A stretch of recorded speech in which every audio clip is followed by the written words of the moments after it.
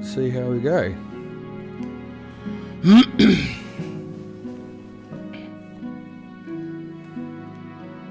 Okay. So hopefully we've got a live feed happening. Now I just need to know if it's coming through at anybody else's end.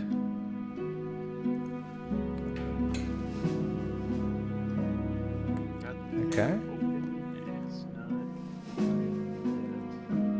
It appears we have...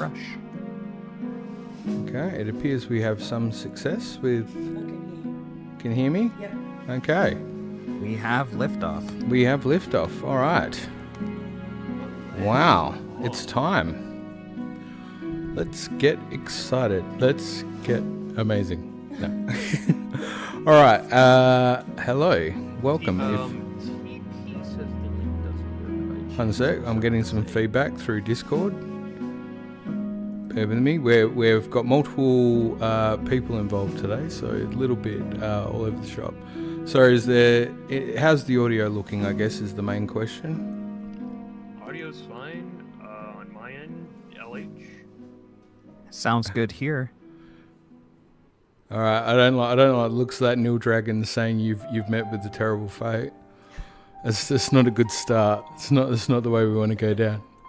But all right. Well, look, I'm just going to kick off, and feel free to jump in and tell me if not, or if we need to stop at any point. I suppose I'll set the standard of saying that it's a little bit experimental. It's a little bit different as per the preview. So you're going to have to bear with my controlling as well, because it's been a bit of a haphazard getting stuff together, but we're going to try and make it a little bit fun, a little bit different, a little bit exciting. So I thought we'll kick off into it. Prepare to laugh a little bit, because I've got a slideshow as my main way of navigating things. But I figure it was a good way to try and capture all the content. We're actually got a lot of cool stuff we're going to do today. So the essence of today's I suppose presentation or show is it's going to be a bit of a variety show. So I kind of chuckled thinking it was almost a little bit like a Nintendo Direct, but just Zelda specific stuff around the community and a little bit of fun. So yeah, I'm calling it a new adventure, because to me it's a bit of a new adventure anyway. Hopefully it is for you guys as well. And we're gonna cover a whole bunch of stuff. We're throwing a heap of stuff at the wall, seeing what sticks, and trying something different. But that's how you got to do it. So what is it all about? Well, first of all, game manual. I'm just going to set the scene, bit of a standard of what's happening today, and I've got a bit of an opening cutscene / an opening. I've got an opening story for you all. Just that I think will set the tone. Cut the music down a touch, sure. It's all right. I've even got the missus. She's given me some additional support, which is definitely helpful. Another set of eyes and ears, so to speak. So yeah, a bit of an open cutscene. Then we're gonna have a whole heap of segments. We're gonna go around the block with OG Oaf, talk about some things that are happening in the community, all sorts of weird and wacky stuff that's really interesting, depending on what you get into. We're gonna get to know a bit more about Lorulean Historian, which I'm pretty excited to actually. That's one of my segments I'm looking forward to. We get to delve in deeper into the pool of Loz. And there's a bit of an enigma around that. So, of course, it's one of those things that if you like your theory stuff, you'll enjoy unwrapping a bit of Lorulean. That's not meant to be suggestive, but I can't help myself. It's just the way I talk. We also, as I said, OG Oaf is going to take us around Hyrule with a few bits and pieces, as well as just touching on some different things in the community. We've got a few of the guys who have been in Discord talking some theory and lore stuff, a bit of the new blood coming through. The essence of that, I suppose, for anyone who's listening, is to say, if you subscribe to the whole Zelda tubers, the ones who know the stuff better than anyone. I don't. I subscribe to the fact that we all are as smart as each other, and So the idea is just to say, hey, if you want to talk some theory and law stuff, put it up. And these guys have been throwing some really weird and wacky stuff around that I kind of enjoy, because it challenges the way you think about things. And even if you don't agree, it's kind of helps you cement where you stand or where you don't stand. And it's what we like doing, talking smack about Zelda. It's great. We've also got a quiz now. I have put a bit of time into this quiz, and it's interactive. You'll actually be able to join in. I've got a link that you guys can go do. You can fill it out and see how you score. I'll be very particular about letting you know how to fill in some of the answers, so I don't get any guff about who scores better. But we'll be able to see how you hold up. It's got a few different questions in there, which should be good. We also got a bit of Q&A for anyone that's got any questions. We'll cover also what's happening next adventures, and just So there you go, a whole heap of stuff, all happening, all today, all Zelda, all about that. So. All the time, yeah. I'll throw some all out there. I've also got the guys on Discord. So, like I said, OG Oaf, Lorulean, you won't just be hearing my voice today. You'll be hearing from other people. And I'm going to throw this out there. If you guys do enjoy this or you like it or whatever, let us know. And it could be a consideration for something we do ongoing. I know there wasn't a lot of warning for people out there. I apologise for that. Well, I apologise as much as I can, but there's never a good time. So to me, I just thought it would be good to just make a start on it. And if it sticks and we go ahead with it, then good stuff. We can do that. So without further ado, I'll go back here. There was one thing I did want to do just before I move on. I wanted to set the scene for sort of how today's going to go. So my reference for this one is particularly talking about, I suppose, some inspirations for this one for me. So, look, I suppose on a general level at the moment, the way I like to look at the whole situation with Zelda, and there's a lot of opinions out there about a bunch of different things, and opinions are fine. I actually welcome opinions. I guess what I'm mindful of is we're all very passionate about what we love. And I think that's actually the greatest part about the community, is that it brings us together, that regardless of where we stand and what we do or who we are, young, old, east, west, it doesn't really matter. Everyone's a part of it for all sorts of different reasons. We all bring this like lovely melting pot of different skills and thoughts and perspectives to the fray. And when I look at a couple of the people driving Nintendo or driving Zelda over the last few years, particularly in relation to Satoru Iwata and Hidemaru Fujibashi, there's probably two things that I wanted to call out as setting the scene for this. So one of them is Iwata's perspective on games should be fun for everyone. And I wanted to highlight that just to say, like, some of the guys who were talking about doing theory stuff that are going to be on here today, understandably they're a bit nervous, they're a bit worried about whether they're supporting the theory. And I'm like, look, you don't have to prove yourself to anybody. Like, everybody's theory is as valid as anybody else's. It's as much as you want it to be or not. Canon, again, people argue with me on this, probably canon to me is what you believe canon to be. So, it's just about saying, hey, let's just have some fun. And that's why I put this save game thing up. So I'm going, before we go any further, just save your game. Save your patience and your situation and your stance on Zelda. You don't have to worry about losing any of that.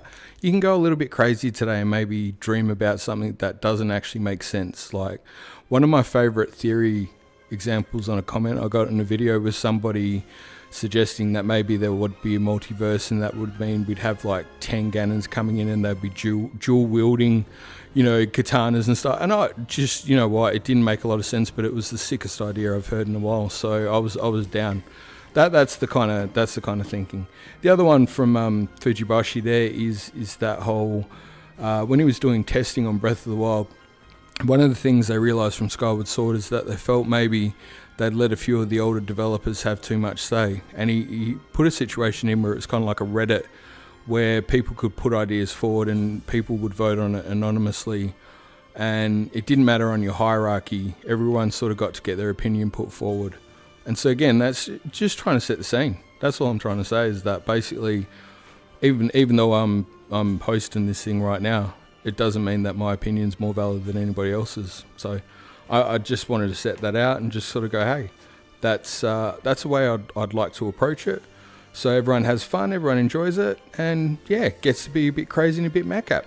So we'll move it forward. Onto the first video, and after this one, it won't be too long. This one's I will introduce people. So we're going to have OG Oaf, we're going to have Dan the Man, we're going to have Lorulean Historian, we're going to have Neil Dragon, we're going to have Twilight Prince, we're going to have Lord of the Master Sword. Zoe's kind of in and out a little bit. We're going to have Keely giving a bit of environmental stuff as well. So there's plenty to see.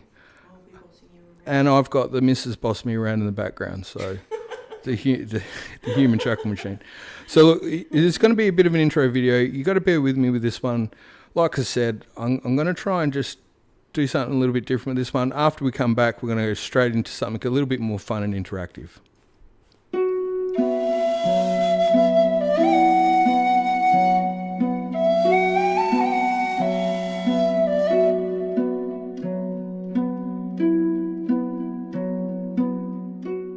I bet you haven't heard the story of one of horror's greatest heroes, and so I'm going to share the greatest secret in Zelda that you don't know about, because it's one, for me anyway, that embodies everything I love about this series. This may go somewhere you don't expect, and I'll try to keep it short, but that needs to be okay, because I believe this series and this community are about real people who are truly amazing, and it's why the game is so personal to so many of us. After all, Link is named for us, the connection between worlds, and so it makes sense that one of the greatest heroes Hyrule has ever seen, in my book anyway, is someone just like you and me, the embodiment of everything that makes us great, a knight of honor, and someone who embodies the spirit of a true legend. Let me tell you about the hero of the Forge, the link between worlds, and the bringer of light, Dan the Man. Not too different from the hero of men, the tale of Dan is one shrouded in mystery. After all, he is a knight of few words, preferring to let his actions speak for what he brings to the table. The earliest record here on YouTube goes back 932 days specifically, on September the 28th, 2021. It's a moment where the legend begins for this story, but like all Zelda adventures, I gather there's more behind the surface we may yet come to learn in due time. Following in the footsteps of those who have come before, Dan followed the tales of heroes past. He followed Zelda adventurers across game theorists from point A, Mr. A Game, to point Z, referring of course to Mr. OG himself, Zelda. But Dan would go further than that and forge his own path. Outside of the usual haunts and norms, his destiny would be something far greater. Such are the lives of so many we don't really hear about. But they're the ones who make the many forums, the chat groups, comment sections and discords so much better for their presence, their positivity and their support. They're the people who give so much to every one of us without ever asking a thing in return, because they're selfless. His crest shows the four elements, fire, air, earth and water, and it remains a symbol of balance as elements in the structure of the horoscope. It's also iconic to one of Dan's loves, that of Avatar The Last Airbender. In the same vein, Dan embodies the wisdom to seek light when in darkness, though not without toil or hardship. In my time of knowing Dan, I've witnessed him build his very own Zelda game, fully functional, top-down, amazing piece of artwork and mechanics that was just unbelievable. It was outstanding and amongst one of my favourite things I've ever done and seen in my life. He's also poured a substantial amount of effort into a Zelda-inspired D&D game that will be my first tabletop adventure when it's finally finished, and I can't wait for that moment to come to pass. He's engaged in activities that help the many. He's also arranged to build and create for others who want to make their profile and mark in the world of Zelda. He's worked hard to bridge chasms of ignorance, and all the while never asking for a single thing. He's mysterious, selfless, and a force of good that defies the typical, ignores the cynical, and aspires the impossible. Whilst most tend to stick to the mainstream, the typical metrics that guide what is true value appear to mean very little to Dan, as you'll quickly realise he's generally found amongst the early adopters, swimming against the tide of recommendations, always seeming to search for the hidden gems amongst us, defined by efforts of the heart more than anything. In that way, Dan is as much a champion of the underdog as a believer in the unseen. He's someone who finds the courage to show others how to believe in themselves. He's often the first to subscribe to those in single digits, and indeed it was this type of leap of faith in people that would bring our paths together, a chance encounter that would bring about this story. About 6 months after joining YouTube, all the way back in March 2022, Dan the Man 15 became one of my first subscribers here at GameSmiths. This came about 2 weeks after I had some pretty major surgery, and it was something that altered my own destiny. So precisely 750 days ago, with literally no online presence, I had this channel, was making videos that really no one was watching, but I was okay with that. I was just enjoying making them. But I would indeed get a comment from Dan the Man. And forgive my focus on specifics, but there is another story entirely about the coincidental nature of numbers and happenstance, the fates that seem to exist between myself and my family and that of Dan the Man, that has become something more prophetic as opposed to a mere coincidence in my life. But that's a tale for another day. With each nervous upload I would do, scared of how it would go, Dan would provide insightful commentary and support. Something that helped me build confidence to continue sharing my love of the series with others who also felt the same. A way to get over my own fears and anxieties. And this is important to know for so many of you out there who watch our videos or listen to our rants or make us feel like we can actually add some value to the conversation. You all make a tremendous difference in that way. On January the 1st, 2023, Dan actually uploaded what is now a record of his very first video. It was in the new format that YouTube was promoting at the time, something called a short. And it was a quote from the wise Yoda himself. The one that said, "No, try not. Do or do not, there is no try." Quite fitting. The following day, January the 2nd, Dan uploaded another video. It was again another quote, featuring multiple languages as was the first. This one said, "Impossible is only a word to be found in the dictionary of fools, Napoleon Bonaparte." And it was then on the third day, January the 3rd actually, which happens to be my birthday, that he would add yet another one. This one showing much more depth to this Lightbringer. "Stand amongst the ashes of 1,000,000,000,000 dead souls, and ask the ghost if the honor matters. The silence is your answer." Mass Effect 3. Each day almost without fail has come a new short, a quote of inspiring or thought-provoking origins, occasionally ones you might have heard, but more often than not, something completely different or new to you entirely. In my experience, often exactly the thought that you needed that you didn't know you needed before it came. It's weird, even if you didn't realize it until later on. In fact, one example for me was something I didn't realize until much later on, as it would turn out. I feel very fortunate to have what I feel is the nicest community of supporters here on YouTube. It keeps me doing what I do. I really struggle with making these videos sometimes, but it's the people that I love, and I love sharing this thing that we call Zelda.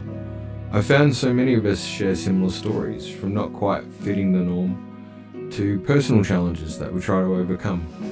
I found that some of us have the same shadows that seem to haunt the kind-hearted, those who fight against the critic within to face their own fears. I was happy making videos when no one watched them. It got a lot harder when they got noticed. And if you ever actually catch me, you'll notice I seem happier when I'm streaming when I think no one is watching. Oddly enough, there's less pressure. So when I had a video actually get some views and people were watching, I felt immense pressure not to drop the ball. Surely it was a fluke and I was an imposter, I'd just get laughed at on the next one. But that video was one I did that Dan supported. It was about Dark Link. It was metaphoric of, I guess, my own darkness within, and I was scared to publish a follow-up theory and fail, maybe let people down. But Dan gave me unwavering support and enthusiasm. He inspired courage. Discord has also been a challenge for me. It had beaten me years before I backed out completely. But when another sage who, again, early days, provided some commentary and support on my channel, this being Darth Asgarath, otherwise known as Hero of the Stars, challenged me not to be controlled by fear, I found myself confronted with that, and so I stepped into another extension of foolish courage and this time started my own Discord, the frying pan into the proverbial fire. And in this entry point, Dan was there again, ready and supportive as always, with no dream too big, no moment too small. I can tell you I've hit the brink on occasion. I've felt loss or hopelessness, and It's always then when all faith, for me anyway, seems lost, that Dan is always there. He reminds me of what is important. One time he reflected on how a small act of kindness can change the world. And maybe, just to focus on that, to maybe see the trees that are growing in the orchard rather than the bad seeds that are all around. I subscribe to this same philosophy, and you know what? I think we all do in some ways, but we also get lost sometimes. And it's important when those people are there for us when we need. It's scary how easy the darkness can overwhelm so many of us, that in the haze of miasma and gloom, we can become consumed by it almost entirely. It's almost fitting then in that moment that Dan provides clarity, and much like Yoda had given Luke in Empire, he needed that perspective to see another option, and Dan gives the courage to choose another fate, maybe save someone else too. This sage-like wisdom can steer the destiny of others we meet, and thereon to many more beyond that. Quietly bring good to those who need it when they need it the most. True power lies in the kindness we give, and how that can make great changes down the line. The wise know that sometimes moving forward is just how we get from a dark place to somewhere much brighter. Back on the Discord Forge though, Dan has been a sage there since day one. There was 3 of us in those early days.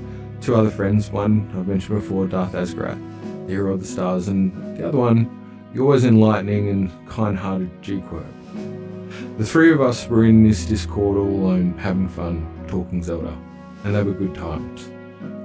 But the channel has grown, and over time Dan's quiet, unassuming kindness, his reliability, his support, has become the collective culmination of the small things that have moved mountains. Something I can now testify in how it has helped me, but it's also helped me to help others, where I've been able to assist them along the way with lessons I've learned from Dan. This might seem odd to say, I've never actually met Dan in person. We've never actually even spoken directly on the phone per se. I mean, I've talked and he's typed, but we've never had a voice conversation.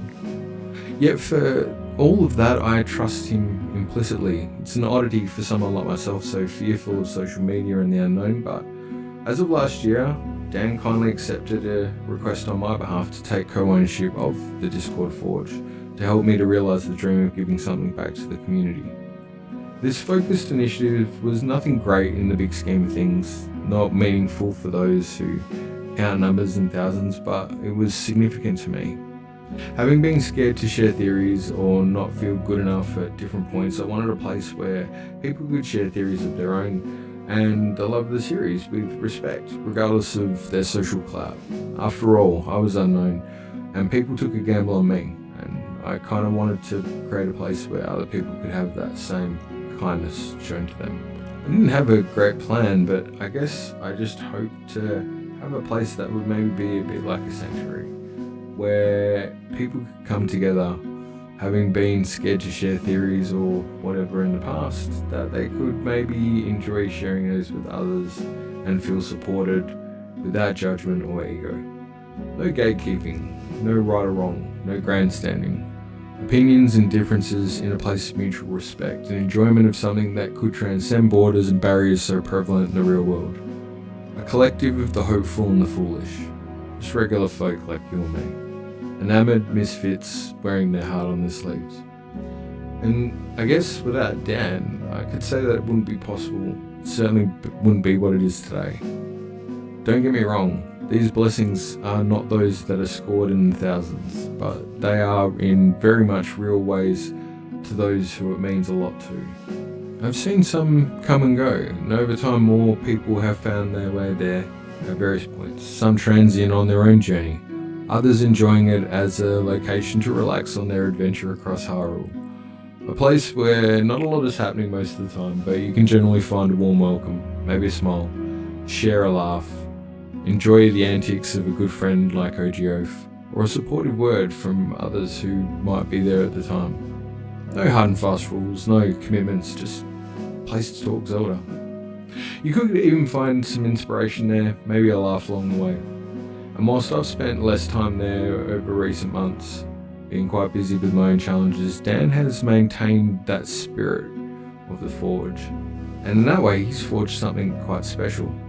Within this hyrule, it's one that's become something that's comprising the values of the sages who lead that community within it. It has long become something far greater than what I had hoped for initially, something I would not have been able to do myself. It's helped people in genuine need, really people who needed help, worth more than all the views on YouTube, and inspired others to believe in themselves and get through a hard time, even if just for a moment. It's become a place to belong and a place to feel safe, to be who you are.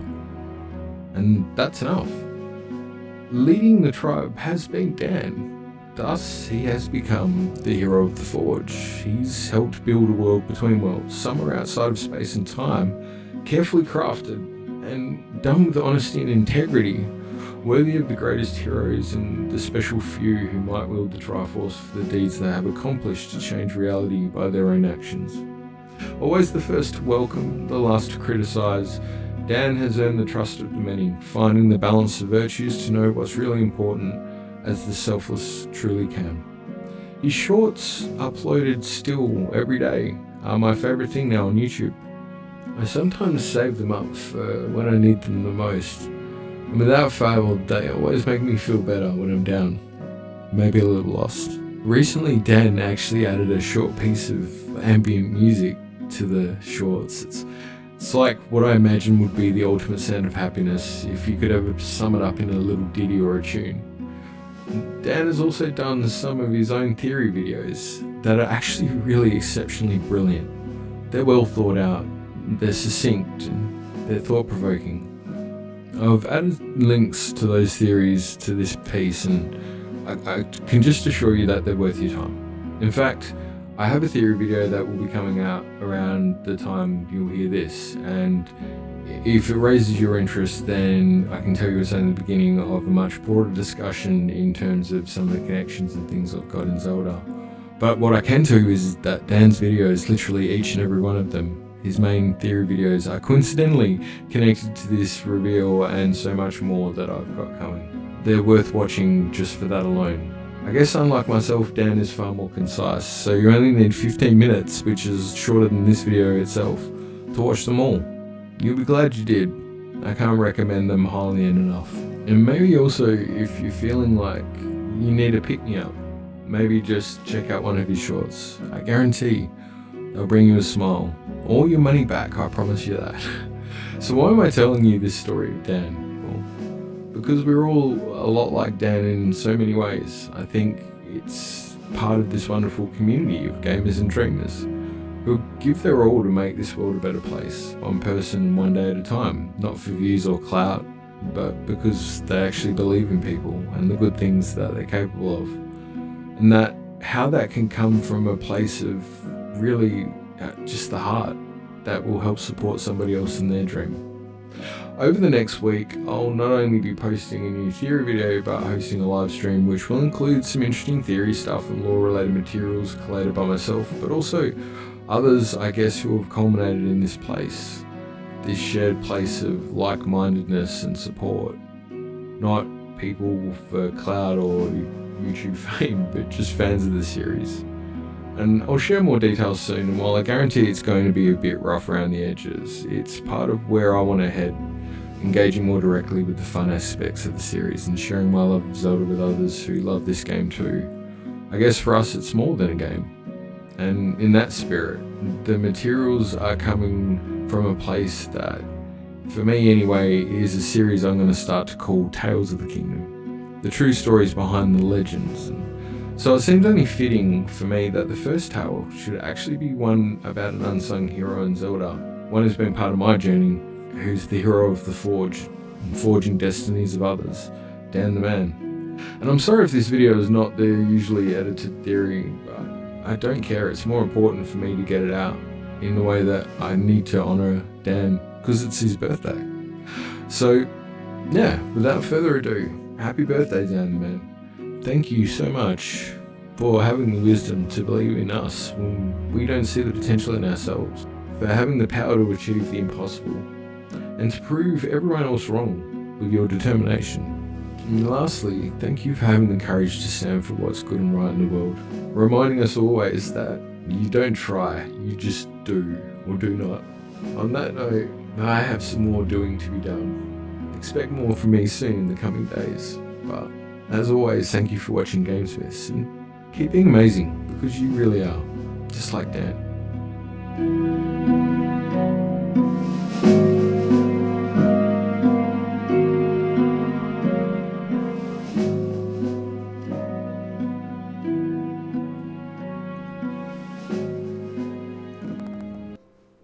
And we're back. Hopefully you can hear me, and hopefully I didn't lose you. I hope you enjoyed that one.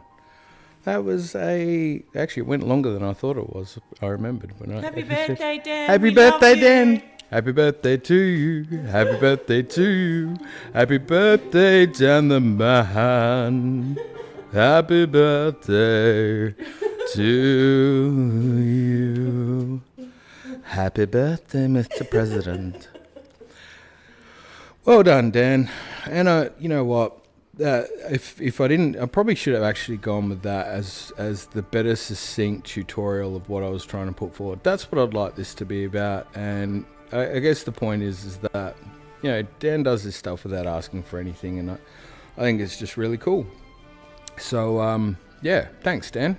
And I haven't got the chat open, but we'll come back to that. I thought we'd move on to something a little bit fun. I was actually gonna say we'd go to get to know Lorulean next, but I'm gonna change the order a little bit. I think we need to pick up a bit of lighthearted. So Loz, I hope you're happy to wait just a little bit longer. I reckon we need a bit of OG Oaf in our lives at this point in time.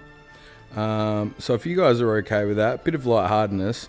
We're going to go around the block with OG Oaf and get excited. By the way, OG Oaf, you can find him everywhere. He's on Twitch, he's on Discord, he Twitches as well. That's not just a platform. He does it. No, I'm only kidding. But he's streaming Skyward Sword at the moment. He's been doing some Mario stuff. He's just a nice guy. He's genuine, he's honest, he has fun, he's a bit of a laugh, he's a bit of a character. And yeah, I don't mind me a bit of Oaf, and he's even won over my missus, which I got to tell you is no mean feat. She's a hard taskmaster. So whoops, I'll stop that one. So we're gonna go around the block with OG Oaf. So we'll start off. He's got an intro for us. So let's get that going. Let's go. What do you mean? What do you mean this thing's on? Oh, well, happy 420 and welcome to Outside Lore, episode 2. I'm one of your co-hosts, Oaf, at Oaf Gaming. You can catch me at twitch.tv/Oaf Gaming or even on YouTube at Oaf Gaming. I'll be helping out with some of the presentations with Dan and GS here, as well as everybody else. Gonna be going around the block and talking more in depth when it comes to speculation on Nintendo, what ifs, theories, and everything in between. Sit back, relax, happy 420, and welcome to Outside the Lore Part 2. This has been Oaf, on to the next. What do you mean this thing's on? And happy 420. It's about this point I'm realizing I left it on loop. But we'll go straight to around the block.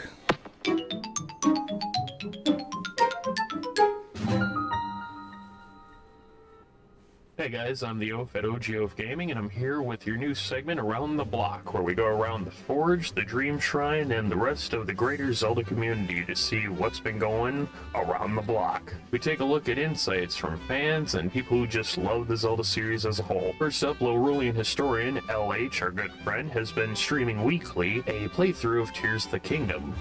Gone to the spirit world and continues to act as the goddess and is the one that you speak to through statues, in my opinion. Stop by anytime at Lorulean Historian's YouTube channel if you want to sit back, do some live theory crafting, or watch some Tears of the Kingdom live. Our good friend the Dream Shrine, aka Zoe, is working on something very special, so keep your eyes peeled for that.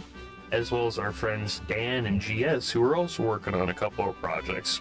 More info on that as time goes on. Over on the Oaf channel at twitch.tv/OGOaf Gaming and OGOaf Gaming at youtube.com. We've been playing the Legend of Zelda timeline for a timeline playthrough. We've been uploading as of lately onto the Oaf YouTube the Skyward Sword playthrough, so check in more about that as we go along.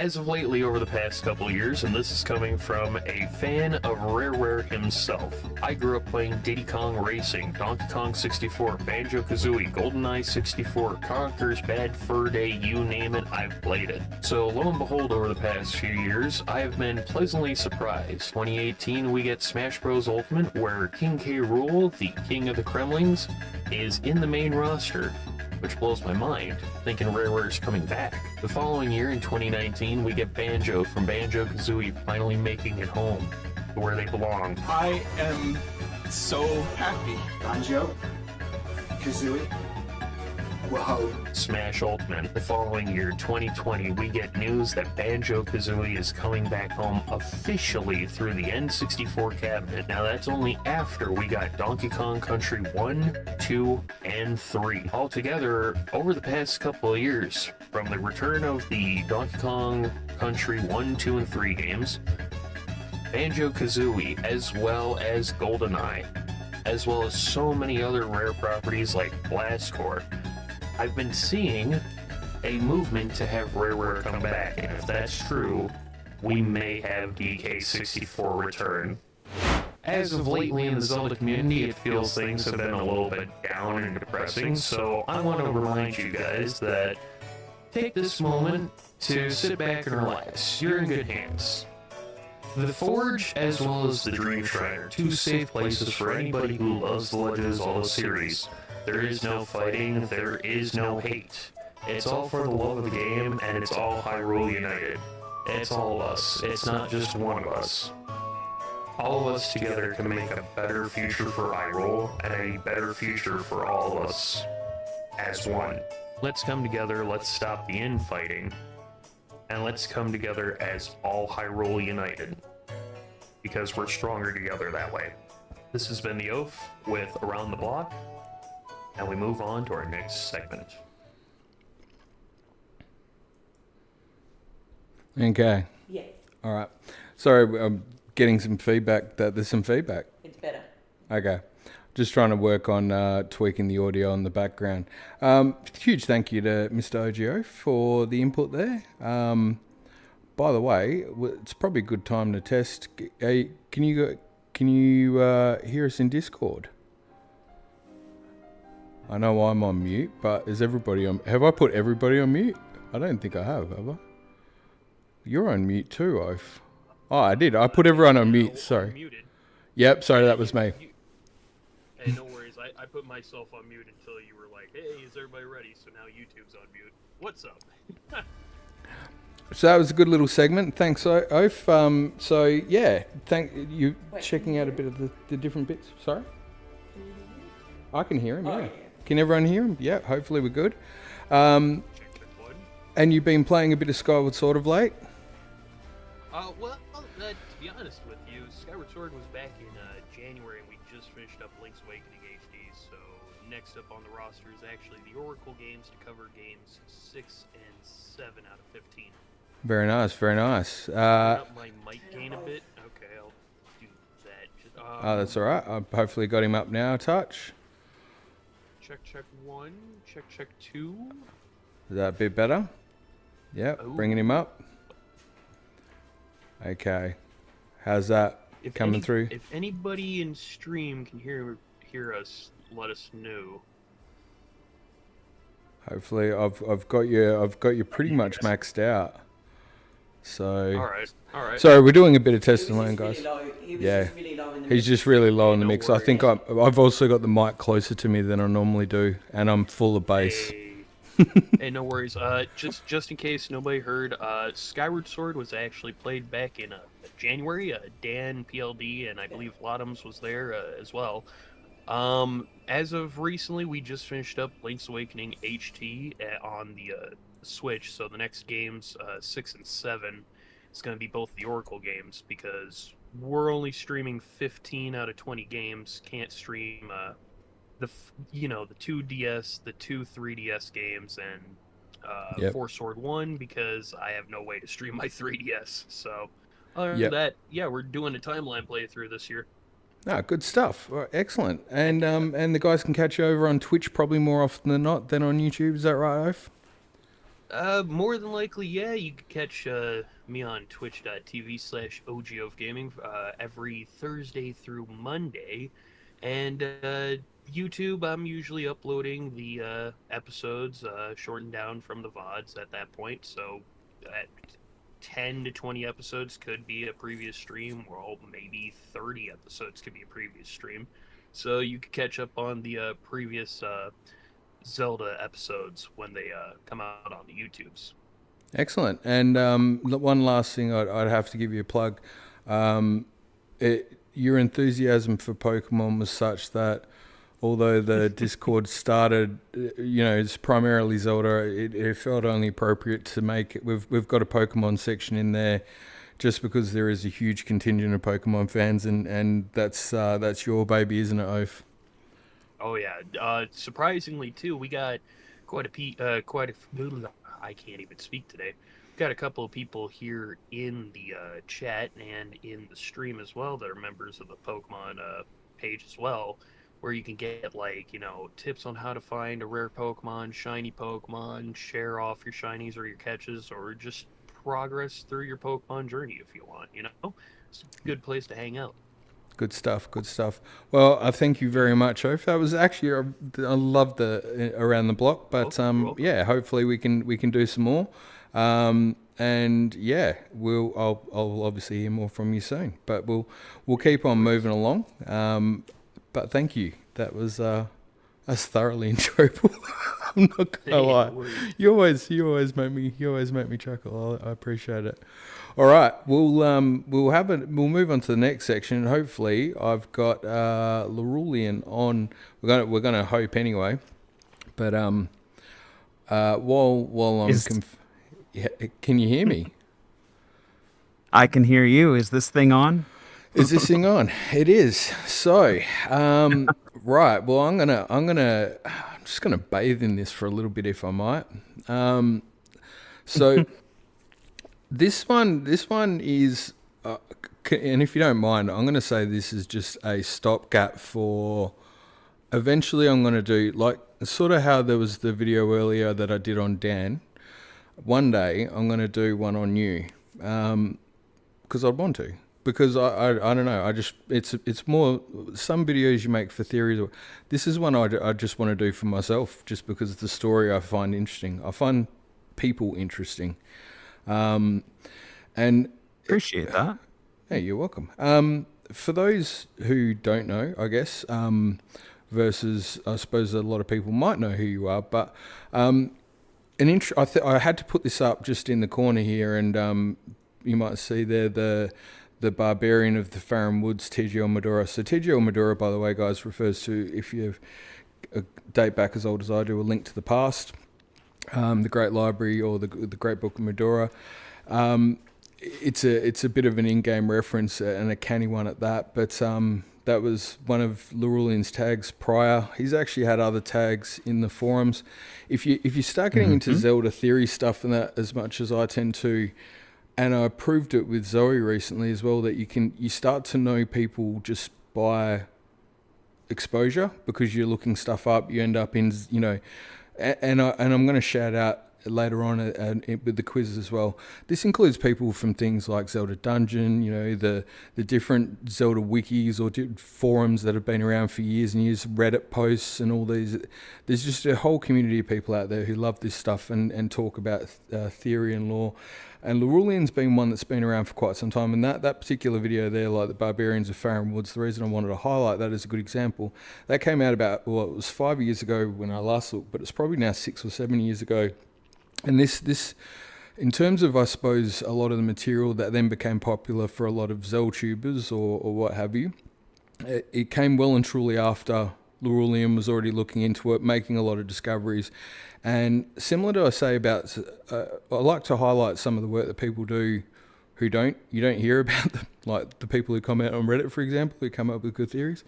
But Lorulean's been posting this stuff up and giving a lot of this great material out there for people to check out for years.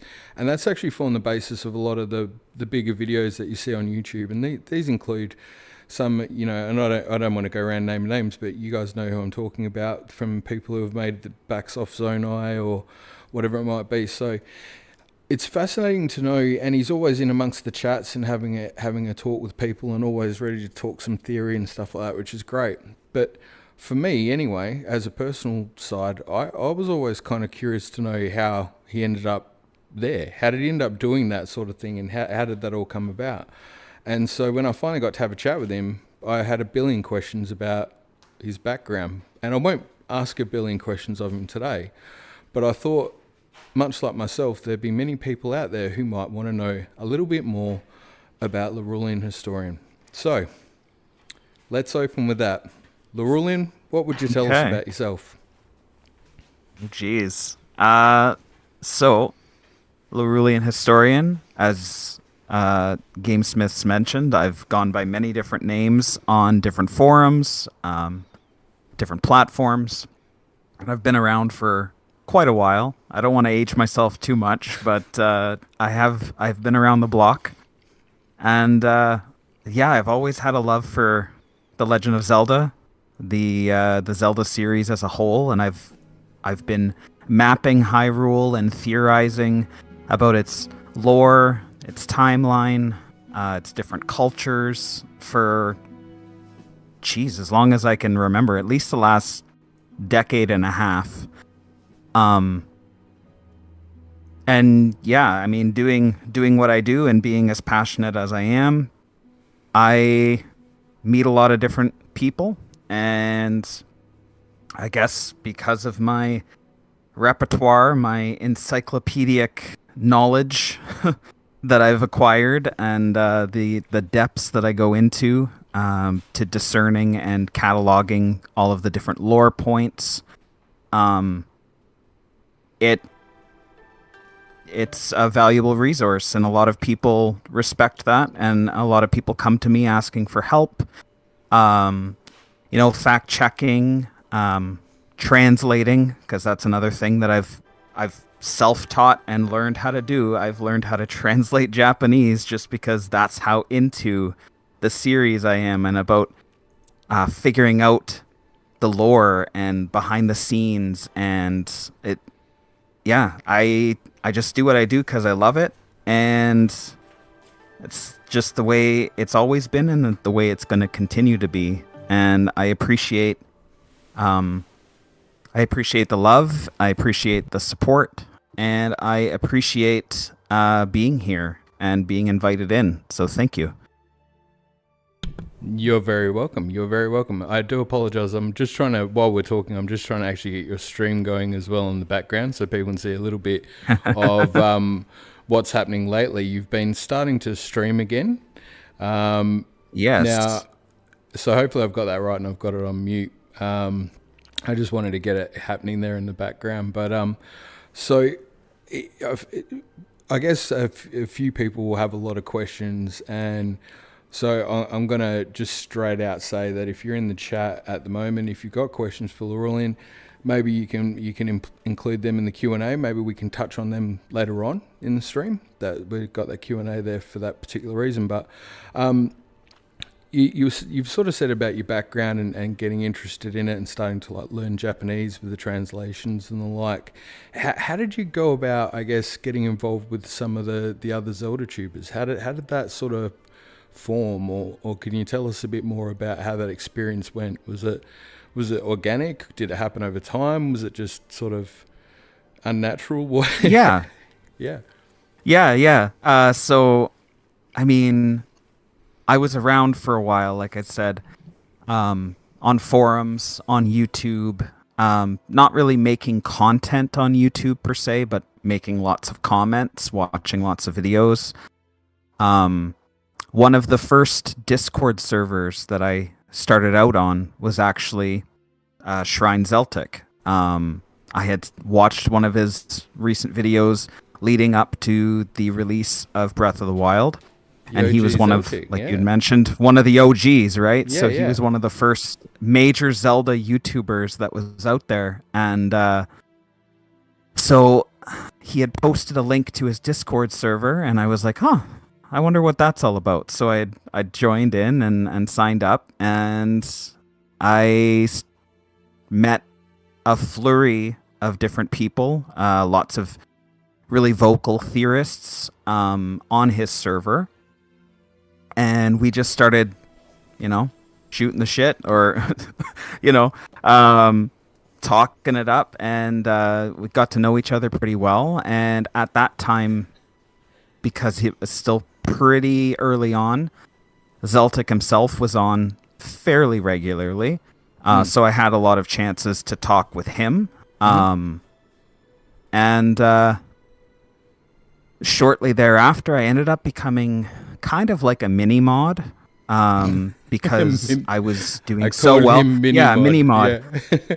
A mini mod, yeah. So I was really good with the people. I was really good at sort of parsing through the lore and comments. So he started asking me, hey, could you take a look at this and see if everything's all right before I go forward? And I said, yeah, absolutely. So I started helping him out, proofreading different concepts, different scripts.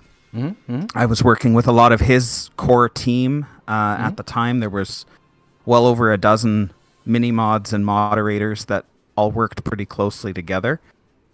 And the community was growing. It is growing exponentially at the time as Breath of the Wild was ramping up for release. And then as soon as it did release, it was absolutely crazy. Hundreds and hundreds of people flooding in. At that point, it was so hectic that I ended up starting my own server with just a bunch of the friends that I had made. And that's what eventually became the Great Library of Mudora. But because of those connections, because of my, I don't know what to call it, the je ne sais quoi, the expertise that I've personified, knowing so much about the lore or being able to fact check, as some of these newer YouTubers were coming on the scene, like Nintendo Black Crisis. We started chatting up as well, basically when he was starting to grow, and similar concept. I guess my record, my Well, I'll help you out. I'll help you out with this one, because I think the video that's sitting behind it there, the Barbarian of the Farron Woods, it kind of predates a lot of the Zonai videos that came out from some Zelda tubers after the fact. It does. I'm not saying this in a negative light, but what I am trying to say though is that you and I have had this discussion, and it's one I think's a good time to bring up. That we've talked about the information's there. You observe it, you find it, you discover it, and it kind of, a lot of these theories, you don't go in and go, oh, I'm just going to have this theory. You're piecing together the things you discover. That was the kind of conversation we were having, wasn't it? Yeah, and so I think you've really collated so much that then it has enabled people to then build off that and then craft their stories, which is something I'm passionate about, is being able to craft those stories and make those connections.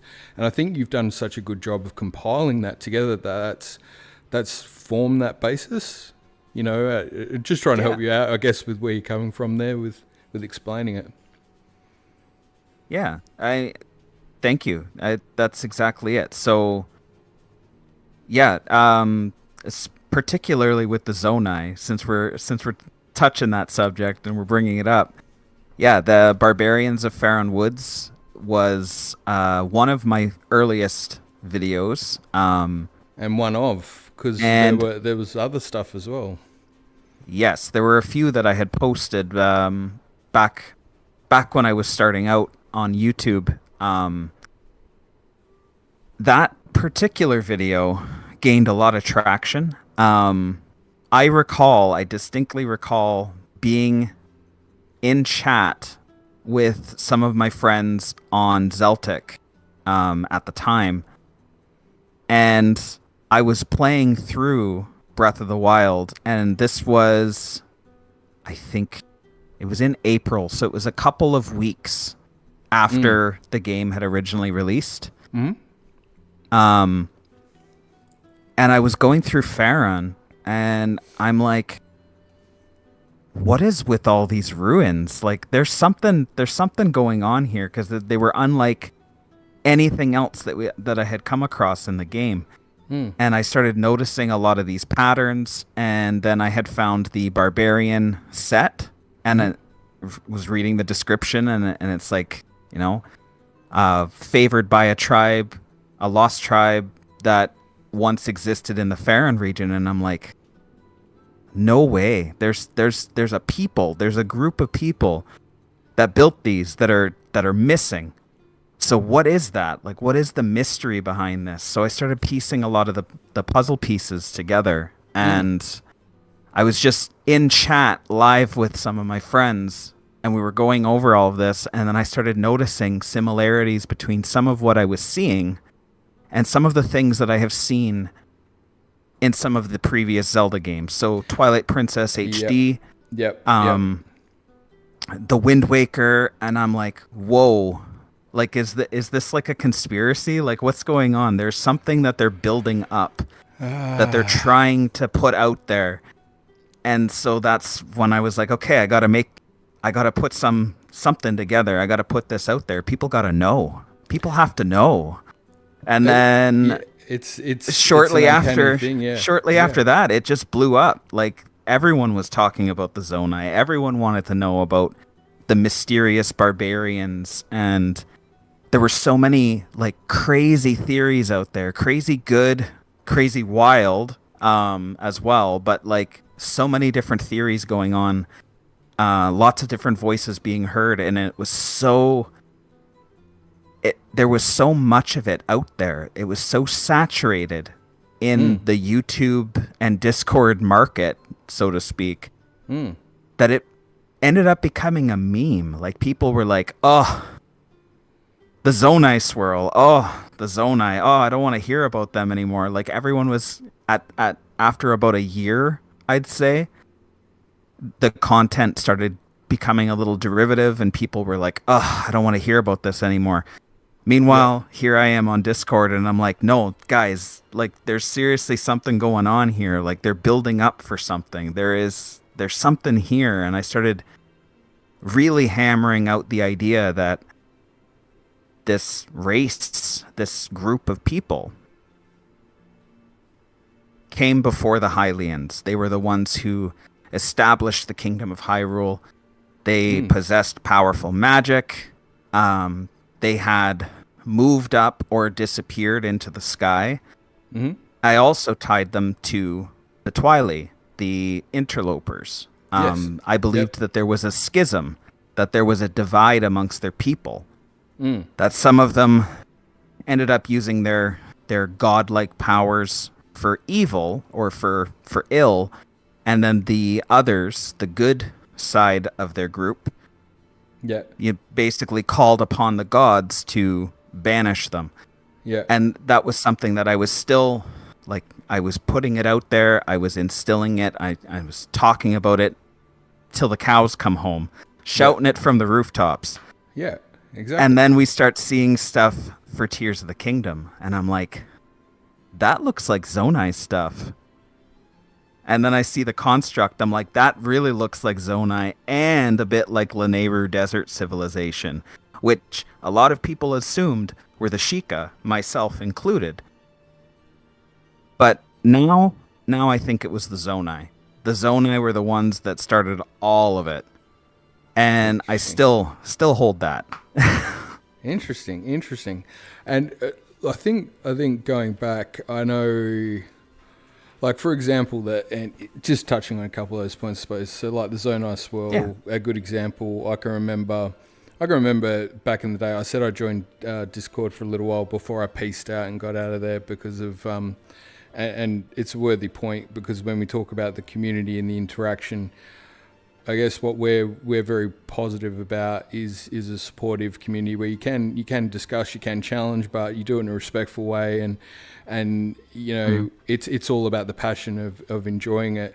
I certainly had an experience early in my Discord where I went, "Ooh, that's not for me," and got out. But before I did, I remember interacting with yourself and enjoying that discussion. And one of the things was sending you an example where I was playing Skyward Sword at the time, and I remember coming across the ancient pirate ship in Lanayru, and the swirls on the ship, and I'm like, hey, there's a couple more. You know, it was kind of like adding to the pile of variations. You know, and that's it's a fascinating thing seeing the tapestry of connections weaved throughout the titles. And I suppose on that point have to also pause and point out with some of the guys that are going to talk a bit later, Twilight Prince and Nil and Lord of the Master Sword. They're also making those connections across other titles with things, and I think that, you know, that's in the right environment, it fosters that kind of thinking where people are actually able to thread the different aspects across the series, which is a pertinent conversation for me at the moment because it's topical considering the perspective that, and if I take the extreme, and I'm going to say it without getting too opinionated on it, but the Nintendo don't care, and they've just thrown a whole bunch of stuff at Tears of the Kingdom for no reason, just for a cash grab. I think I've heard somebody say that's counterintuitive to the experience I'm having. I'm finding it's actually nicely tying together a lot of the things I did have concerns or I didn't quite follow, and I think you're having the same type of experience yourself, was my understanding. We've been talking about that the more and more you're playing through, the more you're unearthing more of this stuff that you were passionate about to help flesh out those stories even further. Is that a fair statement? Or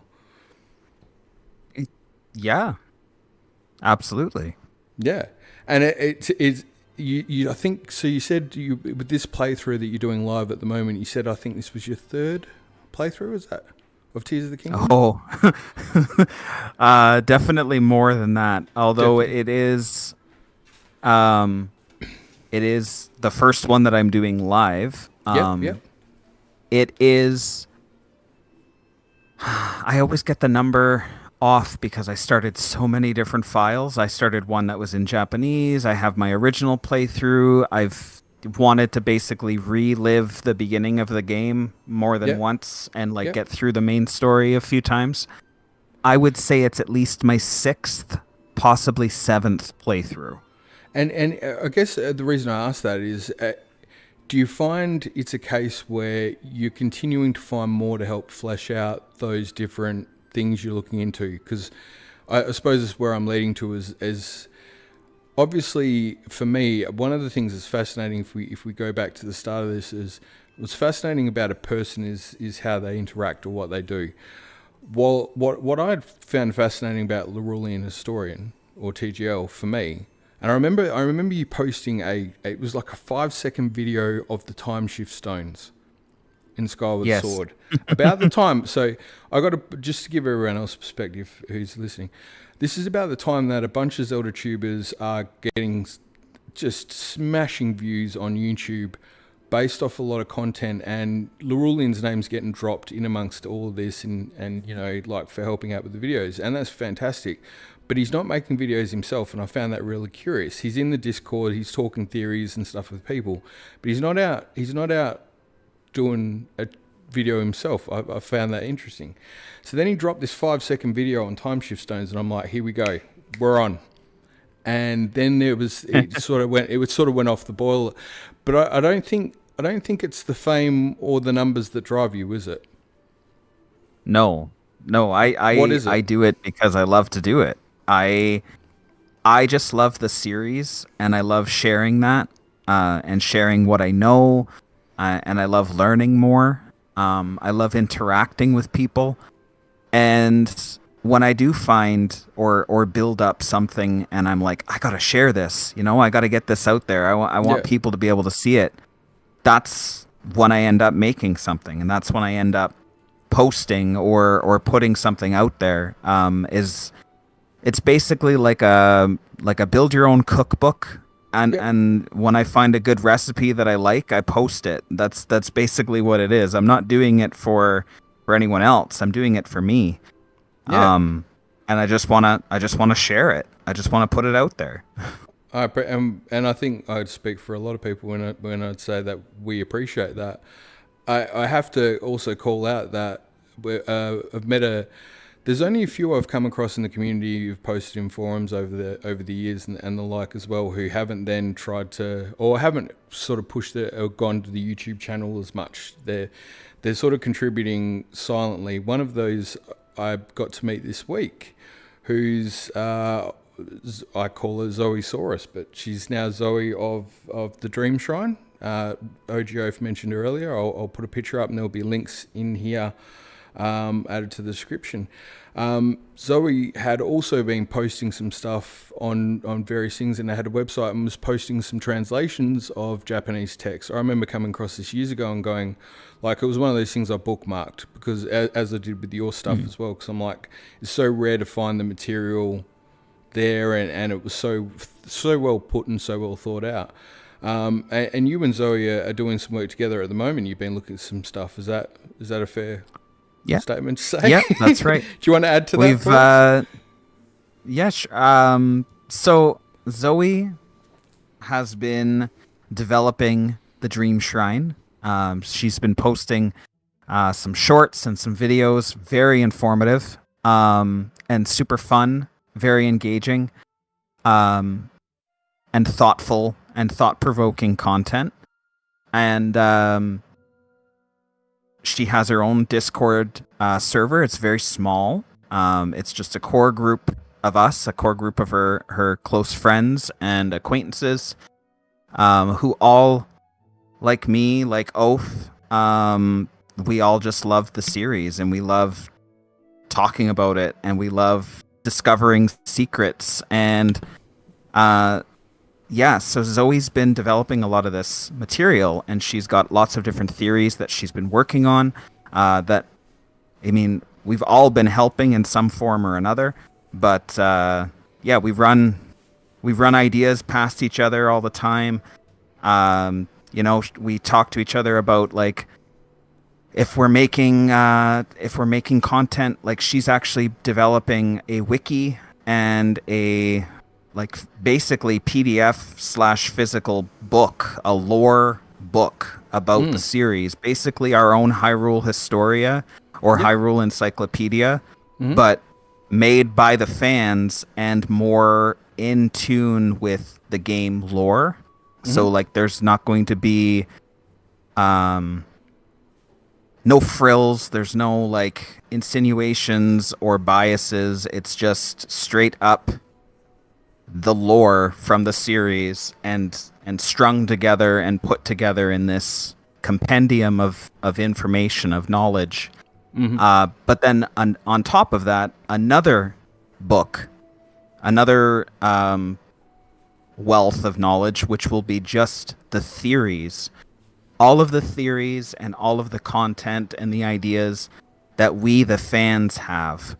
Yeah. And those will be going into their own database, their own document. Yes, the theories of Golden Light and the greater books of Medora are the two titles for those projects. And so that's awesome. Yeah, it's still going. It's just starting and it's ongoing, but we're super excited about it. We are, at it pretty much every day, and I don't even know when she finds the time to sleep. She's always go.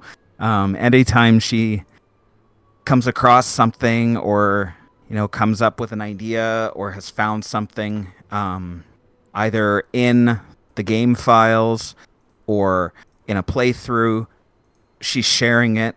She's, like, guys, get in here. We got to talk about this. What is this? What does it mean? What's the connection? And she's definitely very passionate. Sorry, it's fantastic. Making sure I bring your details up to the forward. So as much as we've got the video, I still haven't managed to do it properly. I just want to make sure people have got the contact details, and I've done it pretty terribly. I'm just going to highlight it, make it white, because because obviously as well, and I'll get Zoe's details on there as well. But we want to make sure that if people are interested or they want to know more, obviously we've got your handles there as well. But Yes.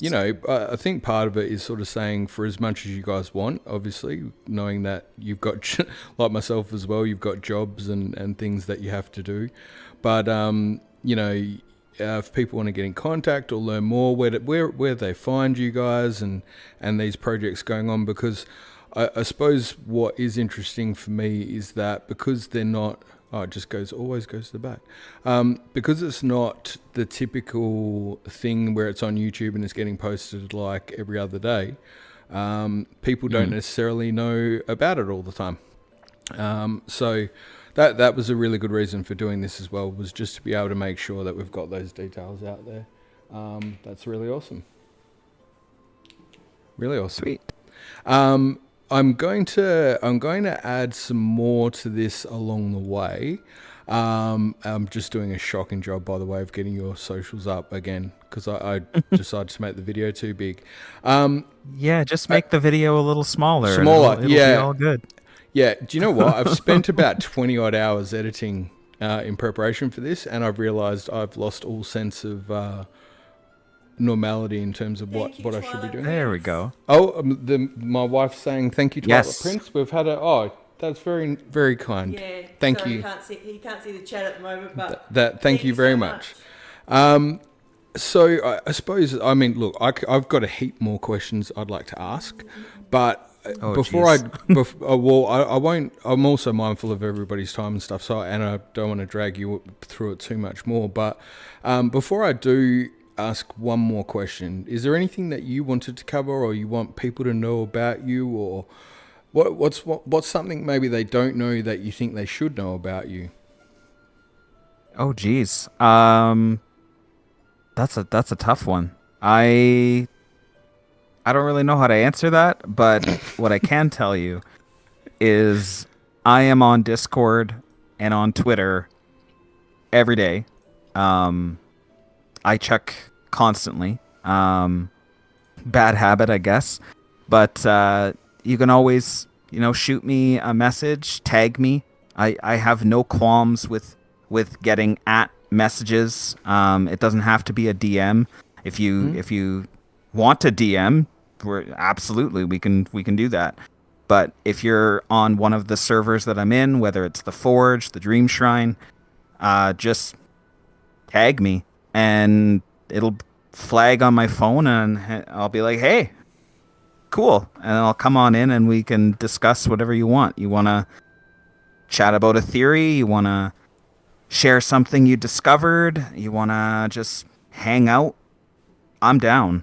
That's what it's all about. I want to have fun, and I want to have fun with the people who also find what I find entertaining or invigorating as entertaining and as invigorating as I do. I mean, that's just the way it is. So, yeah, hit me up. Excellent. And I was, the missus has drawn attention. Neil Dragons asked a question. I think it's a good one. What is your favorite Legend of Zelda? Oh, geez. So I have tried to rank what I find to be most favorable versus least favorable. I can give you like a top 5.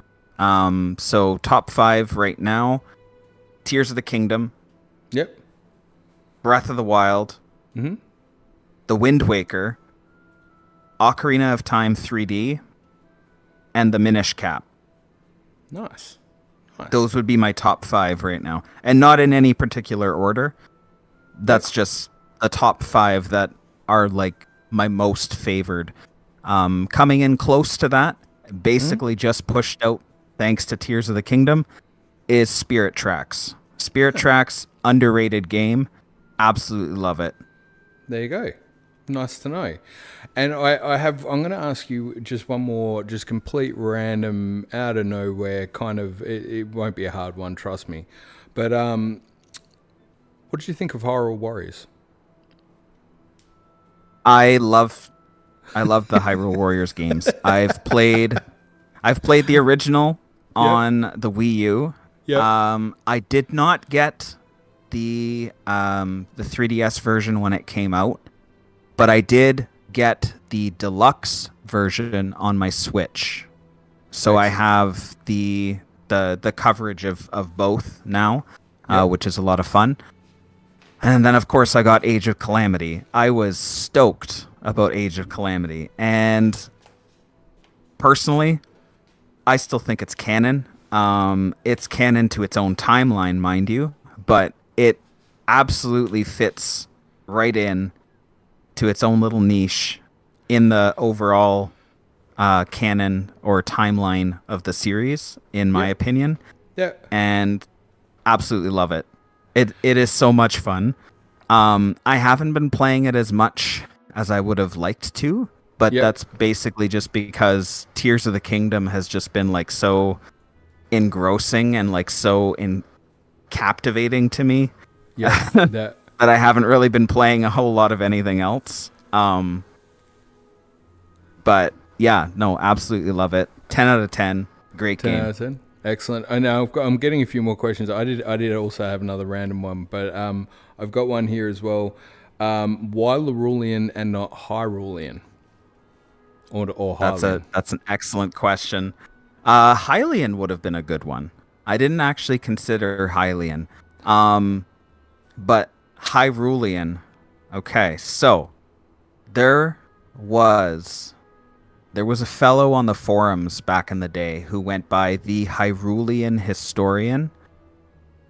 I looked up to him in a sense of like the wealth of knowledge he had was bar none. He was always engaged. He was always posting. He was always presenting evidence and whatnot for the forum theories. Yeah. But he was also very abrasive, like blunt to the point of like, all right, this would be one of those, if we met in person, it would be like a don't meet your heroes kind of situation. It was a little intimidating. Yeah. But the same sort of concept. So I liked that name. Hyrulean Historian, and then Hyrule Historia came out, and it's like that's what a lot of people were talking about. So I liked that as a concept, but I'm like, well, I don't want to take his name. Like I don't want to be him. I want to be me. You went the inverse. Yeah. I went the inverse. So at the time, I had started a Tumblr to sort of post random Wii U and like 3DS photos and screenshots and random theories and little things here and there that I didn't quite want to put on a forum. Yeah. Just kind of like collect for myself. Yeah. And I'm like, well, A Link Between Worlds just came out, and I really like this Lorule. I think I'll go with that. Like, the Lorulean Historian. So that's just where the name came from, and then it stuck. I just really liked it. So I'm a firm believer that everybody has got a much better name than me. And speaking of Hyrulean, or a friend, I haven't seen him in a little while, but it's still a good friend nonetheless. Highly Unlikely has just one of the best names in the world. Nice. Like, I just love Highly Unlikely.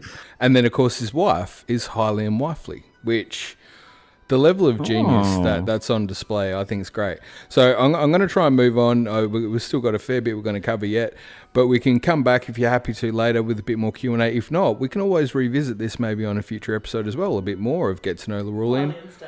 Highly unstable. Actually, that's I'm sorry, that's genius. That should be for me, because I am highly unstable. Well done, sir. I tip my hat. So the one last question you've got, you're in Tears of the Kingdom. There's the upheaval. Ganon's malacing around, all glooming. He's all gloomy. You've been given Rauri's arm. You've got one power though. Which power is it? Are you taking Ascend, Fuse, Ultra Hand, or the other one? Nah. What's your power? Which power? I would hands down, Ultra Hand. Yeah. Just because it's so versatile. I mean, Yep. I love the idea of flying or going up high, despite the fact that I have like an incredible fear of heights. The idea of being like above it all, or like looking down and like seeing the world from like a bird's eye point of view would be fantastic. Yeah. But Ascend only lets you go through objects. It doesn't just let you go, sky's the limit. But with Ultra Hand, I could put something together and go wherever I wanted to go. I could, turn the TV on or off from across the room, as Oaf had mentioned in one of our chats. I love the fact that Oaf's initial it's way versatile. of using the power is to save him using the remote. Like, do you know what I love about OG is the fact that even if he had tremendous power, he wouldn't use it for evil because he'd use it for his remote, and I think that's adorable. It's just another reason to love him. See, I would go with recall because it would allow me to get my foot out of my mouth half the time, because I've got one of those things where I'll say something and then it's too late, so I'd recall and just try and back out of every situation I get myself stuck in. But look, this has been an absolute blast. You know damn well that I've got a lot more questions I'd love to ask. There's a lot more I'd love to dig into. But if that's all right with yourself, we'll move on if we get a chance to visit the Q&A. Yeah. I just wanted to say, I suppose, in general, there was a main reason I wanted to get you in today and to highlight yourself today as probably one of the more recognisable names around that I hang out with not hang out with day to day, but you know what I mean. I've got the chance to meet along the way. I think what I love about what you do is the fact, and I tried to nail it in the earlier questioning, is that you haven't taken your passion, you haven't tried to, and I've got no problems with YouTubers doing YouTube. I'm doing YouTube. I guess my point is that I've noticed your behaviour throughout the years has always been one where your primary drive has always seemed to be the passion for the series and just enjoying it and sharing the information and loving to chat Zelda. And I think, Zoe, again, is someone else who I've seen just demonstrate that through and through. And that's something about that I find it quite endearing. And so I guess I'd say thank you for all the Tumblr, all the Tumblr collections or various posts along the way. Twitter I'm not big across, but certainly, whether it be Tumblr or DeviantArt, there's some of those PDFs that I found along the way were just a pleasure. And obviously dealing with you still today. When we caught up a few months ago, Lorulean and I, it was the first time I got to chat to him on the phone. We ended up speaking for hours. And just had a blast going through some different lore stuff. It reminds me that, what I was trying to get through today, and maybe I haven't quite nailed it with the live stream, but it'd be a bit like hanging out with mates on the couch and talking smack about Zelda and having fun. If that was kind of the catch up we had, I know that's what you're in it for, and I adore you for that. So thank you. Appreciate you. Well, thank you. Because like you said, I'm just in it because I love it, right? Yep. So I'm not. I don't know. Oaf says all the time, and some of the others have said a lot, like, "Oh, you're famous," and I'm like, I don't think so. Like, I'm sorry, I have to unmute myself. I apologize to everyone here, but if you go into the YouTube search bar right now and type in the word Lorulean, his name is one of the first things that show up. If you go into Google and you type in Lorulean, his name is one of the first things that show up. You are famous, my guy. You're a huge inspiration to most of us, if not all of us. Now, see, do you know that's one of the reasons one of the things I like the most, and why I was excited to talk to him the first time, was seeing the contribution to these other big videos, and then I'm going to his channel, and don't get me wrong, it's got some views, and I know you're like me, you're like going, oh, that video took off, because if we get, I'm excited if anyone watches a video, do you know what I mean? But you weren't driving, you didn't then follow it up and go smashing out a ton of videos and try to capitalize. Instead, you just kept contributing to other things, and it was like, wait, this guy's just genuinely doing it because he loves this stuff, eh? Like, and it's nice to see that in amongst a lot of the different things out there. I mean, don't get me wrong. If I took off tomorrow and I could be a YouTuber and actually do one job instead of three, I'd probably take it. But it's not going to happen because, let's face it, nobody wants to hear me ranting on all day. So in the meantime, you're stuck with me doing occasional videos once every year. But for those who do the YouTube stuff, you've certainly been a massive contribution in terms of the lore and the guidance. And you know, in some ways, mate, thanks for at least making sure that some of the details getting put in the videos are actually correct. So I appreciate that. It's the least I could do. I just want to make sure everyone has the right info, right? So well, no, but I think nailing something though that you said and I said over the phone, and it was you said it as, and it was funny when you said it because it was something I'd said to somebody else who was trying to make YouTube content. And I said to them about what reasons you're in it for, because for me, I came in at a point where it was quite dead, and I was glad for it to be dead, and I get scared when people watch. So, but I sort of made the comment that a lot of the theory stuff I do is not because I want to do it, or I actually get nervous about it. I feel sick to my stomach, and I'm waiting for someone to prove me wrong, because I've ended up going down a rabbit hole because I didn't mean to, because I found stuff that started connecting to other stuff, and then it just became more than a coincidence. And then I was kind of like, well, either I'm going crazy or there's something there. What I love about you is you go, I found this cool stuff and I'm excited, and you put it out there and you're like, I need to share it. I come from the angle of, I feel like I'm going insane, so I need to put it out there for somebody to tell me I'm insane, or if nobody tells me, then it might actually be right. And so it's kind of like we're on the either side of a schism. So I don't know what the inverse of low rule is. Maybe it's something else. Yuga rule. I'm not sure, but yeah, I love that we both looked at. You said it. You said that you see these things, they're there. I found them and pieced them together, and I love that that's your approach. It's not, you're not claiming to be an evangelist or a philosopher of it. You're just somebody who loves piecing together these things and discovering and doing the research, and then a bit like an archaeologist type thing, and I love that. It's great stuff. It's really good. Thank you.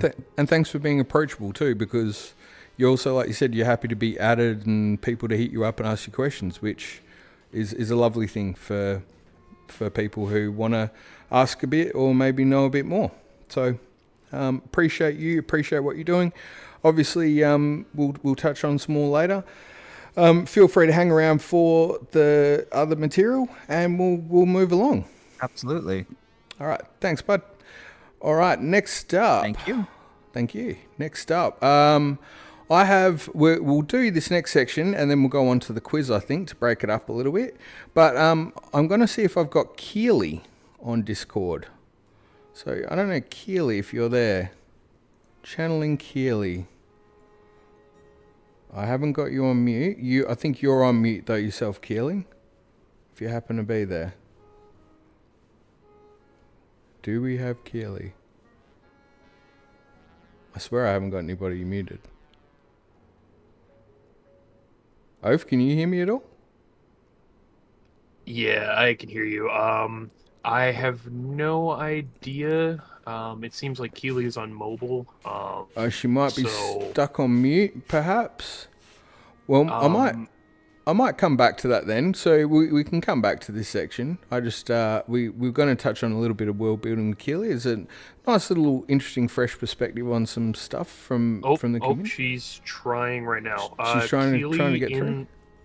In the call window that we're in right now, there should be a button for your microphone. If not, it should be off to the side. If it's red, that means you're muted right now. You just need to do a gentle tap on that real quick. Because for us, you are not selected as mute. That would be on your... Yeah, I can see it's muted, but I can't unmute you. Yeah. That's all right. We'll just we'll keep trying, Kelly, and in the meantime, I'll just keep moving along, and we can circle back. That's easy done. It gives us actually. She said she's having issues. She's having issues. That's okay. We can come back to her.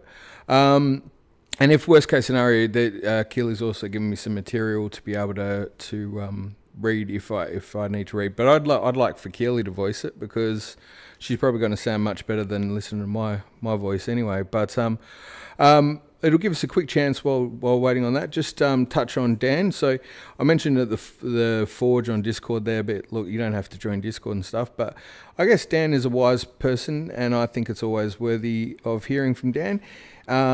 As I said, he's representing the Sages. He's done a recent video. It's a theory on the Zonai and their lost history, so that's definitely worth checking out. I'm just going to give you a brief teaser of that. I'm not going to let you watch the whole thing, because you have to go to Dan's channel and watch it yourself. But if I just bring that up, do you know what? Look at me control.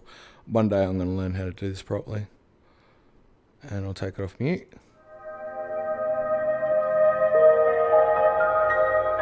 Well, I think I fixed it.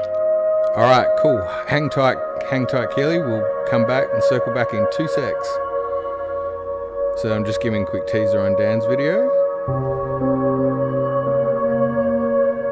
So this is touching on what Lorulean was talking about, the barbarian stuff.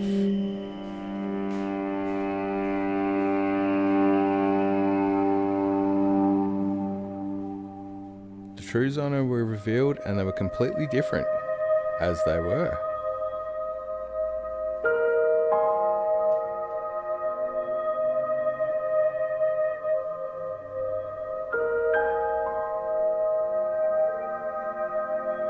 Pointing out the different stonework, but why?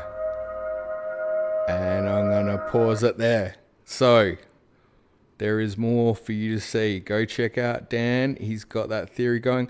But also, I highly recommend checking out the other theories. Honestly, there's some sick theories in there, as I mentioned as well. You might want to check out. I just generally love the little shorts, the motivational shorts, just get me every time as well. Dan, also, just quickly before I go back, Keely, if you're happy to just hold with me for 1 second while I try and figure out which thing I'm on. Dan also had a bit of an introductory video for us, and I would be remiss not to play it, because he made the effort of putting it together. And I like the sound. Dun, dun, dun, dun.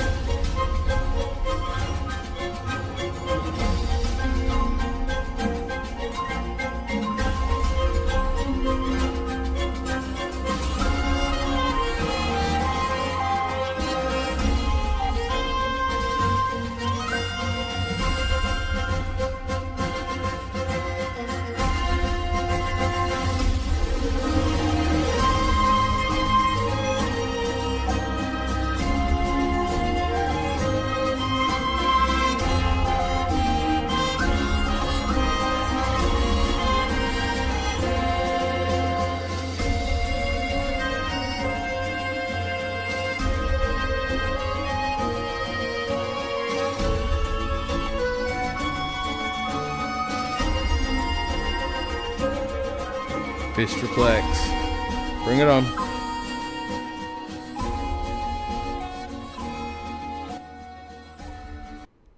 So, there we go. There's a bit more about Dan the Man that you didn't know. So, we'll now, hopefully I've still got you there, Keely, we will circle back to a little bit about world building with Keely.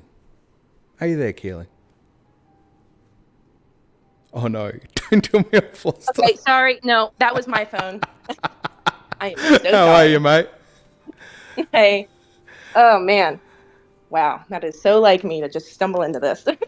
Hey, do you know what? It's okay, because what makes me feel better is I don't think I've ever done a live stream where I've actually come on the audio at the start correctly. I've usually muted, or I've started without hitting the stream button or something. So thank you for being one of the first people to actually match me on having an audio issue. So that makes me feel better. I really appreciate it. It's very thoughtful and kind. Keely, so world building, Legend of Zelda, a lot of different worlds. It's a big focus. It's part of the environmental storytelling. You're interested in a little bit of world building yourself. I am. I'm an environmental science student. Environmental science is basically like the interaction of civilization and just nature, and like how we balance the two. I'm also a big Legend of Zelda fan, so I really like to try and combine the two. One, because it's fascinating, and two, because, well, I mean, I hope you guys kind of get interested in environmental science too. Lovely. And so, Keely, I met you on LiveStream. So I started live streaming playing Zelda because I realised after a year or so of doing theories that I hadn't played the game in a year. So I decided that by live streaming I could play the game and effectively do content and didn't expect anyone to watch. And unfortunately, some people decided to tune in. You're one of those people, and to my surprise, continued to watch as bad as it was. The more the train wreck became a train wreck, the more you guys seem to hang in there.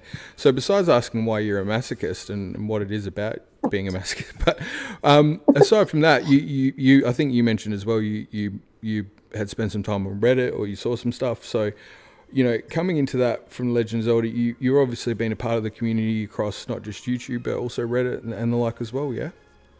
Yeah. I'm a lurker. This is definitely the first time I've ever done anything like this. I'm, pretty shy, actually. So a little nervous, but yeah, I tend to just kind of take in information. And then, I just, annoy my husband with it. But yeah. That's all right. You guys seem like a pretty cool couple. A bit like me and my missus, except, like my missus is the cool one. She takes up all the cool. But with environmental studies, so what I thought was really cool about this is I talk about how, I guess, as a community, we all got different skills. We all bring different things to the table. Dan mentioned before he's playing. Dan mentioned. See, this is my relationship with Dan. He doesn't talk. He puts a thing on it. He puts text up, and I'm like, Dan mentioned he plays piano for 10 years, because that's how we roll. But like, there's so many people with musical talents, or they bring different skills. Like, for me, one of the more intricate ones is speedrunners, which I never really thought of speedrunning in Zelda, but now I do. And I actually became worried about speedrunners with Tears of the Kingdom if they couldn't, if things were linear with dungeons, for example. But you're bringing a different perspective with the environmental studies, and we'd been talking a bit about that. So do you want to roll with that and let us know what the deal is? Yeah, sure. So I just want to ask everybody, when you think of the Lanayru area in the Skyward Sword, like, what's some of the first things that come to mind? For me, I think of the desert. Obviously, it's a gigantic desert. I also think of the mines, the little worker robots, and the time-shifting stones, excuse me. Yep. And I think a lot of people have, correlated this idea that it's the mining that is, like, what caused the Lanayru region to turn into a desert. Mm-hmm. A correlation does not always equal causation. And I actually kind of want to challenge that a little bit. Yeah, so I've got two slides I'm sort of moving between. The first one is showing the Lanayru Desert. It says here widespread arid area from long ago, and it does talk about some mining. The Fire herself actually says the arid region was transformed into a desert over the course of several hundred years, but Fire doesn't say it was because of the mining, and that's maybe part of the challenge that you're coming from. And I've got another slide up with some images of that you've taken of an area, and yeah, I just wanted to sort of set the scene for what yeah, you guys okay, can yeah. see. So those two images, that they are from a local park that's really close to me. I've been there tons of times, but up until very recently, it was actually a mine. So you can see here in this area, it's very lush, very green. It's a temperate forest. That's the region I live in. It's a lot of temperate prairies and temperate forests, which you can see like in the map of Hyrule and Skyward Sword as well. We've got, the forest region to the south, and then we have what was once the prairie region, when you hit the time shift stones. Yeah. Yeah, so that's a temperate prairie. So the mining itself, while terrible for the environment, will not completely wipe out an ecosystem on its own. That's not completely change it, especially not in just the course of 100 years. I mean, for that to happen, we'd have to talk about like millions of years, honestly, over several 100,000 years. It would take a lot more than just mining. So I guess that's an interesting thing, because that's the initial assumption, isn't it? And I'm certainly guilty of coming down that train of thought as well, in terms of going, well, there is this correlation with the mining, but I have to say, touching on the Lanayru region, the desert, I'm going to say this wrong, desertification of that whole area, and how it's worked with the time shift stones, and the fact that you can see that the whole area there was an ocean there. You got Skipper's boat. You've got this whole change that's occurred over the period of the game. There's an untold story there for me, and I've said this time and time again. There's stories that are happening before Skyward Sword that we don't know. That'd be really interesting to visit at some time. What do you think could also be some contributing factors that would happen? Is it just climate over time? What do you think? Well, no climate change like that is going to happen in just a couple hundred years. Something drastic had to happen, such as a keystone species leaving the area. An ecosystem can't thrive without that keystone species. All the other organisms literally depend on the actions of said keystone species to survive. So an example of that today would be earthworms. Earthworms are native to majority of the world. And all these soil processes, life starts at the soil. They cannot happen without native earthworms. So if all the earthworms in the world went extinct, like none of our chemical processes in the soil would be able to happen. There'd be no more plants, no more food. That would be the end of life on Earth. So Kelly, you've just triggered my wife, who's made a fascinating. No, but I did the same thing at the same time when you said about I'm sorry, I didn't quite hold the word, the distinct species or whatever. Just throwing something out there, because us weird wacky Zelda people like to do this. So for example, if I was looking at, I don't know, great Leviathan bones that are sitting in that region, for example in Breath of the Wild and Tears of the Kingdom, could that kind of species be something that could be, because there's obviously sort of a food chain, I guess, an organism dribble down effect. That I'm massacring it, but you see where I'm coming. I'm throwing something at the wall and going, what if it was a great Leviathan type entity out there, and that had come off the boil? Would that be a contributing factor, perhaps? It could be. Anytime any species goes extinct in an area, it's going to mess up all the trophic levels, because they're all like a chain, right? When we went to school, we learned about the food web and, food chain. It's a real hot, tangled mess. So one thing you have to think about, a trophic level, that is how much energy is needed, right? It is a change of energy. It's not just like a bigger organism always eats the smaller organism, and you eat them to get that energy. So you're looking at those Leviathan bones. That person, like the Leviathan, must have been at the top of the food chain, because you don't have, gigantic, like just straight up grass eaters. We have elephants, but look at how much they have to eat. Oh yeah. Right. Yep. They have to eat so much. But we don't have gigantic rabbits. No, well, I do. No, we personally. don't have. We don't have elephant-sized rabbits. I have a dwarf rabbit that's becoming the size of a small dog. But yeah, I know what you mean.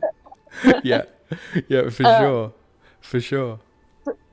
Yeah, and then you also have to think about, like, the bigger the animal, the less energy they're willing to expend, and just everything. Like, so they're more likely to be sleeping. That's why, like, large cats, they spend most of their time sleeping. They're apex predators. You know, they eat meat by the time with each, like, okay, let me think of a good way to explain this. All right. So with each increase in the trophic level, which means, with each organism that is eaten, more and more energy is actually lost. Right. You just can't take all that energy. So the species at the top, they have to eat a lot, and they have to eat, like, they sleep a lot, basically. And they're not eating just like straight up grass. No, but you're making a lot of sense. You're making a lot of sense. And see, so I've always, and I don't think I'll be the first, I think it's pretty much been spelt out. This is one of those observing things. In Legend of Zelda, they talk about force. And so, there's a light force or whatever. And I think it's just another word for energy, yeah? Yeah. So, if we look at the Zonai batteries and stuff, or the Zonai energy, it's another form of a force.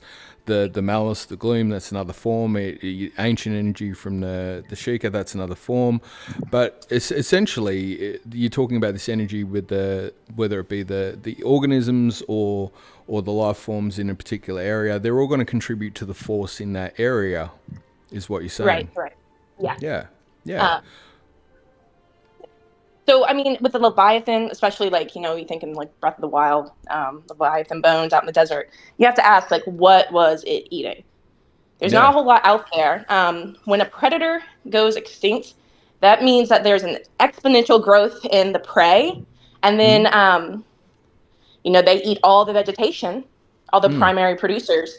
And then suddenly there's no more food for everyone or anyone. And then they all go extinct. So to answer your question, yes, that could be an example of a keystone species, and it can impact literally everything.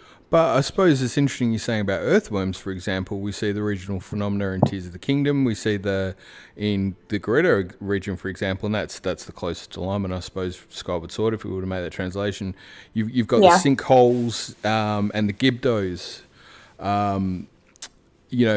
I'm particularly thinking of the sinkholes. There's this regional phenomena is very much focused around the draining of sand or the things going down into the earth. There's far more connection to the depths in the Gerudo region, and particularly I say about the Leviathan bones because I was thinking you got the dark skeleton down in the depths there. But if we're just talking in general about the Gerudo region, the regional phenomena there is one that's going down under the earth, which would align with earthworms, for an example. I'm not trying to just make things connect, but no. I'm so sorry to interrupt, but it's really fascinating that you just brought that up, because sinkholes, when you see those, it's because of a water table that lost its water. It's went elsewhere, so now there's nothing to hold it up. It's all sinking. It's about porosity. It's really honestly quite dull and kind of complicated. I could go into it in much deeper detail at a later time. But I think it's great because also, by the way, this is the first time for the Gerudo in Breath of the Wild and Tears of the Kingdom. It's the first time we've seen the Gerudo settled, and I've always wondered because they're normally nomadic, but they've actually organised a collation of the, what do you call it, hydrophenics or hydra aqueducts to form the Gerudo town, and the water is flourishing around there. So essentially in doing that, it's maybe caused a bit of a contribution to what you're seeing in that other area too.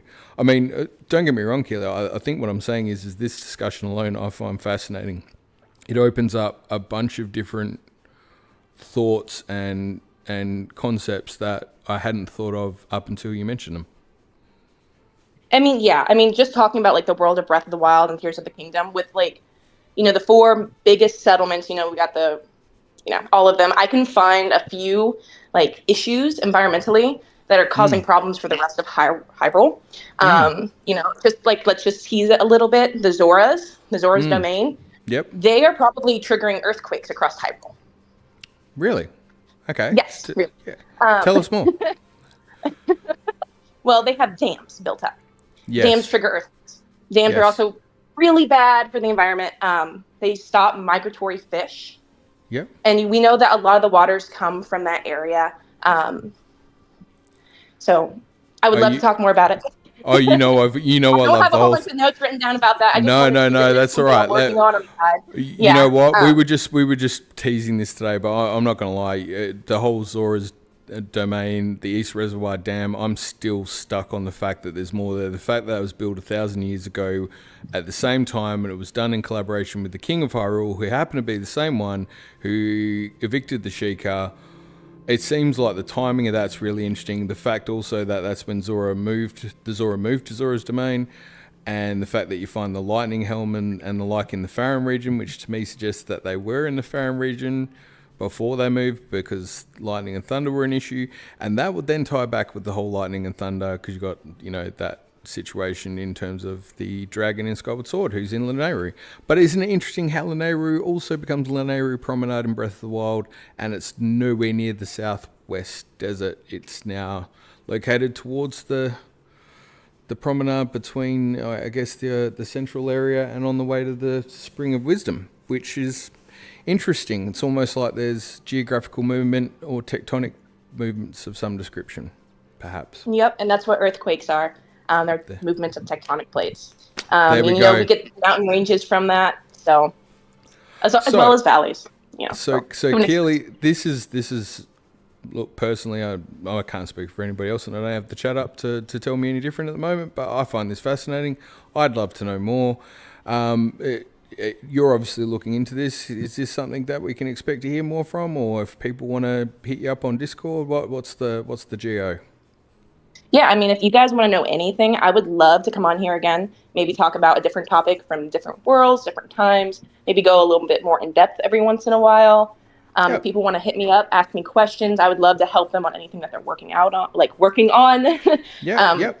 Because environmental science, that's my thing. If they have questions, I could kind of lead them to some resources and explain some things and, just to kind of talk about it with them. If they just want to jam on some interesting theory stuff as well, and they want to know maybe the environmental aspects of it, also, like you said, if they're working on that or they're working out on that, so maybe you're working out while you're working on a theory, because you just like to double down and look at the end of the day, Keely, thank you, but also. I love that you've put a different spin, and again, this is the thing about the community that you don't see. I'm sorry, again, it sounds like I'm picking on Zelda tubers. I'll pick on me as a Zelda tuber. Do you know what we don't do enough? We don't highlight some of the random things that are out there. They're really cool that we could be talking about. I get a little pissy when people say there's no content in Zelda anymore. There's nothing to talk about, when I could talk about this for hours. And I really appreciated you coming on, and thanks for being courageous and stepping out of your comfort zone. Just really cool. And by the way, that area near you, the mine area, looks really cool. Although I'm not going to lie, I wouldn't go through there at night. You know what I'm saying? That looks like it looks scary at night maybe, but it looks cool. Yeah, lots of steep falls. It was a quarry mine, so you'll break your neck if you stumble around there at dark. But hey, I'm just gonna say it again. Sorry? Say it again. She couldn't hear. Oh, I said I'm hooked, Keely. I thought that was so interesting.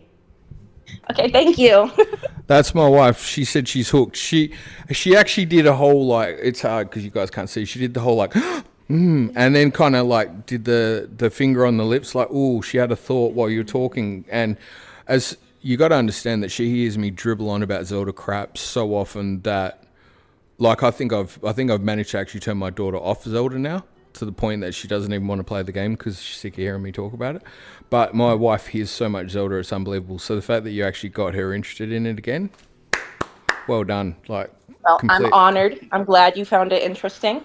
No, I was actually really interested too, and I kind of wanted to dig some more into some of that stuff, because the whole Gibdo thing I find really interesting too. Because you're talking about worms and stuff and underneath the thing, and why the Gibdo's under there, and I knew they were going to come out, and then there was the lightning tank. There's so much more we could go into here. Oh my gosh, it's so much. I mean, especially because there's so many games and each world is unique.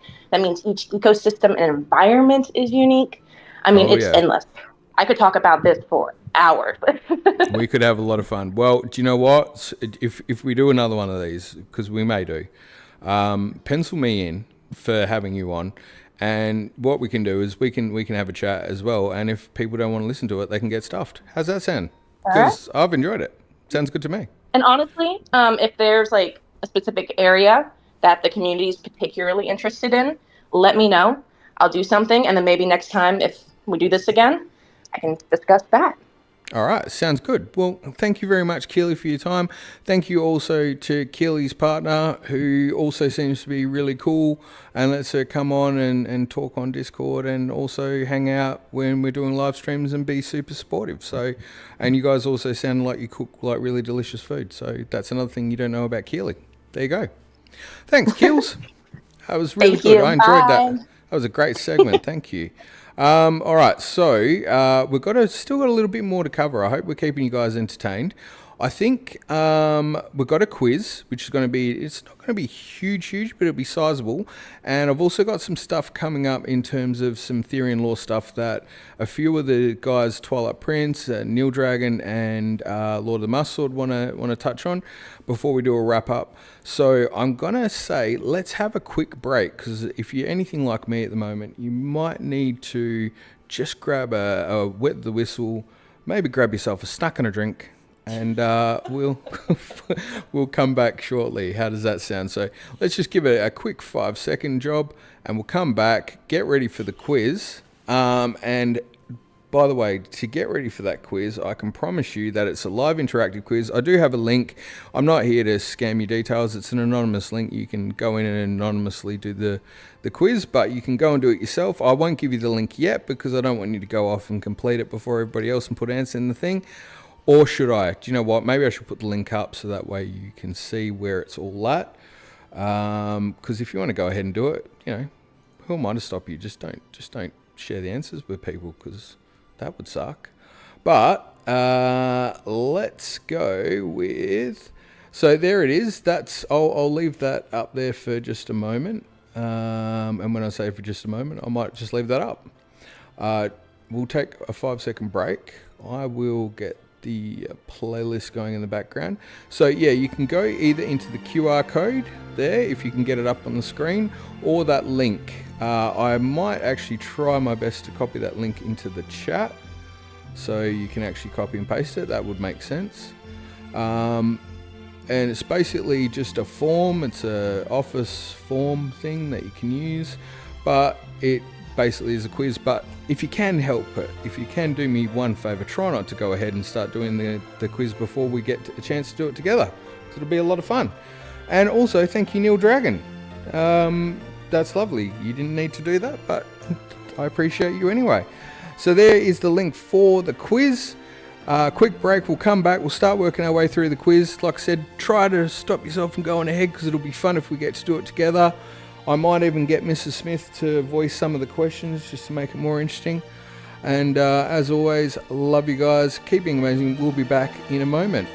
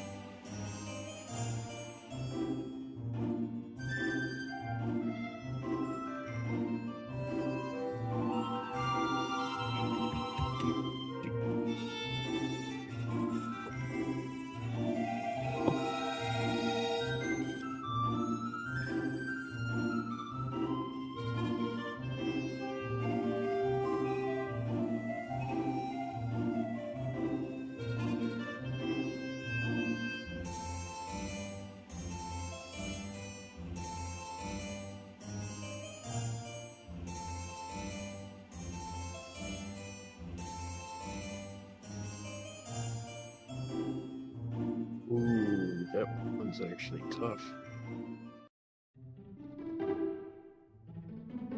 Oh no.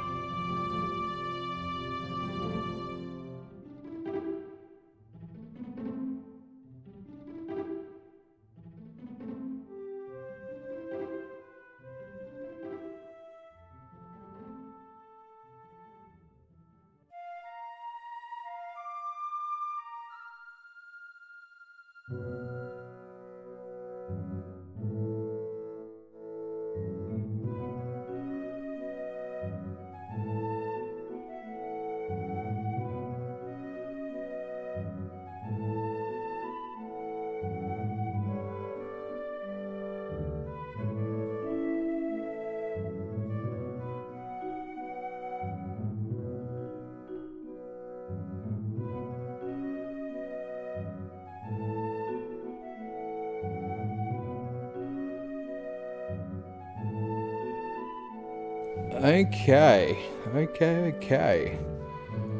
Right. Well, I am back. I'm hoping that you are also back. I tried to keep it around 5 minutes. Yes, you can hear me, Oaf? Yep. Excellent. All right, guys. Well, I thought we're going to obviously do a bit of lore and theory chat, and I don't know where that's going to go. So I thought before we do that, we might have a bit of a fun community quiz. Now, the deal with this quiz is not it's not about being. You don't have to be the best at it. You don't have to win the quiz. It's not that type of quiz. However, I can tell you I did get top score. I scored maximum amount that you could get on the quiz. That is, though, because I did come up with the questions and did have to test it and score it. So, I was about to say. Yeah. Well, if it makes you feel any better, it took me 4 or 5 goes to get top marks on the quiz because I had to test it. And so, by the way, if it's not the most challenging in terms of the way you answer, it's because I wanted to make it interactive with you guys in terms of how you do the forms. So I had to dull down some of the ways the answers go because I couldn't really figure out the technicalities and make it more complicated for now. But hopefully, I'm not gonna lie. I got halfway through getting overconfident and sitting here with my result.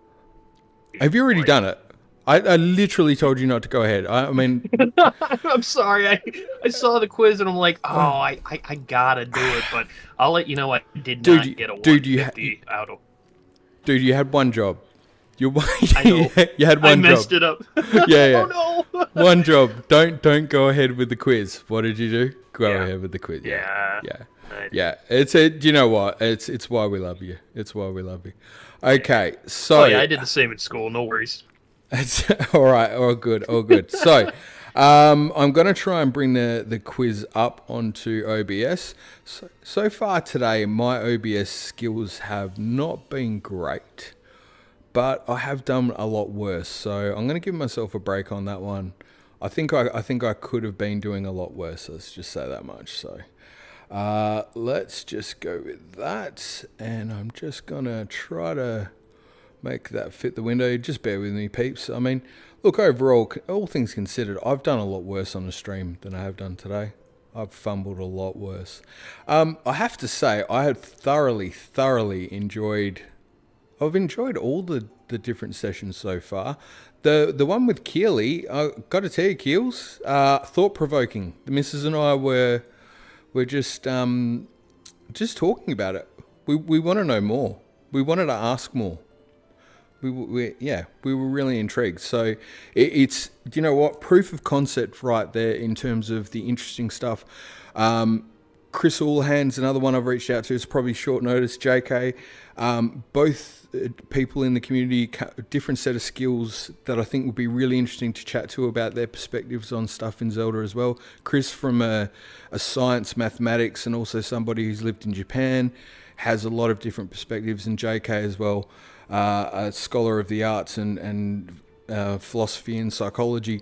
They're just these different components to bring in and different perspectives that, you know, unless you can look at it through that lens, you don't think to ask those questions. But it's amazing what it can bring out, and I think that's really cool and really exciting. So without further ado, let's go with the initial Outside the Law community quiz. Number 1, 150 points on the table, and we start with multiple choice. This is covering a broad range of games in the Zelda series, a mix of straightforward and challenging.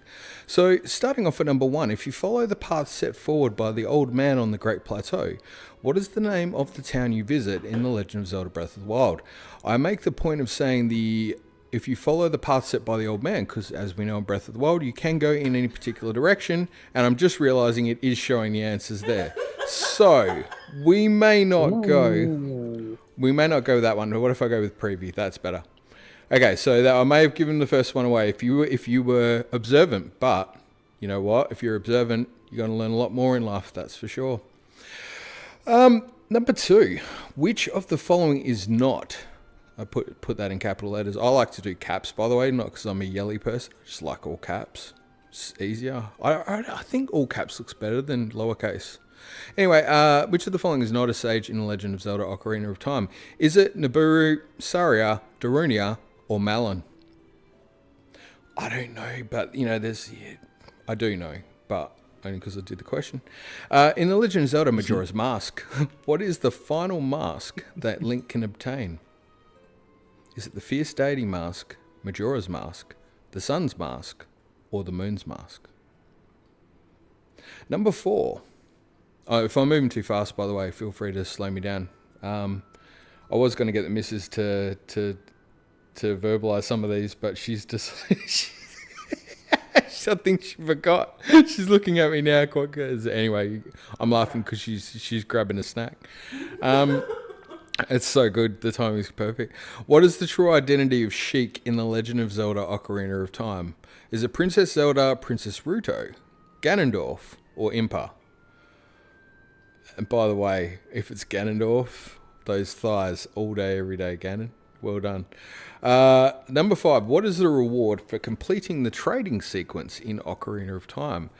The trading sequence. Is it the Ocarina of Time itself? Do you get the titular item? Do you get the big Goron sword? Is it the hook shot or the giant's knife? Number 6, in The Legend of Zelda The Wind Waker, how many Triforce shards must Link collect as part of the infamous Triforce fetch quest? One of the rare moments in Zelda where developers actually apologized, and this one being IG Numa has actually apologized, saying it was a stopgap because some dungeons were left out. So the legend goes. I can attest to that one. Do you know what? GameCube one I was never able to beat, but the Wii U one I'm able to beat any day. Do you know what? Wind Waker's such a funny one for me. I'd loved the game. I had fun. I loved sailing the sea. Maybe it's because I like water as well. I don't know. I just like the game. And people were really pissy about the Triforce. I didn't care.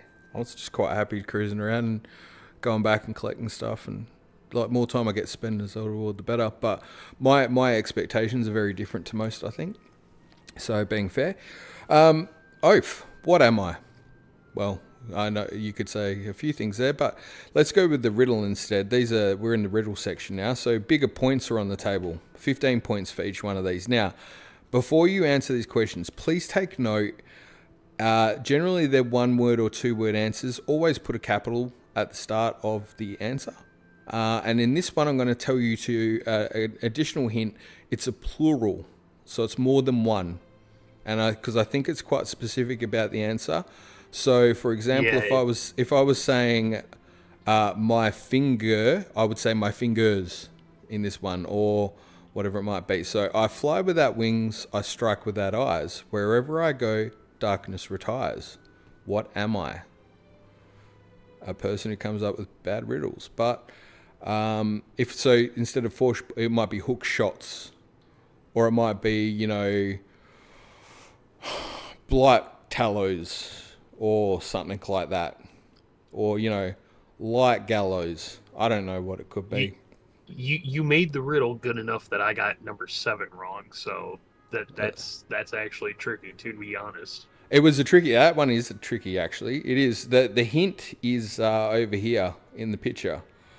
I'm trying to hint that it's an item, and it's an item that's generally comes accompanied with this particular individual. I don't know if you can see my thing.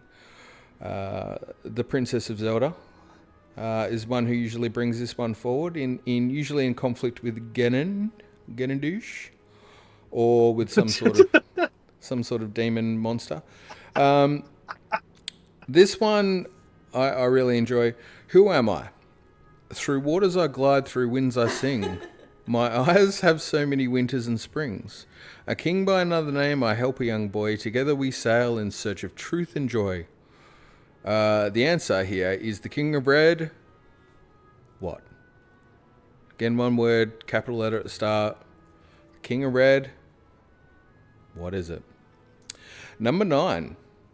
Now, this one is my favorite. A hero of time, a legend once told. But what becomes of the brave and the bold? When deeds are forgotten, what's left of a name? It's bright in the light, but it's dark in the... What? I am the heroes what? The heroes...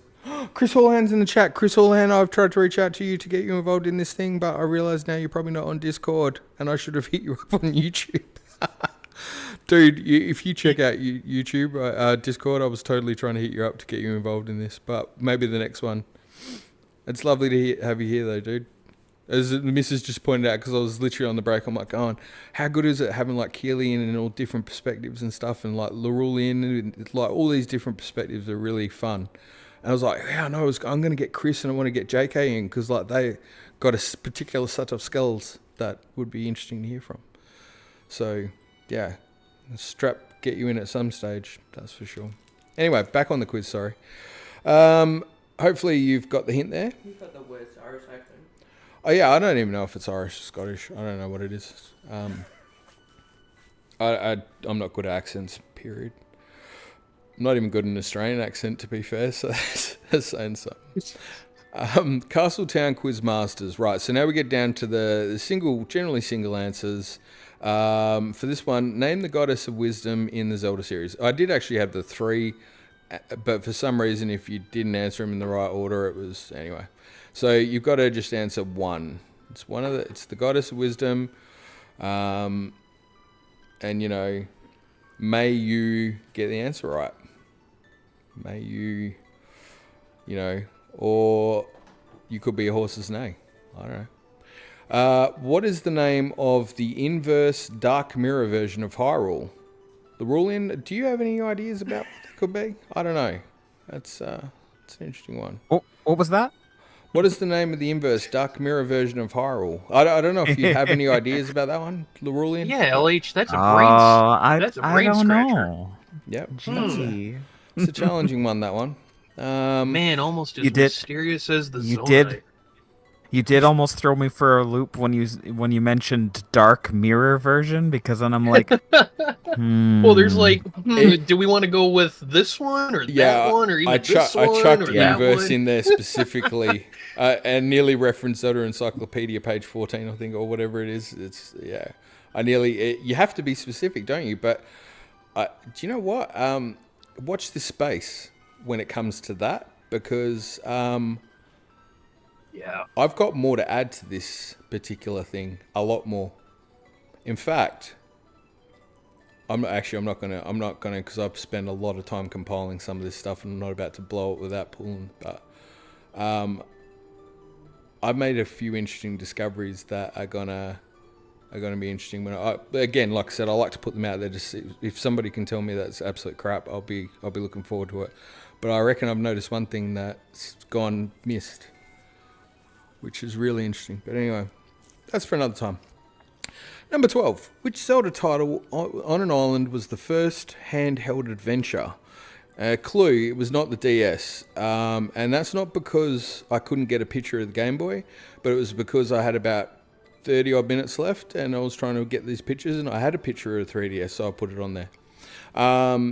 So it's The Legend of Zelda. Link's a baconing. Like, he could be baconing some food. I knew you were going to say that too for some reason. Thanks, buddy. Like, Thank you. Exactly like that too. Oh my god. It's scary how similar we are sometimes. It's really concerning. I know, right? That's it. Number 13. What is the name of the island? So in that previous game, the one that happened to be, I can say it was on the Game Boy. What was the name of the island that the particular adventure occurred on? It has a big egg atop the mountain. A big egg. And it was involving the dream of a windfish. Number 14. Which game introduced the stamina gauge? Now, you don't need to put the legend of here. You just need to say what the title is. It's 2 words. For example, it might be Twilight Princess or Teary Kingdom, or it could be Slapdash Happy Magoo. I don't know. But whatever you think it might be, it's the first time it was the introduction to the stamina gauge. I'm waiting for somebody, by the way. I thought I was pretty confident with these, and I'm waiting for somebody to go, actually, you completely stuffed one of the questions and answers, but we'll wait and see. Number 15, what is the name of the evil sorcerer who serves as the primary antagonist in A Link Between Worlds? Now, I have to be specific here, because you could debate that there's another antagonist as well. This one is the one we're looking for, an evil sorcerer, and they unite with Ganon as part of a resurrection. And,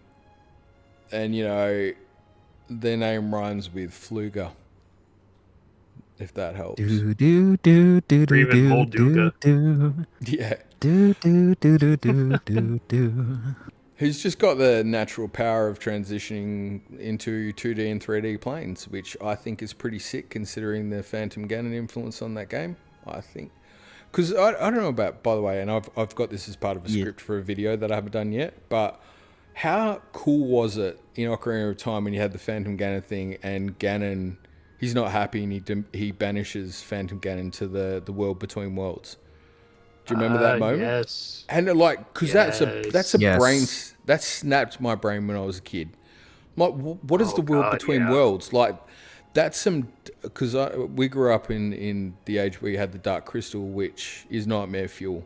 So when I think of the world between worlds, I think the Dark Crystal, and then I turn it inside out and put blood everywhere on the walls, and then that's where I think the world between worlds is. So, it sounded like the most crazy, creepy world. No, you're actually on the nose with that, because I actually have two personal examples real quick. One was shown in the Loki show, season 1 and 2, where it's basically limbo. It's outside of space and time, and you can see the actual existence of space-time from outside of it. The other one would be Doctor Who, about the David Tennant arc, the 10th Doctor. Dude, you don't need to sell me on Doctor Who. That whole show is the world between worlds. The Void Ship episode, right before Rose Tyler dies. Spoilers for anybody who hasn't seen, but a Void Ship is this small gold orb that exists within the reality of space-time, but within it is complete nothingness. So much so of nothingness that it would drive a person crazy if they ever understood what complete nothingness was. There you go. It would be like listening to me do Zelda podcast or something. For long. No, I'm joking. But honestly, in fairness, though, that whole world between worlds, and then obviously coming into A Link Between Worlds, just I know that there's. I can't help but say that the way they do the mechanics and them, because you've got to have mechanics in gameplay. Like, I know people go, they like to throw in, because recently it happened in an article, it's one of the things that grinds my gears, where Fujibashi and Aonuma mentioned, you know, they were talking about the story, but it's like, we obviously focus on the gameplay and stuff and then build the story as part of it. They didn't say they ignore story. It's like when you're trying to write music, if you've ever been in a band or how you write music. Some people write lyrics first, some people write music first, or whatever. It's just the nature of the beast. It doesn't mean one's less important, though. But the fact that they managed to get the mechanics to work into that world between worlds by the 2D, 3D change and the whole inverse relationship with it, it was just, I don't know, I just thought it was a really cool way of handling what seemed like a throwaway line that made no sense but was scary as all get out, to actually making it a reality was insanely cool. I don't know. Yeah, I can agree with that. Love it, sick. Same. In Majora's Mask, what is the name of the... Now, this one's left field. Now, I've tried to give a few clues. In Majora's Mask, what is the name of the innkeeper in Clocktown? Now, there's a lot of people to keep track of in Majora's Mask, so it's probably a bit of a reach, but they're part of a specific quest that has to sort of culminate over the 3 days onto the last day, and it involves a marriage to Cafe, and there's two masks that come together. This is the other half of that coupling, and you know, let's just say rhymes with, no, I can't even rhyme it with anything, but banjo. It's like banjo, if that helps. Because if you haven't played it for a while, you might not remember. But I remember this one specifically because of Dan, because I can remember Dan doing Majora's Mask and getting stuck on the timing of a quest on the third day, over and over, with the bit where the mask goes on the conveyor belt. Thank you. And Dan got screwed on it 3 or 4 times while I was streaming, and it was, man, I felt for him, because I know what that's like. I've been there with that one. It's nasty. Anyway, all right, cool. What are the names? I love this one. 17. What are the names of the twin witches in Ocarina of Time? Now, everybody pronounces this differently. I'm going to massacre it. Kuume and Katake.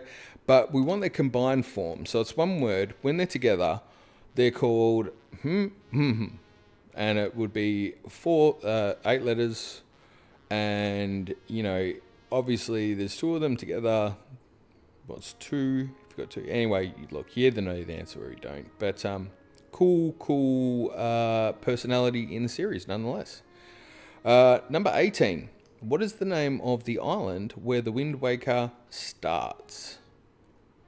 Now, you just need the name of the island itself. You don't need to put the word island. So, one word, capital letter to start. You could say it's where he sets out on his journey. Where he sets out. One one could say that when that title came out, it was an outcast. One Ooh, could say. nice. Yes, you could. Wilson! You could. Oh gosh, yeah. To bring that back. Gosh.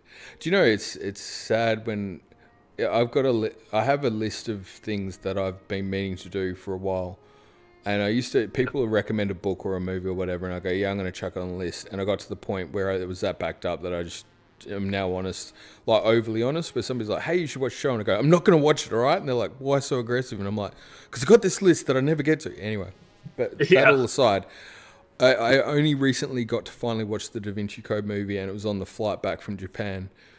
And I realized, obviously a great movie, and I read the book, but that's how long it had been on my list to watch that movie. And I now realize how much older Tom Hanks is than he was in that movie. And I realize now how old I was when I was meant to watch that movie. It's there's a real... Don't feel bad, because it took me till like 2015 to finally see Forrest Gump, and it took me till, God, I think 2018 or 2019 to finally see Godfather Part 1. I still haven't seen Part 2 or Part 3. I still haven't seen I might have seen Goodfellas, but like when it comes to movies, I'm seriously slacking on that. Yeah, I don't know. I used to be so much better. I don't really watch TV much anymore. I'm watching educational stuff a lot. Yeah, I'm either watching basically same thing. I stopped watching TV like 10 years ago, dude. It's not that I don't want to. It's just always something I'm doing, and I've really got to get past that, because I've got a goal I've set myself, which is to get back into Minecraft and start again with my wife playing a game and actually just chilling out and having fun. So, bro, I've been needing to get back into that. It's sad that I'm putting Minecraft out there as a goal for this, but we could actually like build a little realm and stuff, and it was fun. But I'm putting that out as a goal because I don't know. I just enjoyed just zoning out, listening to music, and going off into the nether looking for looking for random bits to get elytra wings. I don't know why. That was my thing.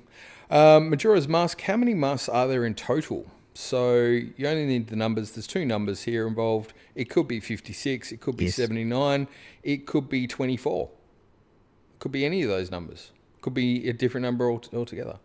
Number 20, in Link's Awakening, what is not one of the musical... I should have put that in caps. Not one of the musical instruments that Link collects. Now, I don't know if I worded that the best. Look, there's only one answer to this, so... all of the answers there represent an instrument in the game except for one. One of those instruments is completely made up on the spot. It took me absolutely 10 seconds to figure out that name. So hopefully you get that one. I'm not going to lie. I had to go through that list 3 times just to double check, though. Yeah, no, fair enough too. It's again, it was enough of a random one. I actually was going to do the name the 8 instruments and just separate the absolute extremes. No, because someone will, right? Whether it be on this stream or you do it separately, someone will just go, yeah, boom, boom, boom, boom, name all 8, and just. This is my thing about Zelda. Remember a while ago we were talking about this with Law, Oaf, and we were saying about how much you know, and I'm like, it's like thinking you're tough, and growing up as somebody who used to get into a lot of fights when I was younger. You don't ever think you're tough, because the second you do, somebody will beat the crap out of you. Don't think that you know more than anybody else, because somebody will come out and go, actually, I know a lot more than you do. And that's a great example. You ask that question, somebody will go, yeah, he's all 8, and then just drop the mic on the way out, and yeah. But anyway, I didn't do that. So there we go. Oh God, we've got an extra question from Chris. The Mrs. point out. Canada question: what Japanese novel did the name of Ganon's stepmother first appear? Well, we can definitely add. Wouldn't that be the? I know that one. Village. Well, it's officially not a question. So, what do you know the answer? Do we know the answer? The Village of the 8 Gravestones. Yep, that's the one. Chris, is that correct? I'm looking at you because I got no idea, bud. Yep. Is that correct? We'll wait on the official ruling from Chris. I stumbled upon that book when I was actually reading up more about Kome and Kotake's inspiration. So that's a very nice one. What was the name of the book again, Jen? Sorry, we missed that. The missus missed that. What was the name again? Village of Eight Graves. The Village of Eight Graves. Yeah. And Mm-hmm. that formed. Wait, that formed what?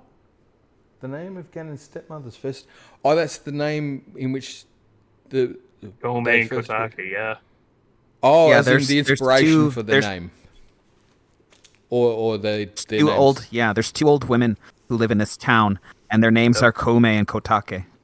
Oh wow, And cool. they actually they spend time performing these mysterious rituals with basically a suit of armor. And like there's a whole like crazy plot that goes Sounds like on Nabooru with and like the, Iron Knuckle. Yeah, I was about to say that. Gee, that Kind of. doesn't sound familiar at all, does it? Jeez. Yeah, right? All coming together. That's amazing. Yeah. How honestly, like, you can't tell me that they don't plan these things out, eh? They're so good. Well done, Chris. Thank you. I enjoyed that. This is what. Wanted you want a segment, Chris?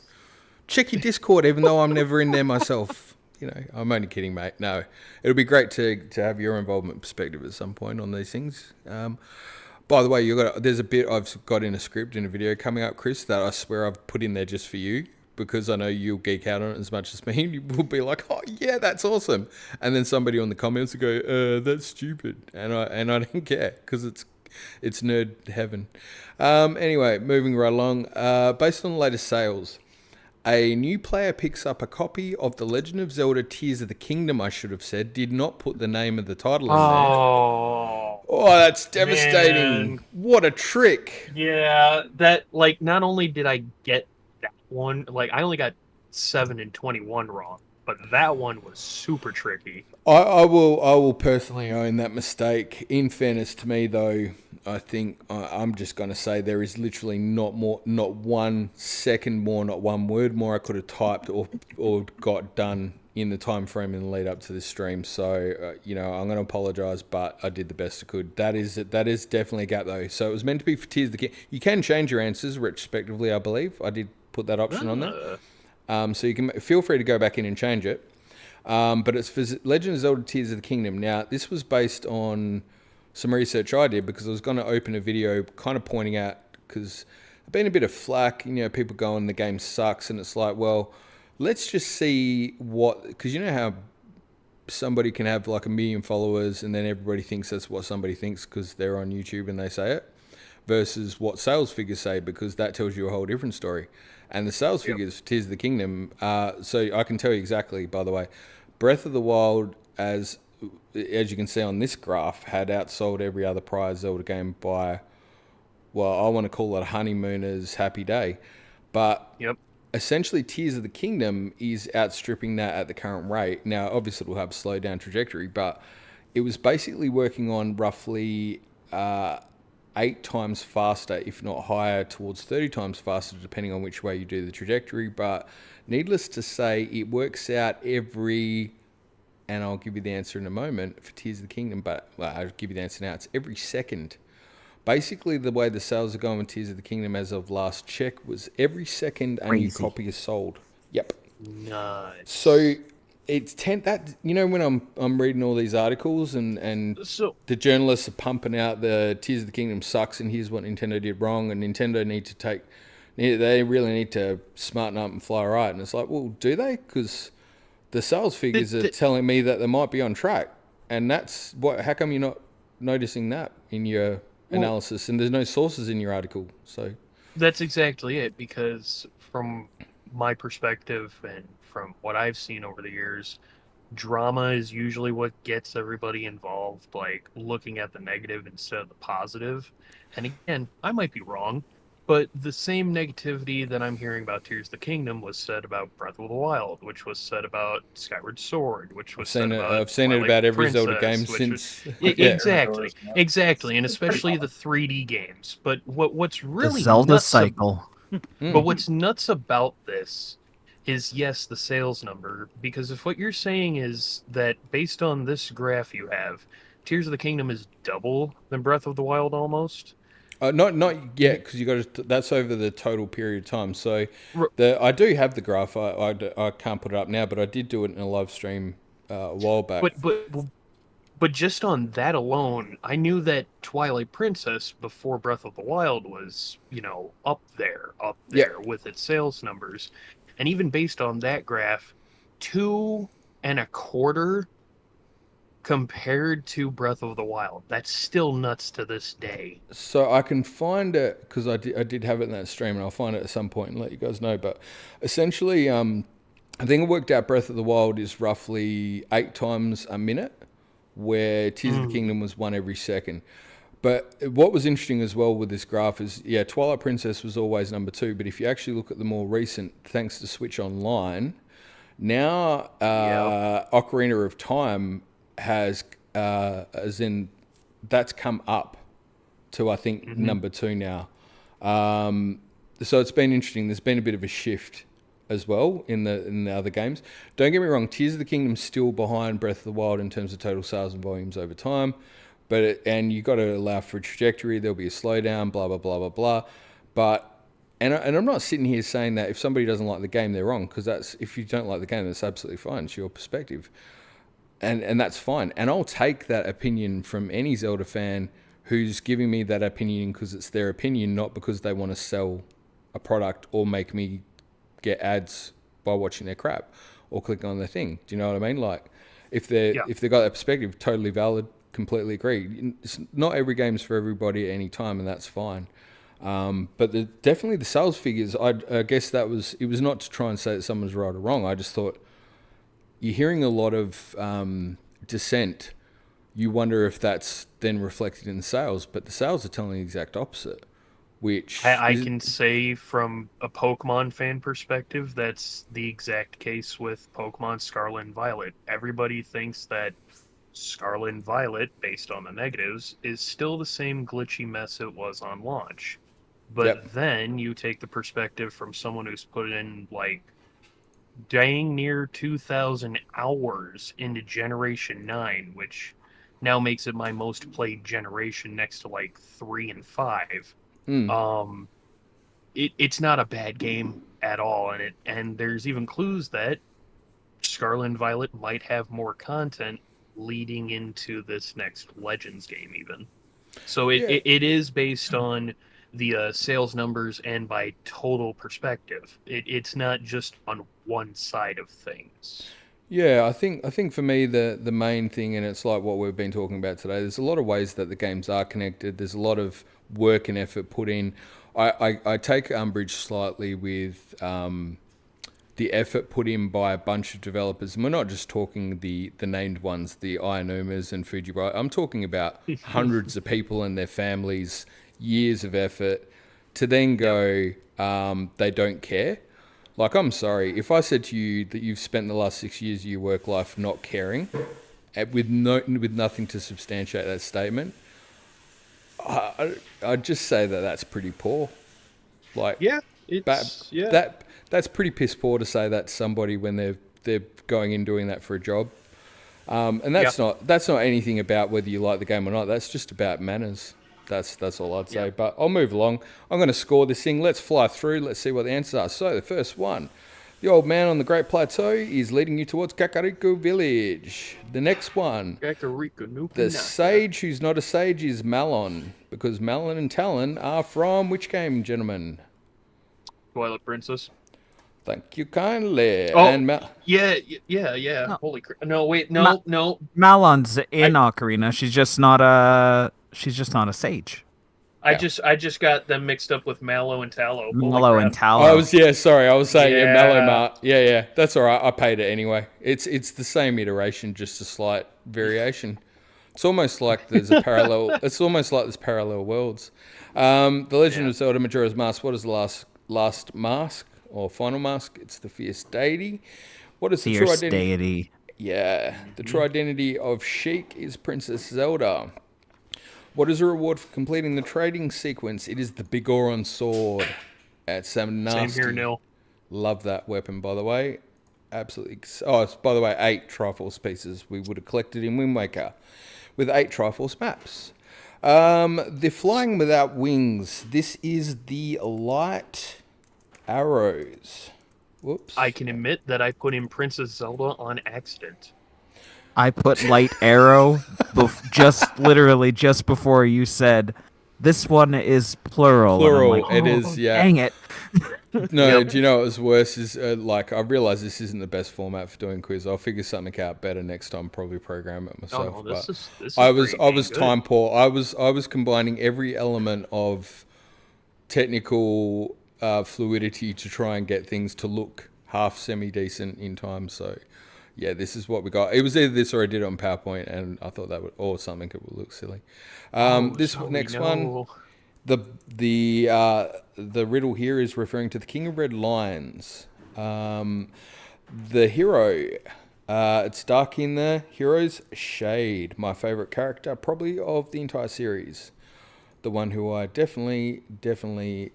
I don't know. Fun fact. Yeah. Fun fact. The hero's shade and the King of Red Lions both. Aonuma sees himself as both of those characters and put a lot of effort into them as kind really? of like an avatar for himself. Yeah. There you go. It's interesting that both of those characters, I mean, they're very pivotal and important in the games that they're in, but what they do and what they stand for is what Aonuma like self-inserted himself into the fiction. Yeah. universe, into the game, into the fiction as. Yeah. I love that. And do you know the other thing I love about the Hero's Shade so much is just that connection back to Ocarina, and when you leave the lost woods, that you become Stalfos. It's such a poetic and I'm lacking better words. It's such a beautiful extrapolation of that concept that after everything he's ended up as a skeleton, threadbare and worn, but refusing to leave. It could be that. I always saw that the Hero of Time, after many adventures after his time in Termina, he came back home as an adult, saw the war ravaged land, and immediately he did. No, he did. Right. Yeah, I was gonna say he immediately checked on Malin, got hitched, moved to the Kokiri Forest. Now that it's empty, turned it into Ordon, and stopped by the ranch and went, "Hey girl, yeah, hey, what's up? Hey girl, you wanna Hey, come girl. out to the woods and make? Hey girl, you want to come out to the woods, make a civilization? Then I go out into the battle, and then I die while you take care of imagining the kids. him pulling Mhm. up, playing the flute, like, and just like, I don't. Anyway, oh no, it's the general. None of it's working. It's funny. But that's good. like, I always found it because I'm just gonna be honest. My grandfather and we were really close. He passed last year, and a game that I played as a kid in front of him that he showed interest was Twilight Princess. To have that extra story meaning that time and Twilight are like grandfather, grandson, or great grandfather and great grandson. Like, my grandfather picked that up immediately when I was a kid, and it took me so long to figure that out. So it kind of has that extra sentimental feeling too of like it's a lot carrying on the legacy. Yeah, and do you know what? It's funny that you bring that up, and I was gonna hopefully touch back on that towards the end today, but just looking at time, I might not get the chance to. But a very similar sentiment was put forward by somebody. I asked the community a while ago for just to give me an example of why they fell in love with Zelda, what was their first game or whatever. And at Twilight, that same example came up with somebody else who had a similar experience with that game being passed down by a loved one who's no longer with us. Dang. It is part of the reason of why I've been taking longer with the current theories, because I scripted a bunch of stuff, and I think I'm also working through some material myself about what I want to do or what stories I'm trying to tell and how I'm telling them. Because I think there is so much about the series that's personal to people, and I think that's what is actually so important to why the series has continued and why it's got such longevity, is when you ask people about why they love the game or what got them into it, there's inevitably a personal story that comes with it. It's never just, it's, you know, people love the music or they like the mechanics or whatever, but they're always passionate, particularly about the first game they fell in love with, and it relates to a story of their childhood or them growing up. It might even be that as an adult, it doesn't necessarily matter, but there's always this personal story that seems to come along with it, even without being asked. I find that fascinating because I know I've got my own personal stories attached to the game, but I think it's a very powerful thing that's underestimated by people, and it's allowed me to understand that if there is a person who disagrees with me on a particular thing with the series, that I don't care if they disagree, if they're passionate, because maybe they fell in love with the game on a different place in a different reason, for a different personal reason than me. But at least we're both passionate about it because we both share a passion about that personal story. It's how we can connect, that even if we are in exact opposite extremes of agreeing or disagreeing on a subject, what we do share is a personal story and a passion about something that we love. Now, that is something that I think is profound and crosses borders and barriers of language, age, culture, religion, and everything. The fact that I'm dealing with people I never would have in this forum is connected to the series, I find quite interesting and underrated. And just leveraging your point, I tend to agree. Let's just say that much. And I think Zelda and Breath of the Wild put it perfectly to emulate off that.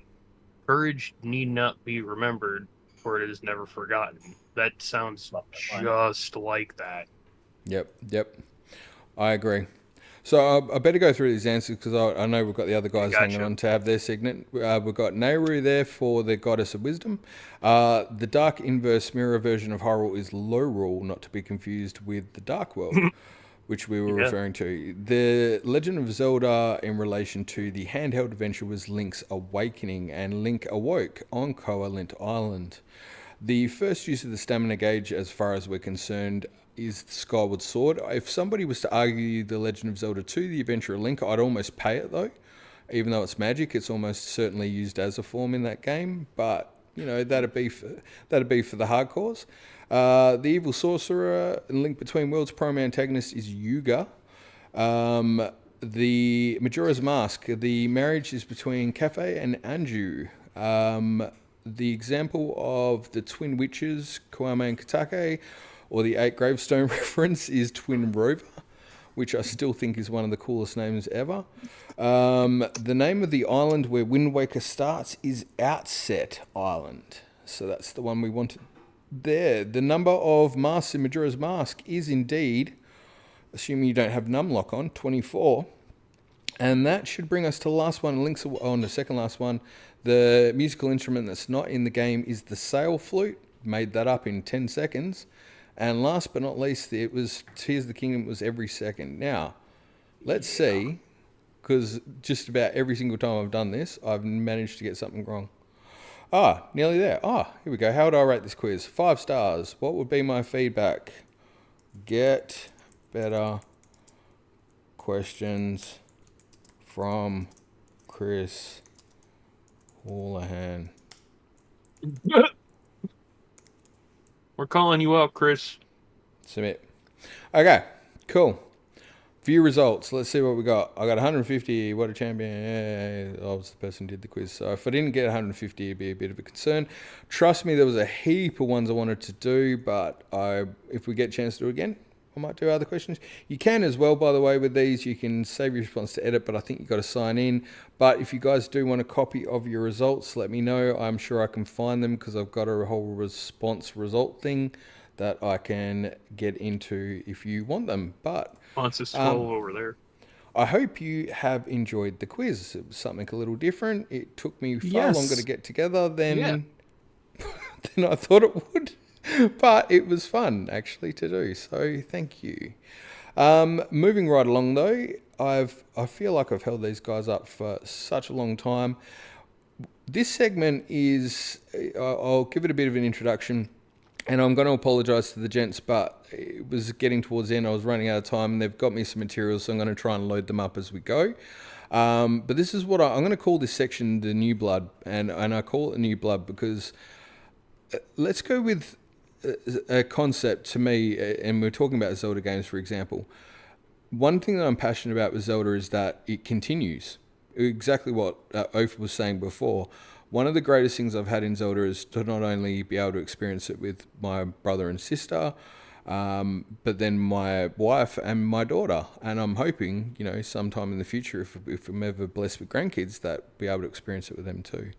I'd like this series to continue. And also when we talk about the series continuing, it's important, I think, in the community and with theory and lore and stuff, that it needs to be welcoming for everybody to come in and sort of share their points of view and stuff. So for whatever platform it is, a couple of these guys have been, I say guys, could be girls, I don't know, I don't care if it is, but they've been in the Discord forge, like wrecking it up. Like they're in the theory stuff, just throwing stuff together that's pretty cool. It's like if I was talking Ripper. Yeah, like if theory stuff was like music, they're doing like heavy metal, punk rock, alternative reggae, ska, like offbeat, syncopated, magic, cool stuff. I like it because it's shaking things up, but it's just different, and I like it, and I think you need that to constantly progress and challenge and move forward. That was my really long-winded way of trying to say what these guys do, but I won't go on too much. One of them in particular, I need to point out, Neil Dragon. If you did see my theory on the Mirror Triforce, there's more that'll come with that as well. But Neil was kind enough to actually remember that he'd seen a flip of it and he proved it. I can go into a lot more about that, and I probably will at some stage, but he found it in the Phantom Ganon scene in the Sanctum, which to me goes a long way to actually substantiating that. Why would you put it in two places for no particular reason, not create it? Anyway, I could go down that, but I'm not. I'm going to let these guys talk. So we've got Neil Dragon, we've got Twilight Prince, and we've got Lord of the Master Sword. I'm hoping they're coming through on Discord. I'm going to try and get their materials up as they need them, although it was a bit last minute and I was still trying to get stuff. I've got a video so I'll just let the guys know. I've got a video ready to go. There's one for Ganon's motive, and I've got a Word document I'm pulling up that I'll need to feed through, which has some stuff for, I think it was Lord of the Master Sword. But anyway, in the meantime, enough about me. For you guys, can you hear me? Are you coming through? Hello? Yeah. Hello. How are you guys? Good stuff. How are you? Who have we got? Okay, This so is I'm Twilight Prince. Lord of the Master Sword. Oh, sorry, Twilight. You go right ahead. All right, let's start off. We've got Lord of the Master Sword, we've got Twilight Prince, and we've got, I don't know if Neil's managed to make it in, but we'll start with how about let's go with Lord of the Master Sword. You've got a few there. I'm going to try and get your Word document up, but do you want to just introduce yourself and say hello and a bit about yourself? Yeah, sure. Well, as you said, I'm Lord of the Master Sword. It's a bit of a mouthful. Probably going to change that in the future. I was saying to these guys earlier, but it fits for now. It fits my interest. It's kind of what I've been doubling down this year into Legend of Zelda and Lord of the Rings. I just decided I want to know more about it. There's things I have on the shelf, like a lot of us probably have a lot of the Zeldas kicking around now, but they're almost all available. And I was like, you know what? It's time. I need to know more. I want to learn. Cool. So you've been talking some theory stuff, and you're going to share that with us, and I'm going to do a much better job of getting that up on screen as we speak. With hopefully, LH, could you send a invite to Nil? Sorry to interrupt. Yeah. So hopefully I've got that. Into the chat? Yes, please. And do. Just bear with us while we deal with some technical stuff. I can do that as well, but I don't know if I can get that zoomed in a touch more, Neil. Neil. Lord of Master Sword, but I think that was the material you were sending through. Is that right? Yeah, that's exactly it. Cool. Now, how have I managed to get that on screen? Yes. Okay. Would you like to kick off? Sure. Yeah. Why not? So these are just for fun, obviously, as you guys know. That's what I do. I think, just to get a little off track before I start here, I think just a couple days ago, one of the last videos that Hyrule Gamer put out, towards the end he mentions, he's like, I'm no lore expert, I just am kind of in this for the fun and the theories, and that's exactly where I kind of find myself on that. I totally agree with that sentiment. I have a lot of respect for Lorulean here, for example. Oaf, all of you really probably know a lot more than me. Let's find out. I had 110 out of 150. What about you guys on the quiz? 125 out of 150. All right. I'll go you one better. I don't care how much I know. My wife can know zilch about Zelda and be smarter about figuring out a theory than me. So I'm sorry. The whole somebody smarter or better, I don't subscribe to it. It's crap. Yeah, that's fair too. I totally agree with that. I wouldn't say smarter or better. More well versed in the lore, things like that. But does it affect my enjoyment of it? Absolutely not. Why would it? It's a game, and I think it's meant to be treated as such. And if you want to take it as seriously you want, you can. If you want to just play it, you can. If you want to make some fun theories that go a little off the wall, but fit. I try to make them fit a lot of the time with what's going on, I think. Yeah. But yeah. Cool. Let's get into one, shall we? All right, I'm trying to make this a little more easy to see and read, so hopefully there we go. That was theory 1. I've got it up on the screen there with a bit more of the visuals. Okay.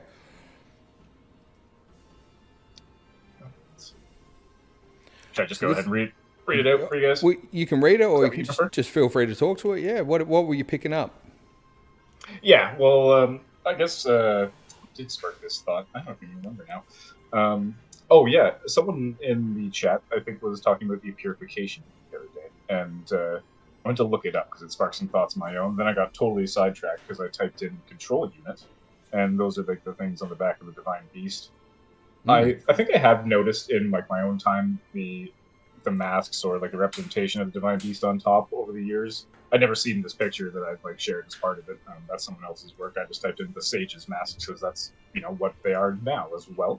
And I thought that was kind of interesting that you're okay, so now that we know that they're more than just the divine beast, it's not just a big mechanical weapon, but it's based on a kind of long dead animal, we would presume a lot of these cases, maybe except for the lizards. But even still, they're more than just these machines, these weapons, and the base of them, if disconnected, it's a little tear-shape-ish, isn't it? Right? It's if not the secret stones, if they are flipped upside down, maybe not a 1-for-1, but they do kind of all have a different size, which fits the theme of the not theme, but what the stones do. They kind of go to different sizes for the sake of the user, or I guess where they're placing them, maybe things like that. But I just thought that was interesting, and even kind of when you look close at the control unit itself, it does kind of have, although a bit more sporadic, a bit Zonai circle-licious looking things inside, kind of like Zen Gardens. I would say they're fairly bang on. Just it's pretty close. I'll back you on that. That's why I like most about Zelda. It's if you can find something close, it was probably intentional. If not, it was probably made to make you think about, is it possible? What they're talking about. Dude, at this point, you're like every theory I ever do where I'm like, this could just be a coincidence, but it does look exactly like that, which, for some random coincidence, there's a lot of them. Yeah, I'd pay it. I'd pay it for sure. And yeah, it even kind of goes on to the bottom as well. The base, it's also not quite the same as the Zonai's symbols that we see coming off of the sky pieces and on Link's arm and such, but it's a more fluid design. The Zonai's is very rigid, 90 degrees here and there. It does follow a certain pattern. Yep. I'm personally not really sure if there is a pattern to the Shiga. I'm sure there is. I'm just, it's a little harder to track because of that fluidity to it. No, and I need to be fair to you guys as well, and just for anyone who's watching at home, I did throw you guys not a lot of time and sort of go, hey, if you want to come in without a lot of context as to how it was going to work, and you kind of make it up as you go along. But this is one of, for all three who might speak today, this would only be one of what I would say is probably 100 million things that these guys are dropping in there. And so I'm not trying to over exaggerate it, but just really really interesting, like kind of points of view or perspectives, or hey, I've noticed this, I've noticed that. It's not over the top. It's not judgmental. It's I don't know. I just think it's cool. I just like what you guys are putting down. And so, if this one isn't the one that grabs your bag, then trust me, it's not the only one. There's been plenty of really good ones. And if I say that. Yeah, if I had more time, I would have gone and pulled a few more of them out that I was actually kind of wanting to leverage. But yeah, should I move on to number 2? Yeah, sure. I was about to bring that one up because, like, just like you were saying, and I really appreciate that. That's it's very kind. But yeah, this is the one. Maybe even like the last one is maybe the one that makes the most sense to me. That like it just kind of came to me like yesterday, the day before, when OG Oaf here had brought it up. Like, how do Minda and Xant and all them like travel to the light realm without the mirror? Like, it doesn't make sense. But I had never thought of it before, and then I just happened to be on. Was it Disney? Yeah, it must have been, because they own Pirates of the Caribbean, and the thought crossed my head a bit. Well, I'll get into that part later, but how they kind of do a similar thing in that movie, maybe. But yeah, the first one was like, it was just a thought, you know, it's just a shape. Like, but they do that a lot. You guys know, like they love their symbolism, symbology. Everyone look at it, but yeah. So that's how I was just looking at it. I was like, now that you know that like there are tiers or like secret stones, I guess, whichever you want to look at it as. That's Magatamas, whatever you'd like to call it. Yeah. It may have come up once or twice in the series, hey? A few times here and there. A couple of times, yeah. The second one. I think I kind of had this thought inspired, I guess, I don't know, really, just to call every last little detail out, but I want to say it was NBC or maybe Zeltic. I wish I had like the reference in front of me. I should have thought it through. But one of them did like like Are They the Gods of Death video. Maybe you guys might remember a while back. And this kind of got spawned from there. I don't know if their mindset was kind of on the same track or not, to be honest. If this is like completely derivative of theirs or not. But I'm hoping not. I'm hoping this is a little bit my own thought. But I'm just going to read this one a little bit more thoroughly than last time. So there's a very strange relationship going on behind the scenes between the goddess statues and the bargainer statue. The quest to call from the depths shows the bargainer statue, like the entity possessing the bargainer statue at least, using the goddess statue in the Temple of Time on the Great Plateau to speak with Flame. I've heard this described in like quite a few videos online as it taking control of the goddess statue, but that's really not stated anywhere in the dialogue. It's a pretty short scene, like interaction with like once you unflood the gates of the Great Plateau. I think he just has one quick line, tells you to come up to the Temple of Time to speak to him further, and then it's maybe 3 or 4 short windows. I watched it on YouTube earlier. The main part of it being that he does not say take control of this, statue or anything like that, and he says, "I speak to you now from the depths below in the guise of this statue." And just as a point of reference, not to take it like too literally because these things can be used for other things, but the guise is defined as an external form, appearance, or manner of presentation, typically concealing the true nature of something. And that's probably pretty fitting. Like, these are just statues. There's a lot more like detail to the bargainer statues, I'd argue, than the Hylian or the goddess statue. But that's still just what they are. It's just something concealing or a form that something can take possession of. Can I be so bold to jump in quickly, just on one thing? Absolutely. Just because 2 points I just want to make very quickly. Number one, here you bang on. There's something interesting there. And number 2, I just wanted to flag it because remember I've been saying in the chat how I was working on getting a theory done and trying to publish it, but then I stopped and pivoted and spent the last however long organising this thing for today. So when my theory does come out and it's touching on this very topic, please understand that I'm not leveraging what you're saying because I can actually show you that that's actually the part of the video I'm working on. No, I completely understand. Yeah, so it was bound to happen, right? At some point, these thoughts were going to all kind of. I think as much as there is to diversify and find your own perspective, there are sounds like what happened last year. Yeah, and to be fair, mine isn't coming off. Probably about a year or so ago, probably 2 years ago, actually, I stopped watching other theorist videos unless it was like, say, like someone in the Forge or whatever. Not because I have an issue with them or whatever. What I found was, you know how you say about the influence or becoming derivative of that idea?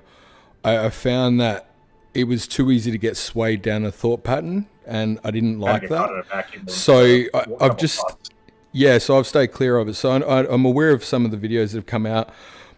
I've not watched that video or anything. I've done my own research on this particular topic, and funny, the relationships you're talking about and the quest that you're talking about are definitely part of the theory that is currently 25 minutes edited and about 20 minutes also left to finish editing before it gets uploaded and released.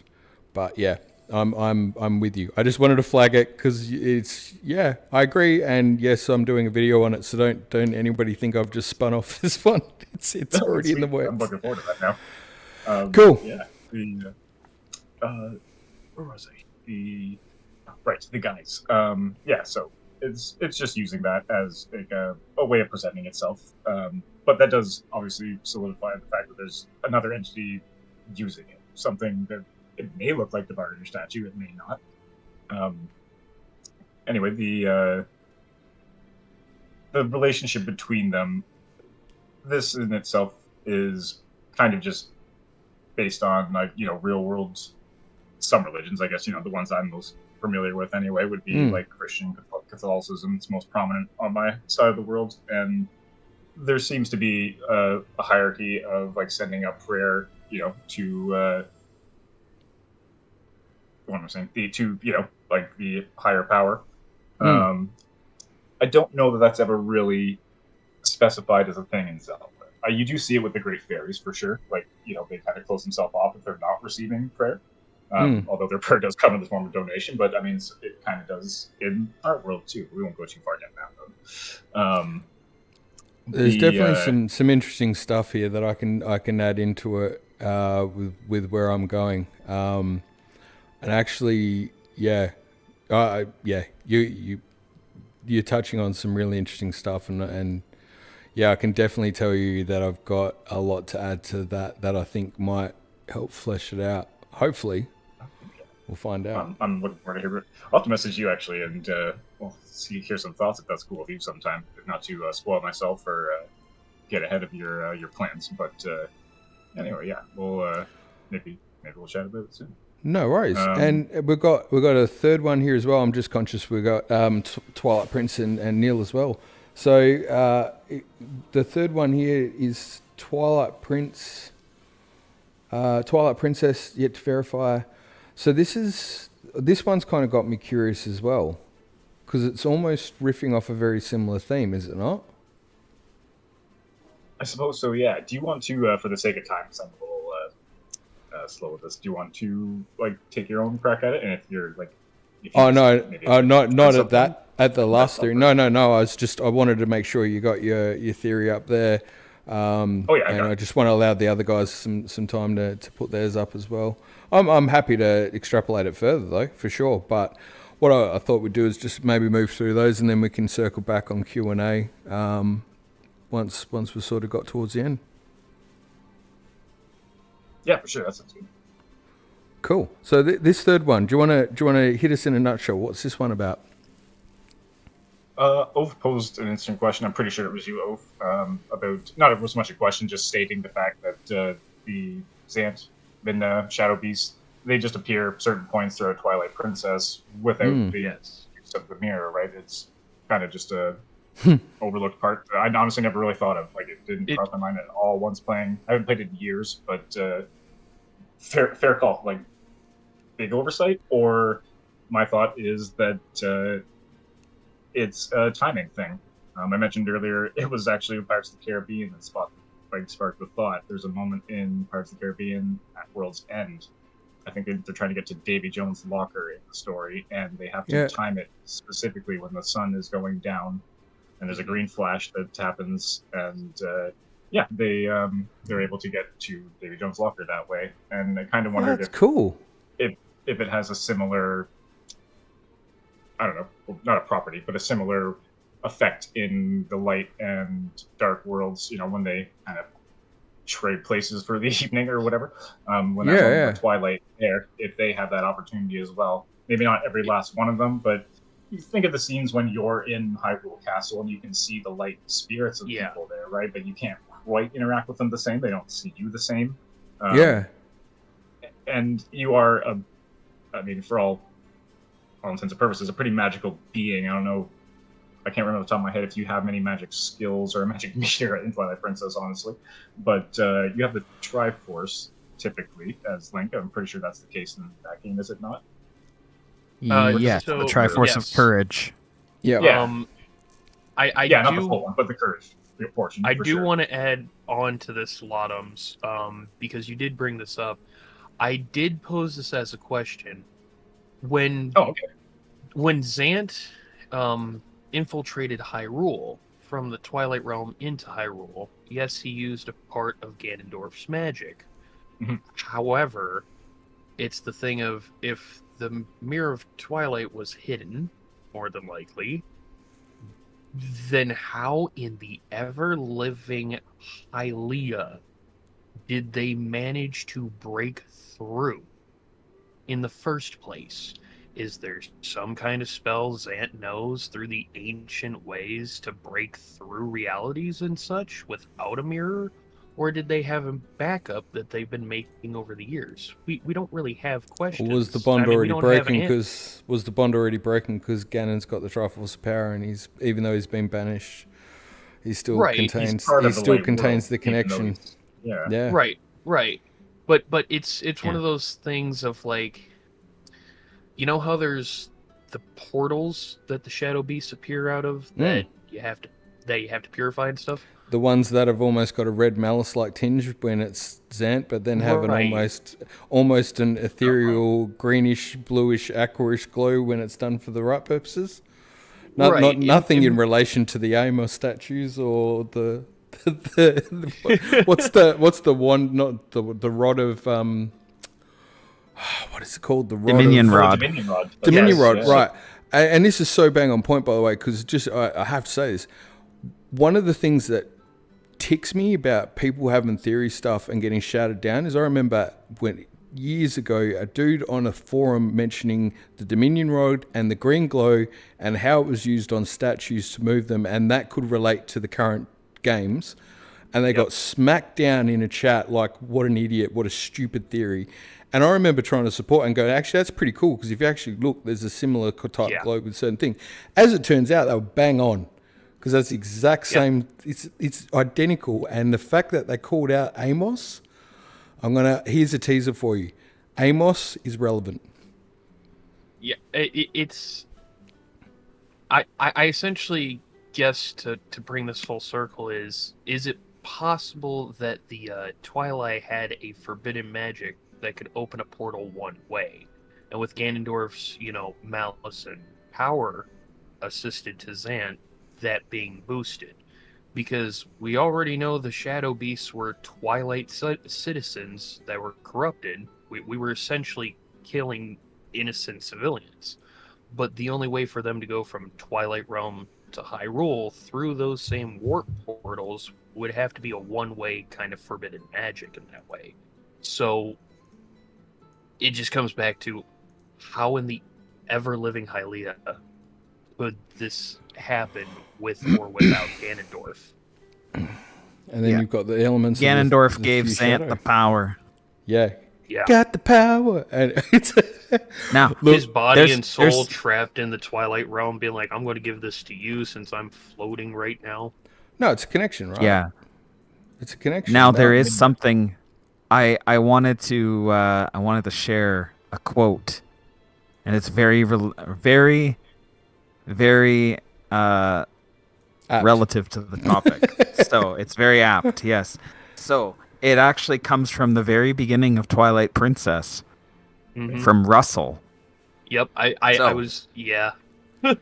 So tell me, do you ever feel a strange sadness as dusk falls? They say it's the only time when our world intersects with theirs. The only time we can feel the lingering regrets of spirits who've left our world. That's why loneliness always pervades the hour of twilight. And There you the go. even more creepy So- moment is when Russell's saying that, that's when Zant is storming the throne room. The very moment. I love Yeah, the it storming, lines up time-wise. storming Yeah. the throne room with his weird clog shoes and frog mask. And horse cry. Do you know what? Midna got the fashion sense in that family. Let's just say that much. But You know what? I- I could have played through Twilight Princess in order to prep for like ready out everything there, and I would have spammed through conversation just to get to scenes that had Twilight and like Zant, just to prove that like that was the connection. I wouldn't have looked for like the dialogue proof. Like that's amazing, Lorulean. That's why we love you. You got- You've you got- like, all you the gotta look- critical tips. You gotta look at everything. I don't spam That's true, A. yeah. I have to like, I sit and I read and I take lots and lots of screenshots. Can I add one other thing to it, and I'll just say this, and then we better move on because the other guy's waiting as well. But going back to a thing like I've said, and I'm not trying to say the multiverse essentially, but the parallel world argument is literally in Zelda Encyclopedia, and it was saying, hey, that's how it is, and we see it with they can't all exist. If you try to map that out in 3D, it doesn't make sense to a degree, but in our world, the concept of space-time and how worlds can interact or intersect. Essentially, if you look at time, and our understanding of it is like a snapshot of a photo, and if you're looking at things in 4 dimension, it's kind of like allowing pieces of paper and then stack. If each one's a universe, then you stack them on top of each other. The question becomes, how do you transcend or how do you transact between one realm to another if they're in a different dimension? And he does mention that. He says occasionally there'll be situations that arise where these worlds interact, which is kind of what you're hinting about there with that Twilight point.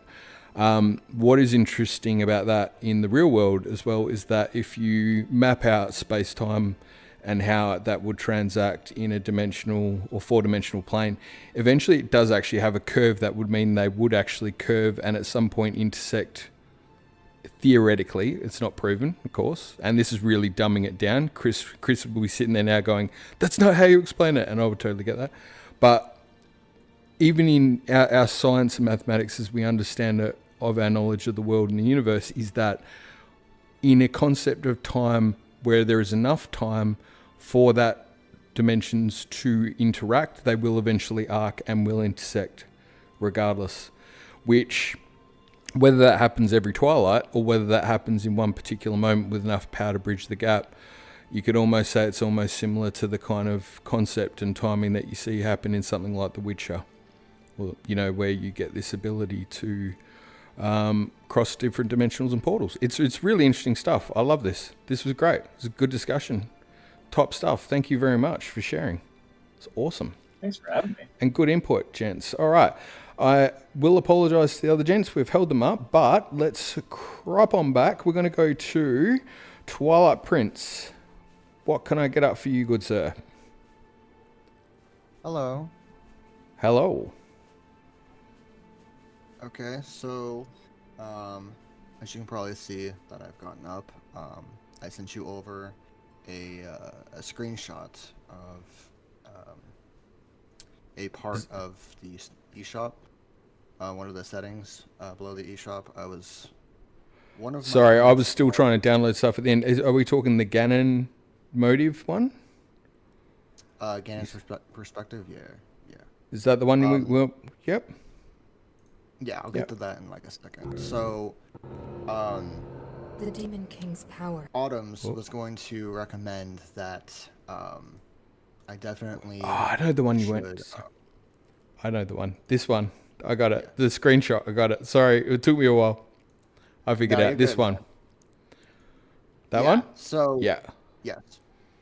So he recommended that I should probably get this out there. So I had discovered, that Tears of the Kingdom supports surround sound and linear PCM. And so I had also sent over 2 audiophile samples that I had recorded with my Elgato. Yep, I've got them. Just going to need to load them in, but yep. Okay. And when I compared them, I had noticed that when you play them in surround sound, you're actually getting some sound effects and a bit of a fuller soundstage, or a wider soundstage, if you will, from putting it in surround sound. So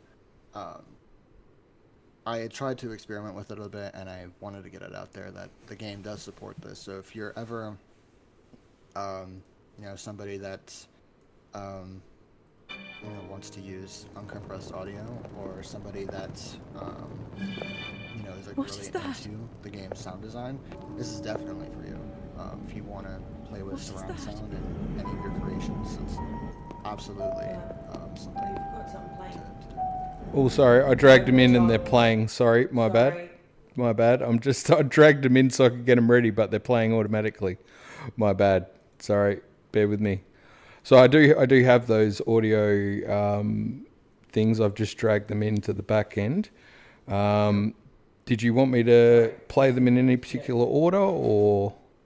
No, it doesn't matter what order, but we can start with the stereo one first. Okay. Just a slight bit of context. The second one that is in 5.1 is gonna sound a little odd, only because with Elgato it only supports 2 channels, so you're only gonna hear the left and right. The other 4 aren't going to be present, and that's kind of. All right. So we're talking. The first one you want to play is stereo test 1. Yes. Okay. Let's give it a roll. I'll just pump it up a bit. Okay. What is that?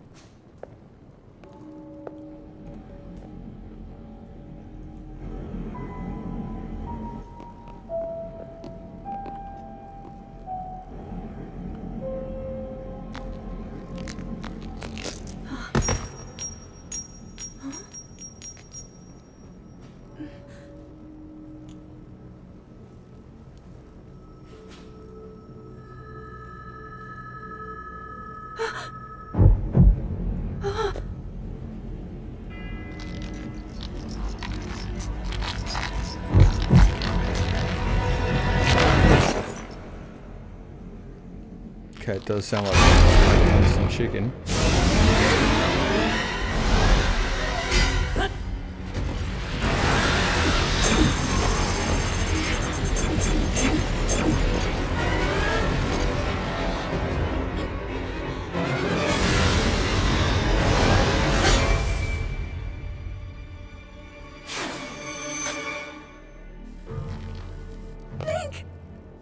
Was that the sword that seals the darkness? The blade that shatters so easily against my power cannot save you from me. Zelda. You who carries that fragile. Okay, so I'm not sure if that's enough, but I'm hoping it is. We'll go now to the other one, which was 5.12 test. Is that right? Yeah. Oh, I should probably have mentioned in both tests, it's probably best to compare the both at specific timestamps. In stereo, you're going to want to put it at 150, and the timestamp for 5.1 is 155 to compare the both. Okay, timestamp wise is going to be hard for me because I don't have it playing back through a normal thing, not unless I try and do it through the desktop audio. I'll give it a shot. Okay. And hopefully that comes through. But you guys are going to have to let me know if you can hear any of this. Can you hear that? Yeah, okay, yeah. Yep. Okay, so what was the one, what was the Yep. time for it? Sorry, it was one... Which one, the stereo or 5.1? The 5.1. 5.1 is 1 minute and 55 seconds. 1 minute 55. All right, we're just seeking along. I'm using the worst thing known to man in terms of tracking time. That's well after. Why it doesn't track it? Yeah, I'm not exactly set up for doing the audio properly here. That's all. All right, 155. Here we go.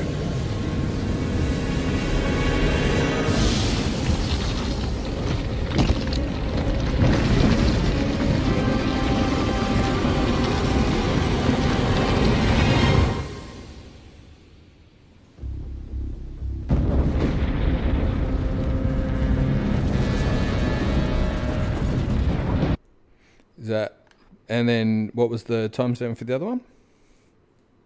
150. 150. Okay. And so just for those who aren't keeping up, what we're looking for or do you want to explain what they're listening for? Okay, so they're looking for, I guess you could say, audio quality. Like if you want to look for a wider soundstage. Wider soundstage. Okay.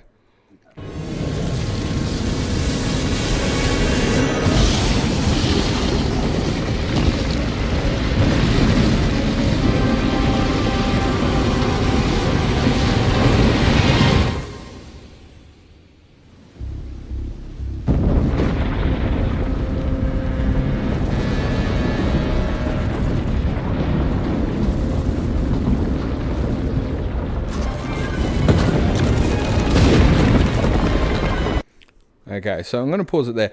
I think what'll be good, I'll try and maybe find a way to upload those. I might even put them on, if you want, I might even pop them on my website or whatever, so people can actually hear them side by side without me butchering it, because I fear I may not be helping you get your point across with trying to handle it, no BS. But essentially what you're saying there is we've got the two different samples, and there is a difference in the audio quality. I can hear it, but I think I might be murdering it for other people. So if you want to take it from there.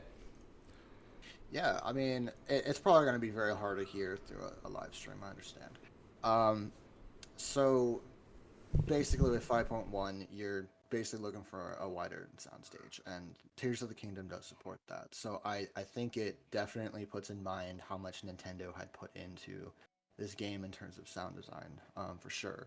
Because Breath of the Wild, at launch didn't support that because the Switch was still very, very new.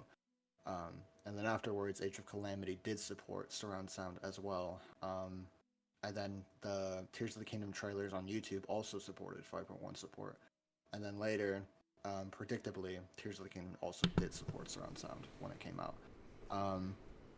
And so I'm thinking for anybody, looking to theorize or around, sound effects or sound design, especially with this game, I think surround sound with 5.1 might be your best bet, because it'll be uncompressed audio for sure, and a more accurate way to do it, I think, would be going into the ROMs of the game, like the game files, and just extracting that. So this is.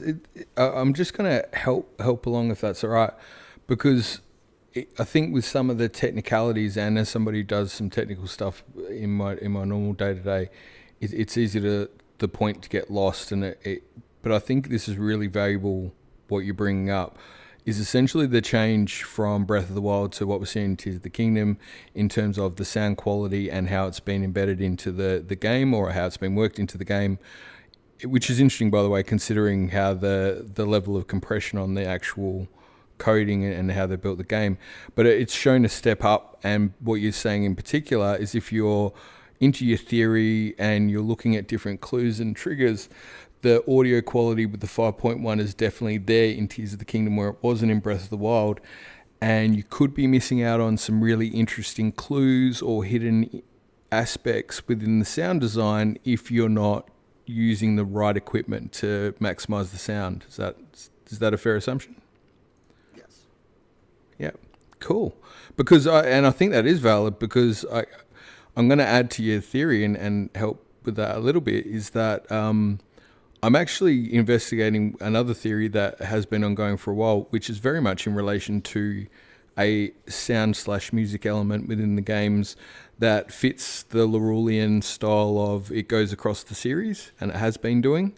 And it's another thing that I'm very close to being able to release it. I just need the time to edit the damn video. But where the audio stuff that does come in is I've noticed Nintendo tend to double down or triple down on a secret or a clue. And what I mean by that is in terms of layers.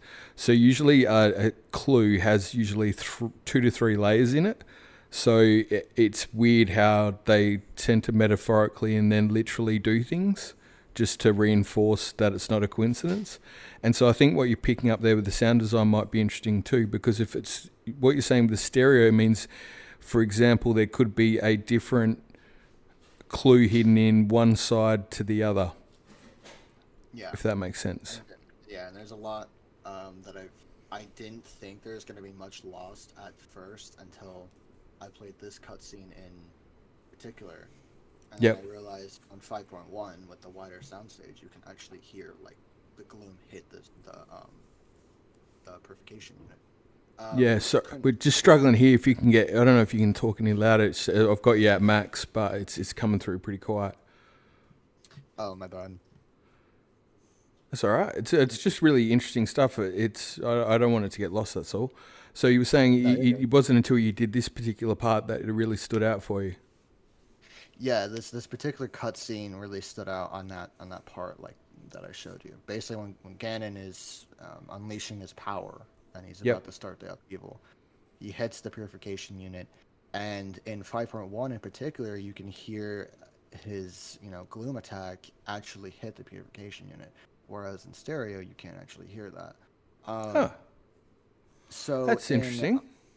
Yeah, so in other cutscenes, you have some similar instances of that happening, and it doesn't even just qualify for cutscenes. You can play the entire game in surround sound. That can be for entertainment purposes, gameplay purposes, but if you're looking to create something pretty wonderful with sound design, this is like absolutely something I would invest in. That's awesome. So, again, so to touch, we've spoken with Lord of the Master Sword. He's brought up like just 3 completely different random sort of theories that are, by the way, one of them happens specifically relate to what I'm working on at the moment, which I love. But just again, adding a different perspective, you're brought in this whole thing about sound that I wasn't even aware of at all, and that's awesome. Thank you. That adds some valuable information, and I find it very interesting that you wouldn't have picked up it when it hits the chamber, unless you had that 5.1 on. That's really interesting. I plan on investigating some more cutscenes, seeing if there's anything else like that. I'm sure there is, but I gotta upgrade my capture card in order to capture all 6 channels. Because with the file I gave you, I was only able to capture 2. Yeah, and I know it was a tight time frame. I apologise. But you're doing a bit more work in this field, aren't you? Oh yeah. Other than sound design, I'd also sent you a bit of a teaser for my project. I sent you a video for Ganondorf's perspective. Yep. It's something I've been holding on to since like last summer. Well, I can pop that on. Would you like to give that a show now? Yeah, sure. All right, let's get ready. This one, I've got it called Ganon's Motive, so let's go with it. The Demon King's power had grown far beyond anything we could have imagined. I was unable to withstand his strength.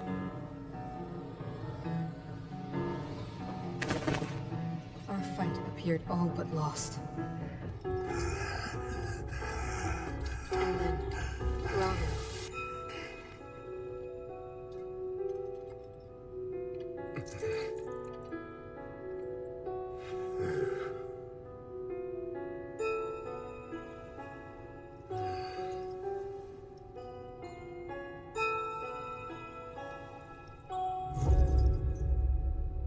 He committed himself to one final act.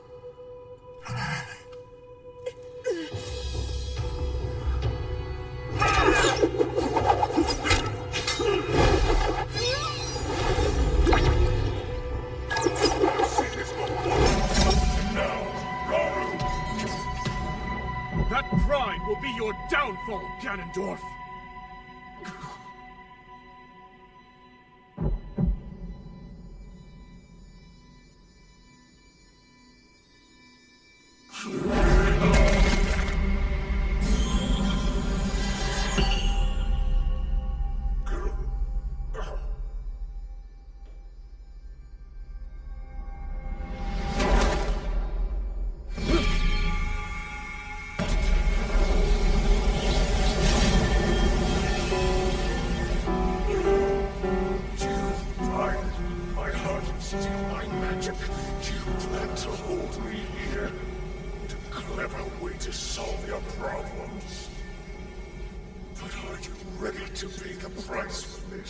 Don't be so smug.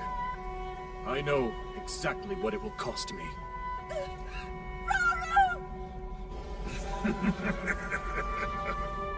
Thousands of years will pass on the blink of an eye. You only delay the inevitable. You're wrong. Years from now, someone will appear with the sword that seals the darkness. A swordsman with the power to defeat you. Link. Remember this name. Interesting. I look forward to meeting you.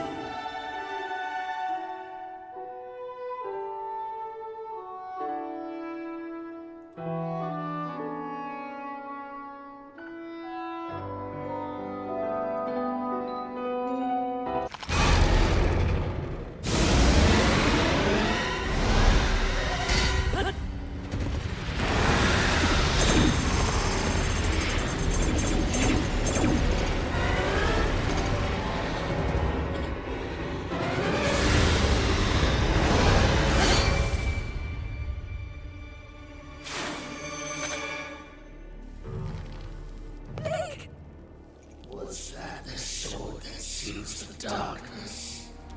The blade that shatters so easily against my power cannot save you from me. Zelda. You who carries that fragile sword. A Link. Rado placed his faith in you. And that was all you could do. How did you know our names?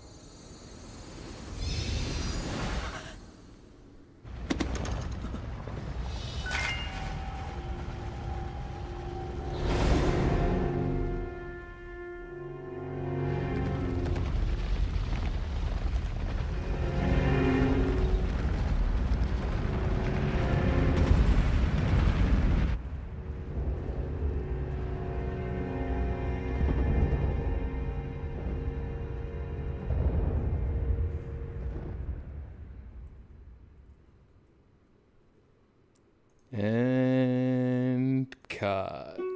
All right. Well. Right. Well. Interesting. Oh, sorry. I turned. There was something playing. Sorry, my bad. So, very interesting. I will hand back. Twilight Prince. More to add. Yeah. So as I said, that is a a teaser for my project. That was Gandorf's perspective. I had wanted to edit it because I just found something interesting with the eyes of Ganondorf. So as soon as it closed, I instantly spliced it with the prologue's opening and where his eyes had opened. I thought that was a very neat detail to add in. Also, you probably might have noticed there was no subtitles or Link's overlay of hearts. It's because I used some of the cutscenes from the game files, so that would be why.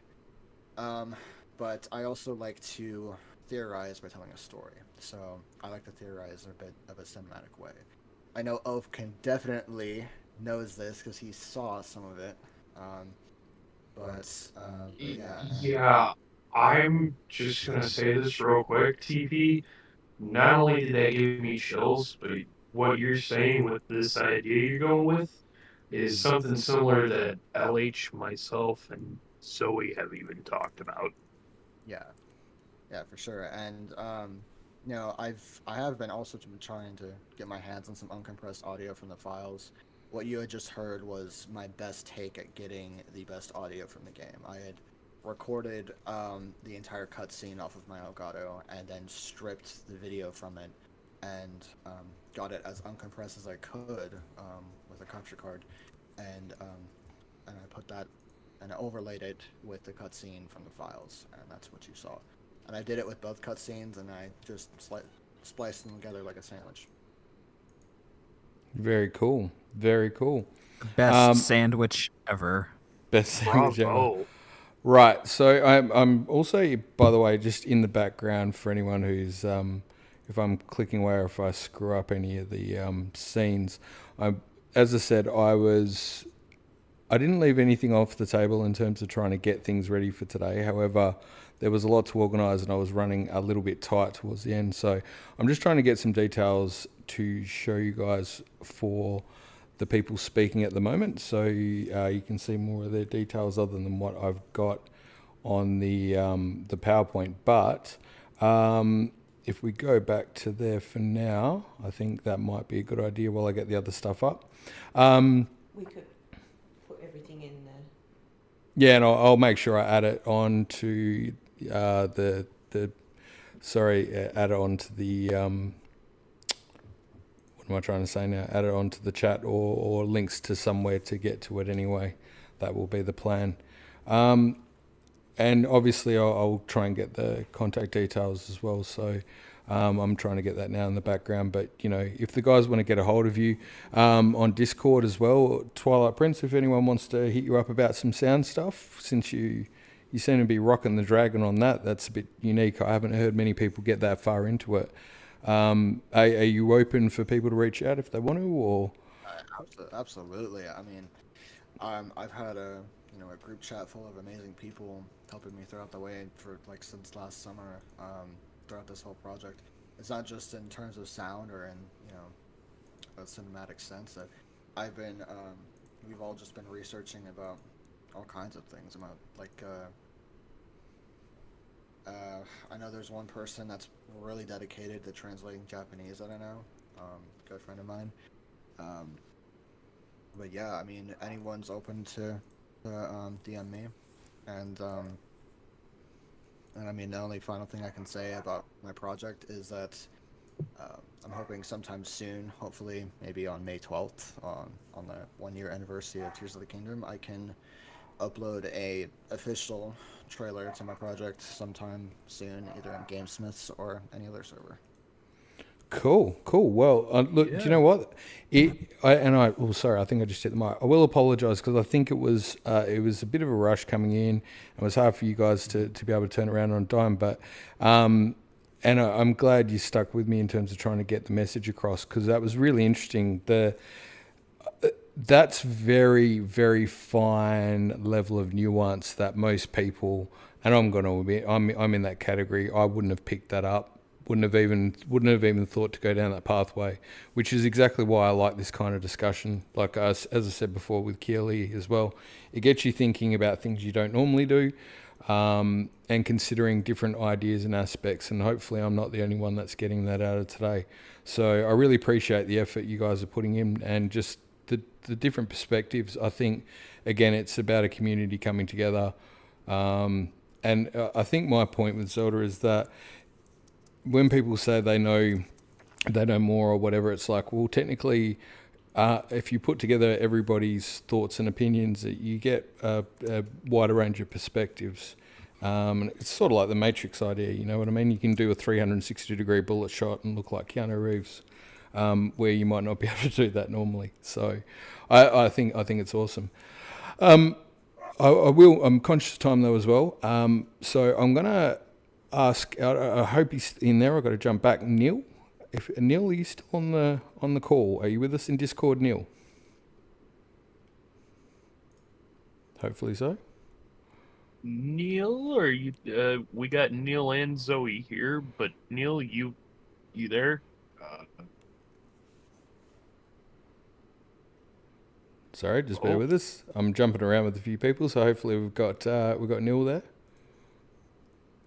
Welcome back, Dan. Got Dan back. I can see Neil's there. Yeah. Just trying to get the audio working. It might be a bit of a challenge. Let me see if perhaps that's an issue in the back end. No worries. Oh, yeah, what happened earlier? Are we overloading it? No. It seems like Neil's own microphone settings was... That's all right. Yeah. I'm sure everybody here is patient enough to just give it a moment. In the meantime, though, as I said, I'm trying Neil, to can you speak?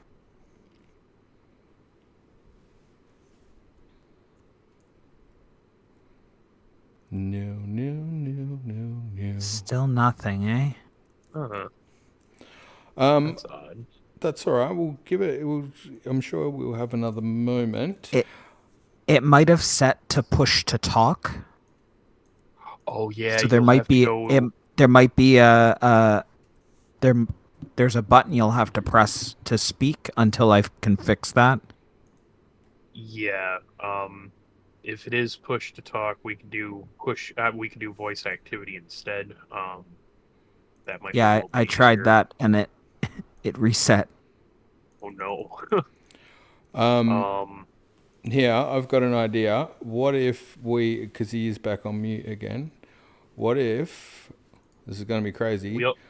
He exits out and comes back in. Will that help? I don't want to do the old IT argument, but sometimes... Oh, wait, there's a chat happening there too. Sometimes when you leave and come back in, it works. Turn it off, turn it back on. Nil, yeah, you might need to leave the call. Go into your settings, though. Make sure your input volume is... Wait, I'm going to try muting him and unmuting him on my end. Yeah. Did that do anything? It did not. You know what? Thumbs up to me for trying. Totes, top effort. I'm up there for a challenge. All right. Yeah. I'm going to suggest I mute everybody, then put it back on. That's not going to fix it either, is it? No, muting yourself, GS, is not going to unmute. It felt like a really good idea, though. I will say real quick, Zoe did just join the chat not too long ago and dropped a couple more items that's going to help. Yeah, okay. Well, I'm going to have to try and bring them in, though, mate, to a bunch of scenes I've already got. I'm already trying to work on that in the background while I'm trying to handle this, so... A little challenging. I'm working on it. No. I'm working on it. Thought I'd let you know ahead of time, though, just in case. There we go. There I we just go. couldn't do push to talk. Oh! All right, cool. There we go. Neil, you're in. Excellent. Welcome. Hey, how's it going? Good. How are you? I am well. So yeah, sorry about that. Just push to talk wasn't working. Oh, that's all right. It's like I said, audio problems are my specialty. So if you don't feel bad about it, it's what I live for. All right. So I don't know if you've sent me any files. I'm currently trying to work through other files and upload them. Is there anything I need to put up on the screen for you, or are you just going to talk through some stuff that you do? I didn't actually send you anything. I guess I didn't realize I should have, but no, it's cool. You can just talk, and I'll put some video stuff in the background, and that will allow me to hopefully get this other stuff ready for. Well, if you check I sent you a DM, and I also sent it to the Lord of the Master Sword. He was talking about the secret stones with the with one of the divine beasts or one of those trials he was doing. And he was talking about the how it kind of looks like secret stones potentially, and he missed the. I sent him a message a couple days ago. The shape of those control units, they look like the light roots in the depths. Yeah, I wouldn't disagree with that. Oh yes. Yeah, so I just saw I saw that. Yeah. When he pointed that out to me a few minutes ago, DM, it generally blew my mind. I was like, it's actually closer to me, honestly, like when I look at it, than my own idea. And see, that's kind of the magic of talking with other people, because I had was just playing the game and stumbled upon, I was just going through the cutscene and I'm like, hey, that kind of looks like what he was just showing off.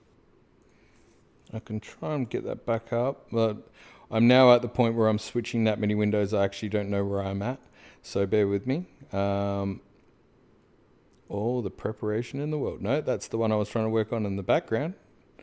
I can fluid. say right now from experience, and Wadums and Dan has seen it live, but I've done the same thing when I have to go into sharing a window live. I've had to I'd say do the difference is that multiple shufflings.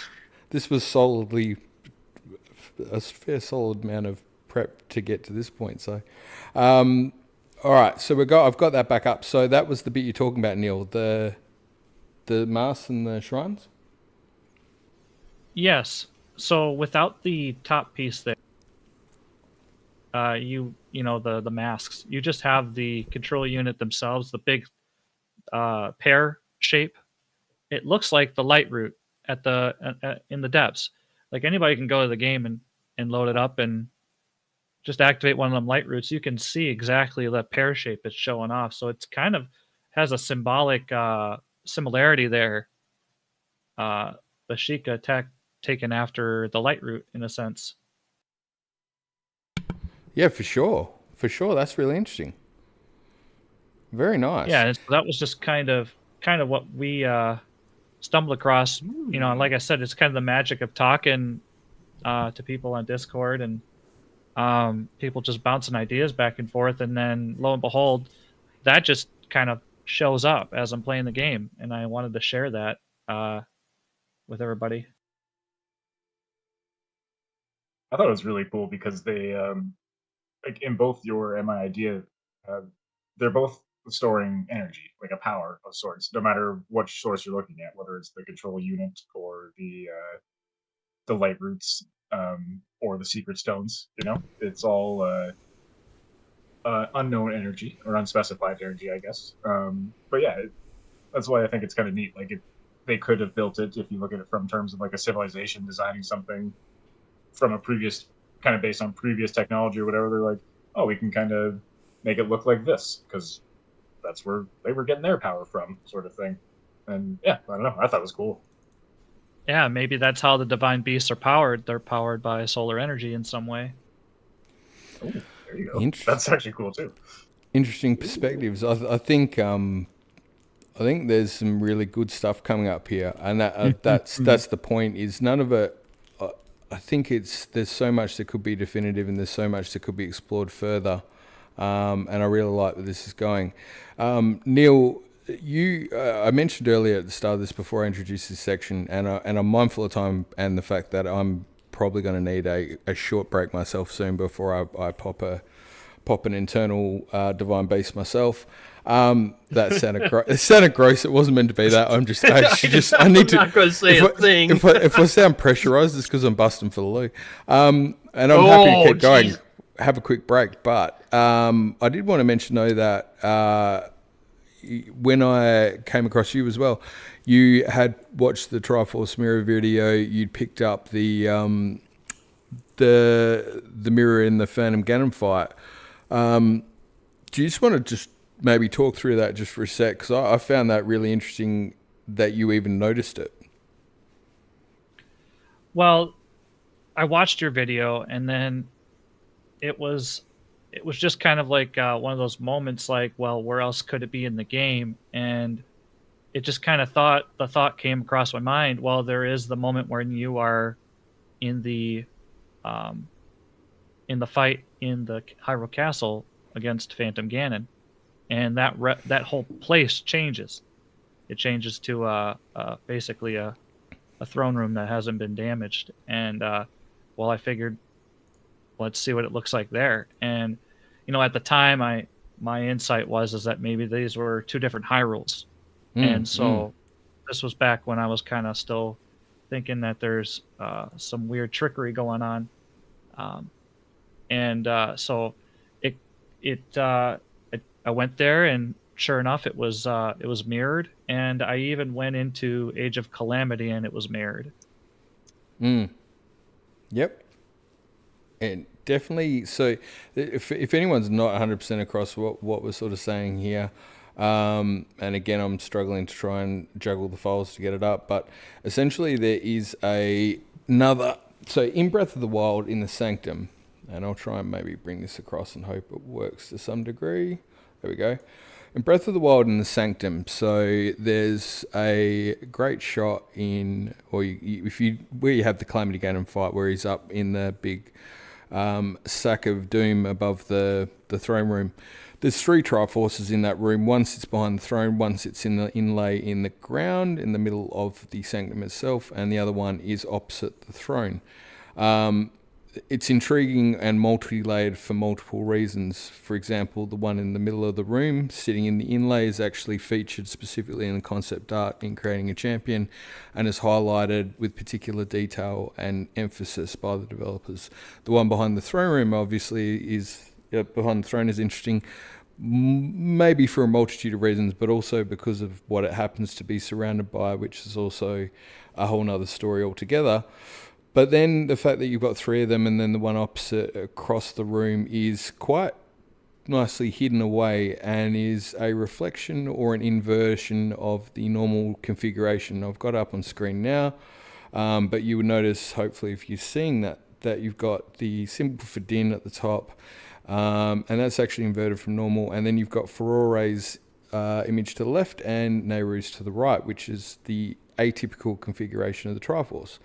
There's 2 extremes you can go with this. One is to say that it's a mistake. The other is to say that it's deliberate. What was curious about this for me, and I sat on it for close to a year with this one, was waiting to see if it came up anywhere, if it got corrected in a bug fix, particularly with Tears of the Kingdom coming out, but it did not. And the fact that it didn't get fixed with Tears of the Kingdom, and the fact that when I played Tears of the Kingdom finally in the live stream, I got to the Sanctum and realised that it had been fixed. About that point, I was pretty convinced that they had every opportunity to fix the texture. There was little doubt in my mind that it was possibly a clue. But that's my perspective, and I can understand there'd be others. What was interesting, what Neil found, is he remembered seeing it in the Phantom Ganon cutscene fight, and that's particular of note because Ganon does his wiggity whack magic in that scene to restore the Sanctum to a different state. And it's only in that one thing he managed to get it to, and he found it actually. I love the boots on the ground effort, Neil, of following up with the streamer to try and get the image. That was gold. But the fact that it had, and there was some chat in the Forge, Lorulean was in there, Dan was in there, Oaf as well. We were talking about whether it could be reusing same textures or environments or the like. I guess taking the critical approach of trying to disprove it rather than trying to just go ham on it. But by all accounts, there seems to be more logic that it shouldn't have been repeated. If it is another mistake, it's a weird mistake to have been repeated specifically. It does make a lot of sense to have it pop up again, though, if it was a clue and nobody had noticed it in 7 years, to then put another clue somewhere else that maybe someone would find it. What I love particularly about this clue, and I've got more to add to that, is the fact that you're not going to find it if you're trying to data mine, because it's not going to come up in a data mine search. It's not going to come up with AI, because it's not going to come up with the texture file, because I've seen the texture files and it doesn't show it. Which says to me it's deliberate. But that's personal perspective. What I did like about what Neil had done is did some boots on the ground, followed it up, provided a good example, and had some backup with the stuff out of the Champions Ballad and that as well, just to really sort of, again, following through with something, following the lead, the clues, and seeing where it takes us. This could be an error. I don't know. To be honest, my whole point with this one was that I actually hope it got attention from the developers, because I'd love for them to say it's an error and then I can leave it alone and move on. I don't care if it's not deliberate. I'd just like to know if it is or it isn't. It's a bit like that one in Twilight Princess that everyone got excited about. I've said that before. The one with the links there with the Gorons and stuff, and everyone was like, oh my god, this is something completely unique. And then the guy who did there was the guy who was involved in the remaster was like, yeah, sorry, I had a bit of liberty there and I kind of just did that. Maybe it's that. Don't know. But yeah. Neil, anything else you wanted to add? No, not with that particular, but yeah, you described that a lot better than I could. I don't know about that, but I appreciate the collective. Is there? So you've been looking at a lot of different things. You've been looking a lot at the light roots in the depths as well. That seemed to be a bit of a focus for you. Yeah, so I've just kind of been running around the game. Just in the last couple weeks here, I've just kind of been playing and bouncing ideas off of people in Discord and just kind of rediscovering things that I didn't really pay much attention to before. Yeah. I played Tears of the Kingdom. I think a lot of people had a lot of they maybe overhyped themselves. They thought maybe there was going to be like a grand old city in Hyrule Castle Town. You don't know. We had a lot of different outlooks of what we thought the game was going to be like, and a lot of people kind of came away like confused, maybe some contradictions in the story that they felt shouldn't be there, like people not recognizing Link and stuff. And I think people should just go back and look, another set of, a fresh look at the game and approach it. Approach it with the aspect that it's not. First of all, who really saved Hyrule in the end of Breath of the Wild? Who sealed Ganon? Yeah, that is true. Right? And that's the thing. That's the thing. Most people look at Link as a swordsman, just somebody who follows Zelda. And a lot of people, some people know, some people kind of look out and say, hey, he's a hero. Other people just say, oh, you're just that swordsman. You'll see that a lot. Another thing I want to point out that I was just playing the game today, the shrines and maybe people have seen this already and people already know about this. The shrines, when you complete them in Tears of the Kingdom, Rauru and Sonia, when they talk to you, I guess that's who it is, they refer to you as visitor. They don't call you the hero at any point. You go to the Sheikah shrines, you complete one shrine on the plateau, and that Sheikah monk's like, yeah, you're a true hero, man. Get ready. It's like a complete different aspect. Like they did not make these shrines for Link. That's what it seems like. Interesting. I think And you'd be right. They were like created when Rauru and Sonya were like sealing demons across the land or something along those lines, right? That's right.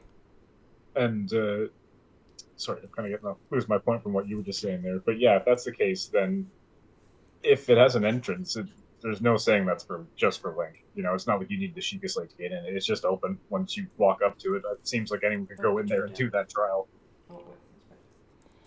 Interesting. Just a visitor.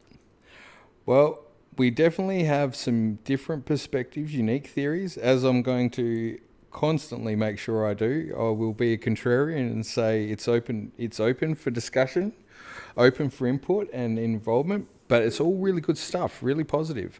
What I'm going to do now is have a quick break before I become have a mess. Yeah, go get to the water closet now. Yeah, I'm going to just have a quick break, but also it's a good time for us to be able to just leverage that, and I want to come back and then just touch on one or two things before we then hit some Q&A as well. And I think Zoe sent some stuff through as well, but obviously mindful of getting back to any questions and that for people who are sticking around waiting to see if they've got... I don't know if there are questions. I haven't been in the chat, but anyway, I thought that might be a good place to start since we put it on the agenda. So bear with us. We'll have a quick break. Won't be too long. Thanks for hanging in. Love work. And we'll be back shortly.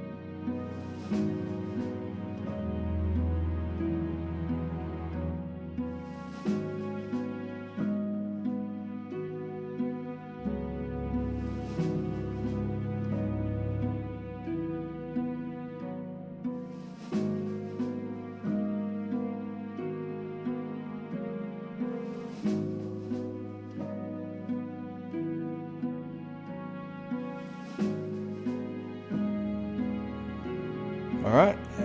Okay, I'm gonna flick us back on. Okay. Hopefully I can. No, I'm in studio mode. Well done. All right. Well, welcome back. Welcome back. Yes, welcome back. Right. For anyone who's managed to last this long, and it hasn't been the smoothest run, but all things considered, it's not been terrible. I think for the proposed variety of materials for the time frame and everybody getting stuff together, I think it's come together quite well. Couldn't have asked anything more of the guys who have joined in today, so I wanted to just start by saying thanks to everyone for their contribution. And I know I sound like I'm trying to push towards an end. It's not essentially that, but I thought if I said things like, if you know me at all, you'll know that if I commit to something, I go through with it. So if I say I'm going to do Q&A, for example, I want to make sure that I touch on that before I do anything else. However, that said, unless I'm doing Q&A wrong and I'm just trying to look at it in the chat, I swear there's no questions on there anyway. Is that it? How does that work? I just clicked on it. There's...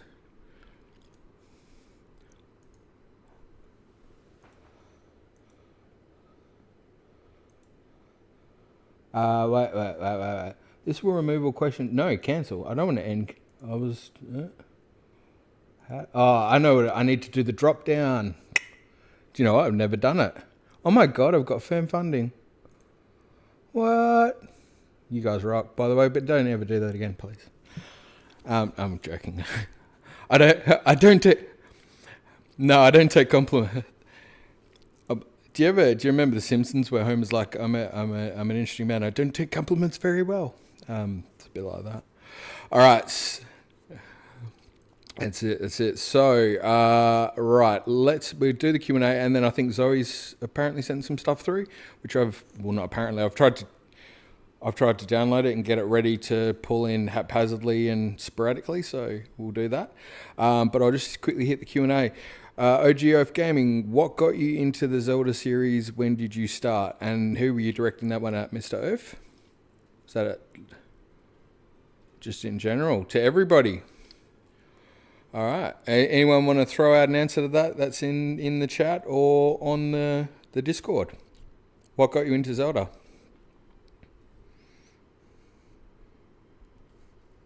Yeah, go for it.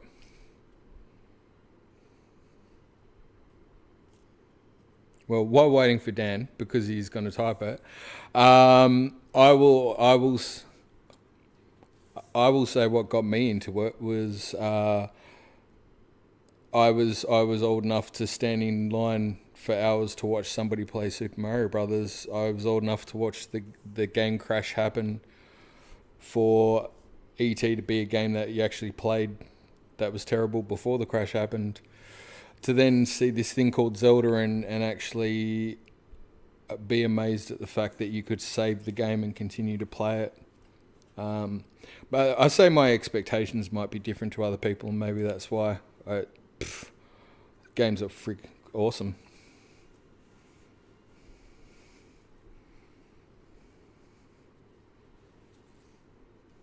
There you go. Nice. Do you know what I've found is generally the first game people fall in love with is the one that they're polarized to. Like they seem to want every other game to be more like that. That's what I've found. Yeah. Anybody else want to add to that? What got you into Zelda? Zoe, you're in here. It's time to get involved. Zoe, I'm not angry anymore. It runs with Joey, so you got to roll with it.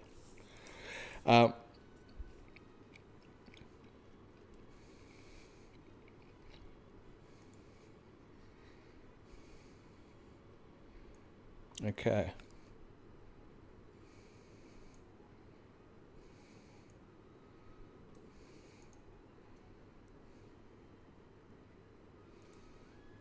OG Zelda 1, same.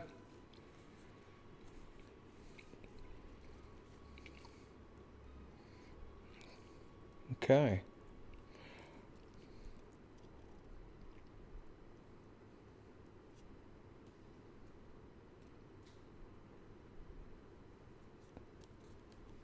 Is that Keels?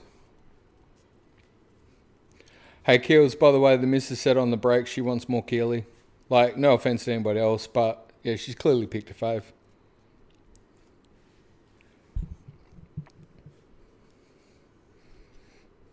Yep. No, it's actually all been insightful, and I'm sorry for the. It's all been great. I just had a couple of questions.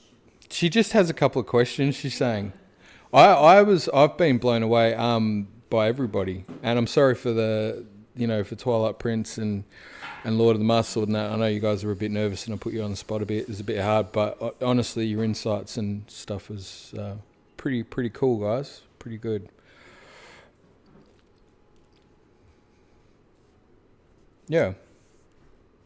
Yeah.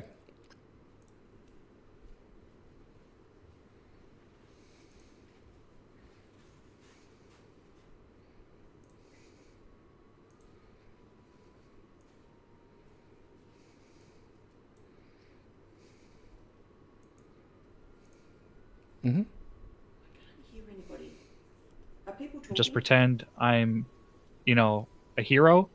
Not necessarily maybe even of Hyrule. I pretended I was the hero of many games. Sometimes I would even role play Dragon Ball Z and do the little fly hack in Ocarina of Time.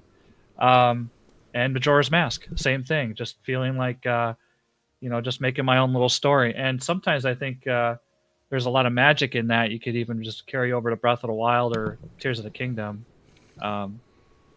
Just making your own little story. For sure. I'm going to apologise, by the way. I believe there was a break in the audio there, which I think I fixed for anyone who heard nothing but me for a moment there. So, no, but we got you in there, thankfully. But there might have been a break before that, so we'll keep on keeping on. Right, where were we up to? Very nice. I don't even know. I'm just going to try and get the questions I had here up on the screen as well.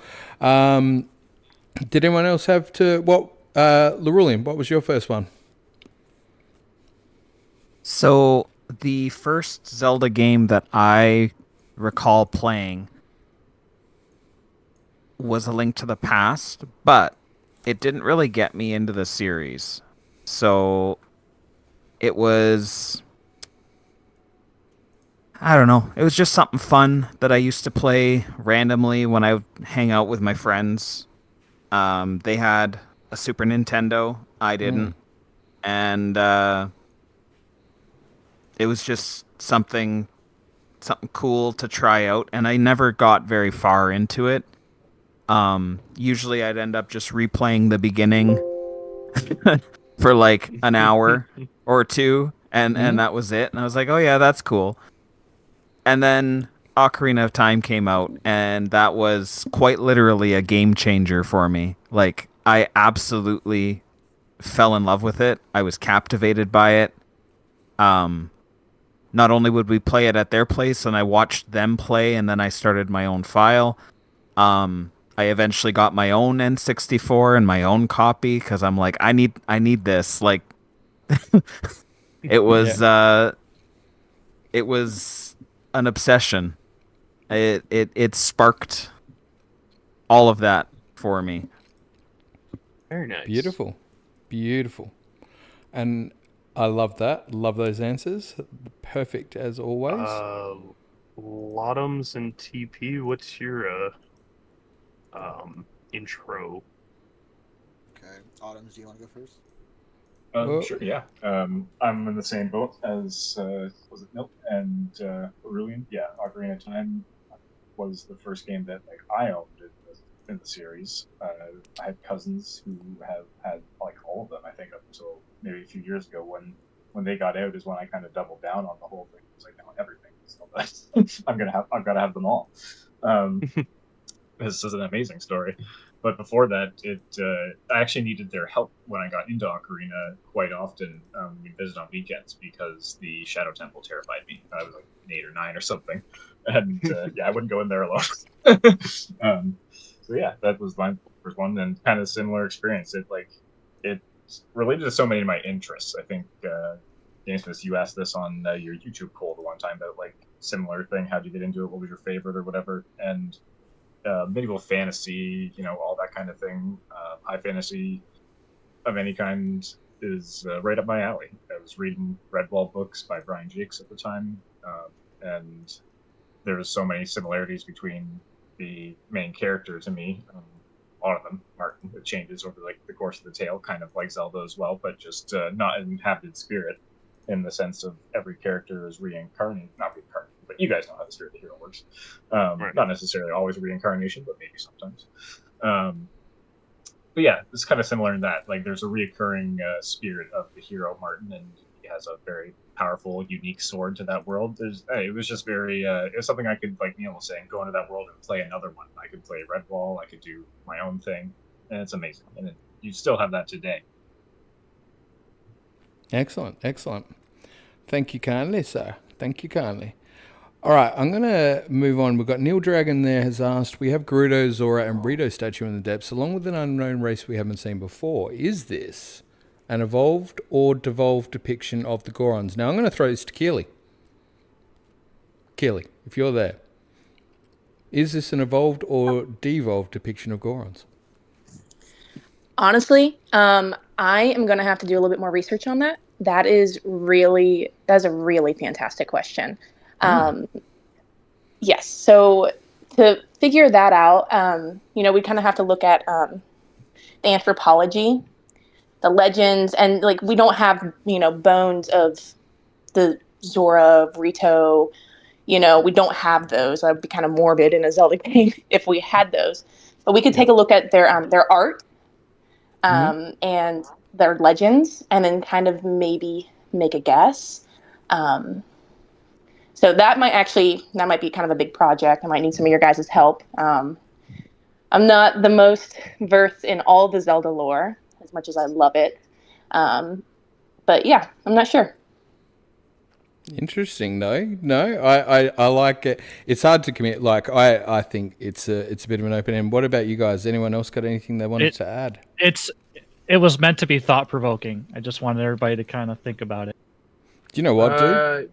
That's my favorite kind of thing in Zelda ever. Right there, you just nailed it. Just make it thought provoking. Yep.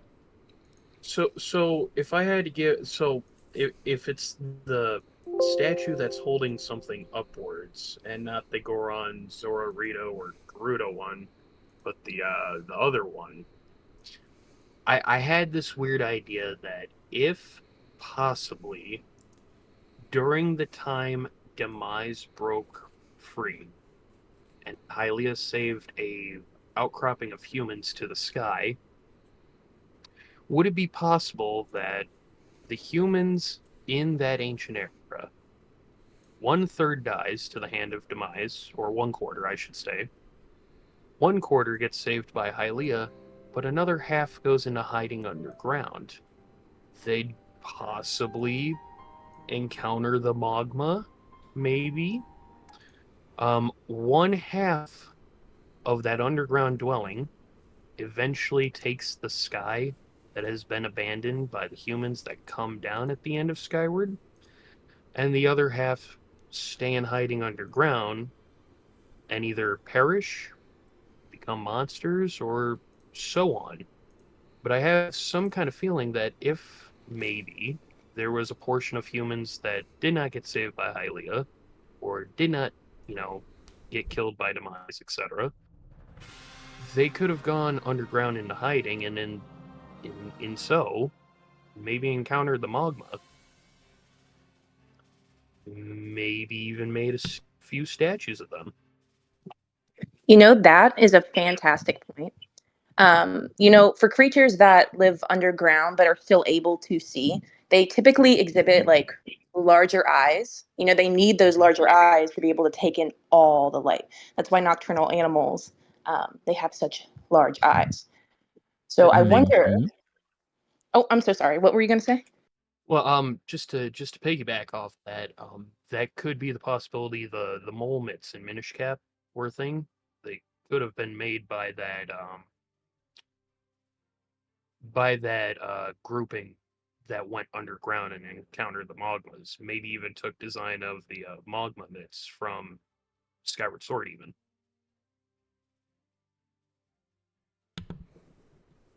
I promise I'm not trying to melt anybody's brains on 420. I promise.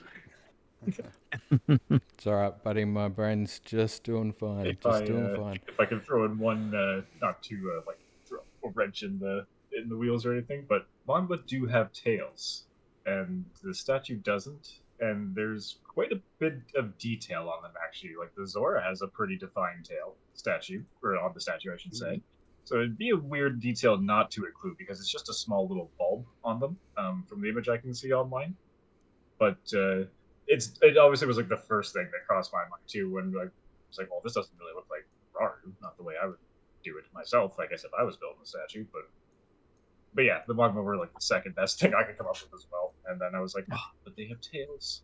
But it still works. Can I throw 2 cents in to reinforce to even thought provoke this even or provoke it a little bit more? Let's just put it that way. As long as I could throw in 2 cents after you. Yeah, absolutely. I'm just going to ask another question to that. Which race in Hyrule likes to mine? And if you look at the sculptures, I just want you to kind of point out with the sculpting, it seems kind of extravagant, almost exaggerated. They don't look like Rito. The Rito sculpture doesn't necessarily look like the Rito tribe that we're familiar with. Same with Zora's. So yeah, fair point. Yeah. What is it that this sculpture is that we're looking at? Is it really what is being depicted here, or is it exaggerated? So, they are definitely what I would call stylized. They are very stylized depictions of these different races.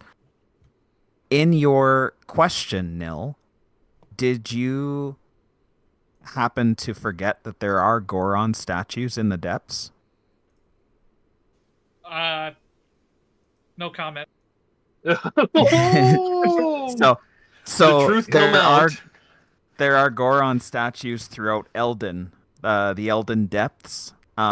We don't have any, shall I say, side quests related to them, but you can follow them from the crater, like when you dive down with Yunobo into the Death Mountain crater, you can follow the statues to the Fire Temple. And they're in the exact same style. They're in the same category as those other statues. And fun fact, you see that Goron statue, one of the Gerudo statues, one of the Zora statues, and one of the Rito statues under Typhlo ruins in the depths. Yep. So they already have those 4. So this 5th race, this 5th group, I personally believe that they are a depiction of a working, like, minor caste of the Zonai. Specifically, I think they relate to the minor outfit, and as Keely had mentioned, those larger eyes. We see large, unblinking eyes on a particular set that the hero ends up acquiring. And the shape of its muzzle also matches the general shape of the minor set and is basically the same shape as the statues. Mind you, the statues in question are a little more exaggerated, but the same idea comes across. So that's my opinion. They are a worker or like miner, literally mining caste, a lower class system of the Zonai. That's the rough stonework and such, and like even the sword, the female statue is like carrying. It's not really the master sword, is it? It's like got a very blocky hilt, and yeah, it's very long. But yeah, it could be a representation, just not with the most detail put into it. I see where you're coming from. That's really cool. Cool. Good stuff. Good stuff. There is plenty depths in the depths. Is that a? I think it's anyway. I'm trying to be funny. That's but an in-depth pun. Thank you. You got my back there. Oh yeah. Gotcha, So man. I've got the next question up is from Zoe, and in fairness, she's popped through some stuff, so we can keep going through the questions, but I want to let Zoe share her stuff too. But as Mystery's popped a question in there in case he happens to still be around. It's been a couple of hours or whatever. He's put, so we'll just do his question, then we might just jump back and I can do Zoe's question and pop her stuff up. Mystery had said, what is harder to theorize about Mario, and I've got one from Kato too, sorry.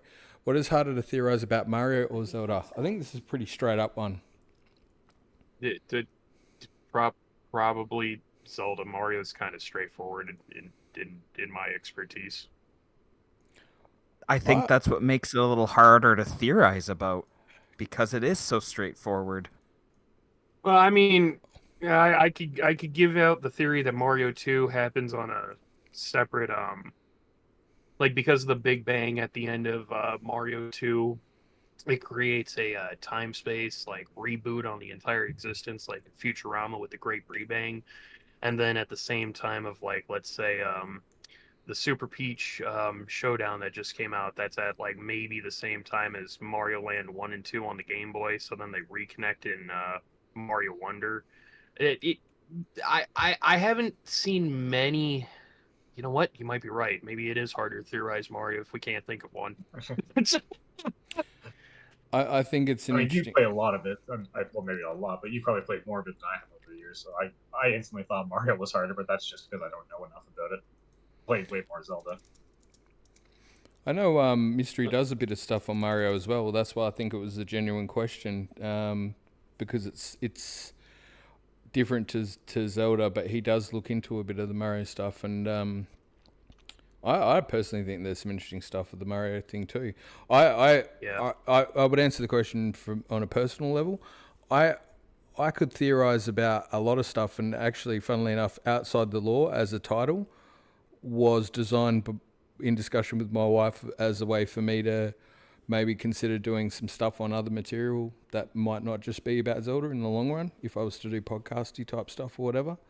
And I could theorize about anything and love it, because I just like getting into the fictional stuff and making connections and having a discussion about what that means. But so it wouldn't be harder for me. What would be harder is getting out of the rabbit hole I'd dig. That would be my answer to that question. Yeah. Unless anyone else got anything, I've got that one from Kato. Has anyone connected that the miner set in TOTK looks like a prisoner guard with the chains? Ha, Kato. Yeah, Zoe has. So I'm gonna say this for Zoe. And LH can back me up on this. Zoe has actually taken an overlay of both the hero's aspect, worn, and overlaid the miner's mask on top of it, and then lowered the opacity, and it fits. It fits. So if there were Zonai miners, they probably wore it not only to make sure there's no debris going into the eye and into the nasal passages, but for generalized protection and being able to see. Like Zoe, like I said, put that together spectacularly just a couple of days ago, and that is on the nose, Kato. Like, not even a joke. Yeah, I think it's a really good call. I'd be interested, Kato, in that, to hear what your perspective is if you're still around or whatever. But yeah, it's a good pick, and I think definitely something I've noticed. I'm hesitant to say too much about a lot of things because. I'll keep saying it till the cows come home. I've got a theory arc that's overarching for me, where I've got an interpretation for all of the above and what they stand for and what they mean. But I certainly don't want to put anybody off what they're thinking. So that's why I tend to probably be a little bit more vague than anything.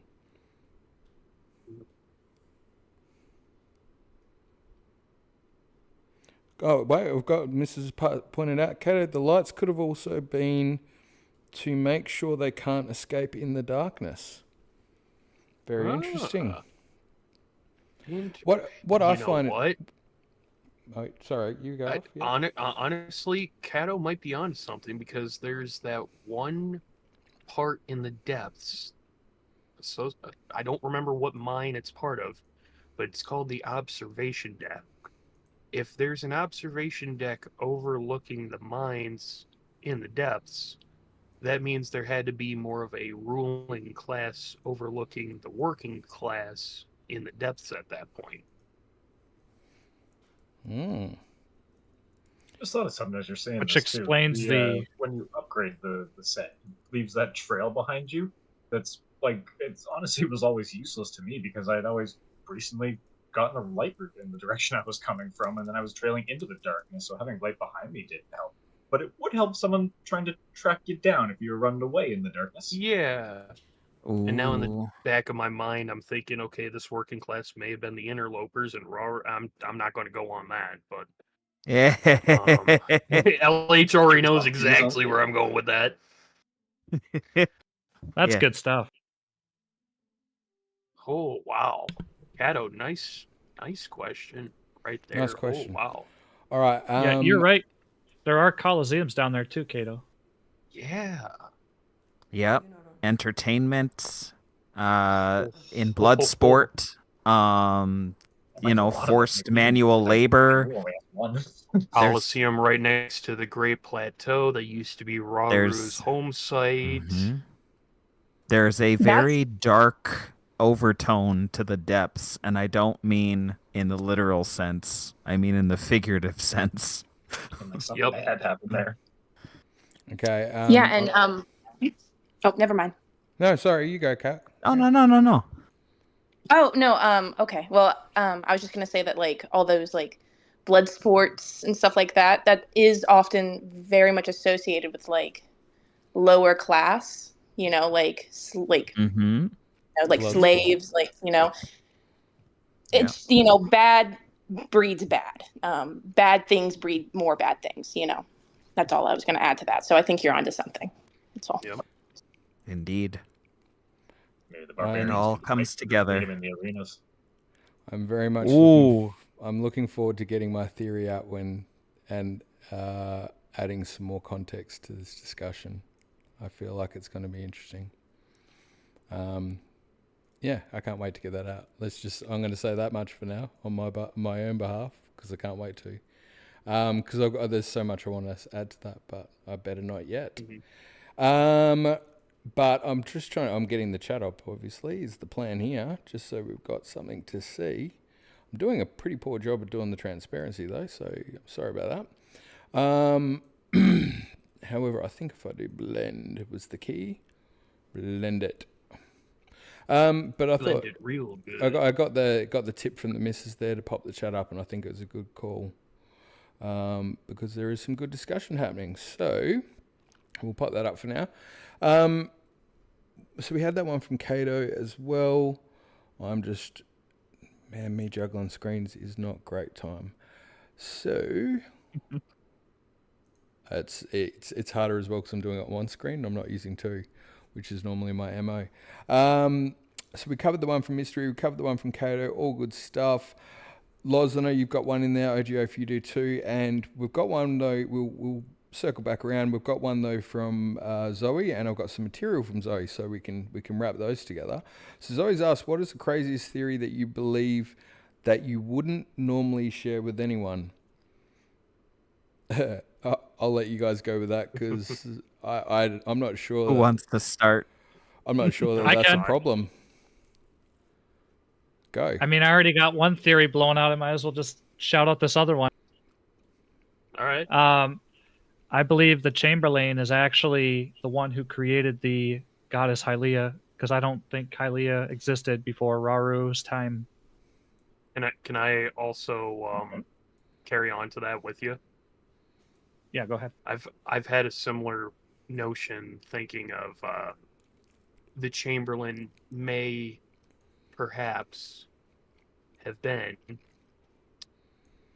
Impa from Skyward Sword, and I know that it's still something I got to do a little bit of more work on, but the rough paper thin basis I'm going based on is You know those moments that Impa takes Zelda into a unknown time period to meet with Hylia?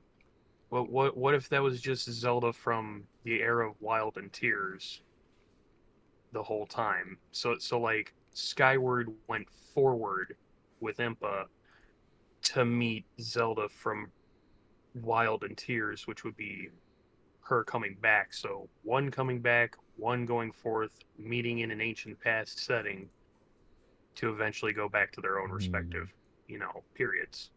I know it's a bit paper thin, and I have to do a little bit more work on that, but what if Impa was the Chamberlain? Quite possibly. Or an Impa. Doesn't have to be the same one, but Yeah. it could definitely be an Impa. Mm-hmm. Yeah, I mean, she's an attendant, right? That's what a chamberlain is, Yes. right? Yep. Yeah. And A royal attendant.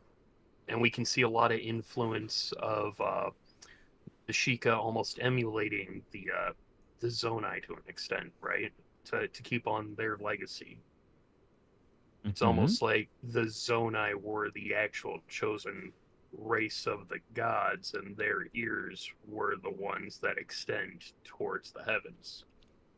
I know it's a bit of a stretch, but I think that fits the bill of the question, though, doesn't it? Is that basically Zoe's going, I mean, throw out a crazy it's- theory. it's- So if it's not a stretch, then you're in the wrong spot. Like, now's the time to throw out something wacky. Zoe does say that. Let me back you up. Zelda's tear marking face. I can't see all that. Face paint in tears. Oh, holy crap! Basically, the tears, yeah. Earmarking face.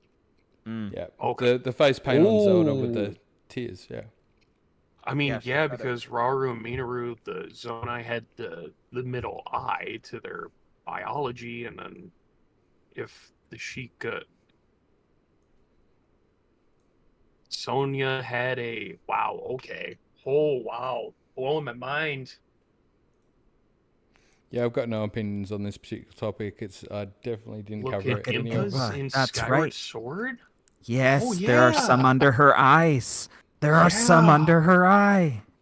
Oh my god. Forgot about that.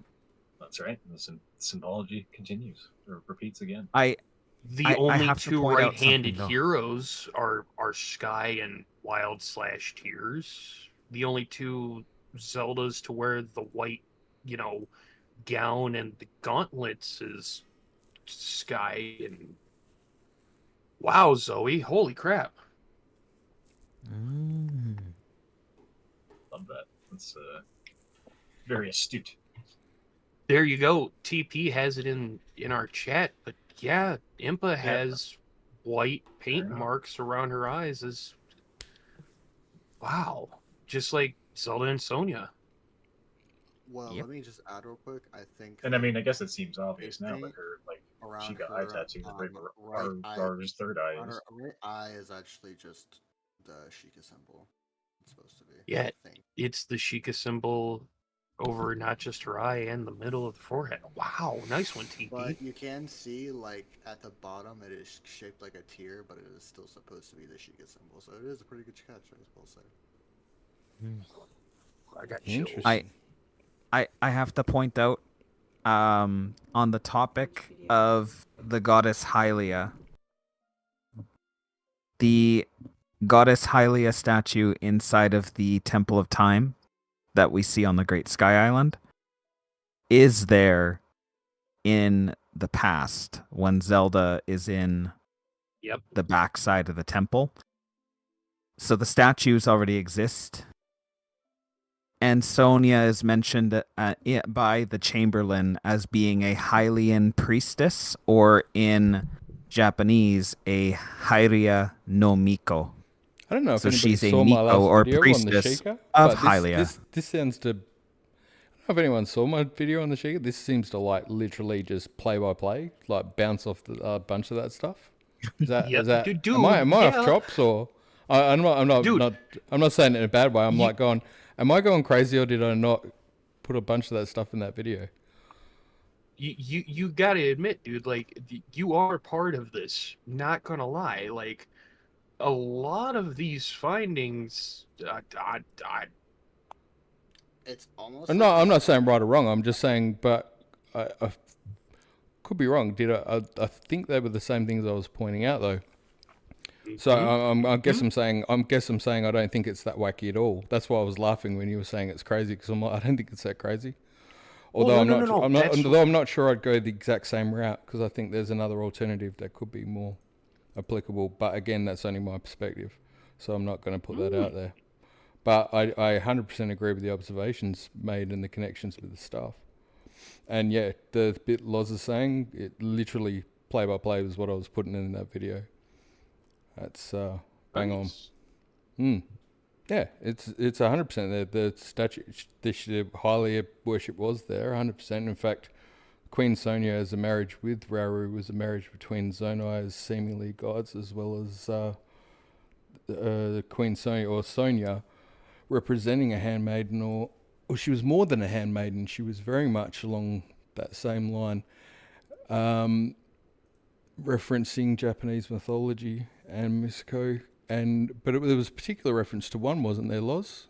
I can't remember. I'll put it in the video. I'm not going to remember the name, but as someone who is much debated throughout history in terms of her role. But it's all pretty cool stuff, for sure. There's another interpretation that's even more illustrious, though. I just want to throw it out there, guys. That wasn't like a super like crazy theory I really thought about. All right, it's supposed to be wacky. Okay. Would the Chamberlain be Zelda's daughter, or Queen Sonia's daughter? Sorry. There's one. No, I was actually gonna allude that Queen Sonia, it would have been like her sister, and then like her sister would have been like Hylia, and then would have made the statues in a sense. I don't know. I didn't really think too much on it, but. Well, here's crazy for you then. How about the fact that we know that the bloodline from Queen Sonia does pass down to Zelda because she recognizes her as part of her bloodline. We know the bloodline has to continue. We don't know about any children in the game. It was one of the big contentious points where people went, what a crap story, because you failed to address the fact that there's a bloodline going on. Yet they would have missed the obvious, very important person who's a Chamberlain, who's given a position of being able to scribe the stone tablets that are held above the sky barrier in order to pass on the details for the future, and happens to be the only named person in the series who's given such a paramount job, is also someone who is tasked with continuing on the legacy of the Zonai and the ancient Hylians and the Sheikah, or I would say Dev form the Sheikah, and is tasked with all that stuff and knows about Zelda. I'm going to throw it out there that I'm not saying it's right or wrong, but if there had to be a continuation of the bloodline, you've either got a kid out there somewhere that we don't know about, or it's the Chamberlain. Yep. I just want to jump in really quick. There are so many examples in history of royalty hiding their offspring. Like you can look at Queen Mary of Scots. She was hidden away because they were worried about assassination. She was hidden in a convent. Thank you, Kelly. Most of Europe did not know where she was. For at least a good portion of her childhood. So we already know that, Queen Sonia and King Rauru was having issues with Ganondorf. It could be that they just hid their kid and they just never brought it up. They just had a secret kid. Could be. That's equally as valid. Don't disagree. Because I do have another alternative of who it could be as well. And Impa was my initial guess of who it would be, but it would make sense that the Impa as part of the legacy. But the Chamberlain as a daughter is an interesting prospect. I know that I shared this in our group chat here for the voice chat, that I put a GIF of Sonia underneath TP's image of Skyward Sword Impa. And honestly, and this could be for anybody listening or watching now, if you want to do this little thing real quick, if you put them side by side, they almost look like they could be related. I would add that it could be either a relation or the fact that they're from a similar time period. That could be it too, Especially if you look at their ears and the way that they would paint their face, or their jewelry, perhaps, stuff like that. Cool. So, wacky, crazy theories. Oh, man, I got heaps. But I don't even want to start because I could keep going for days with wacky, crazy theories.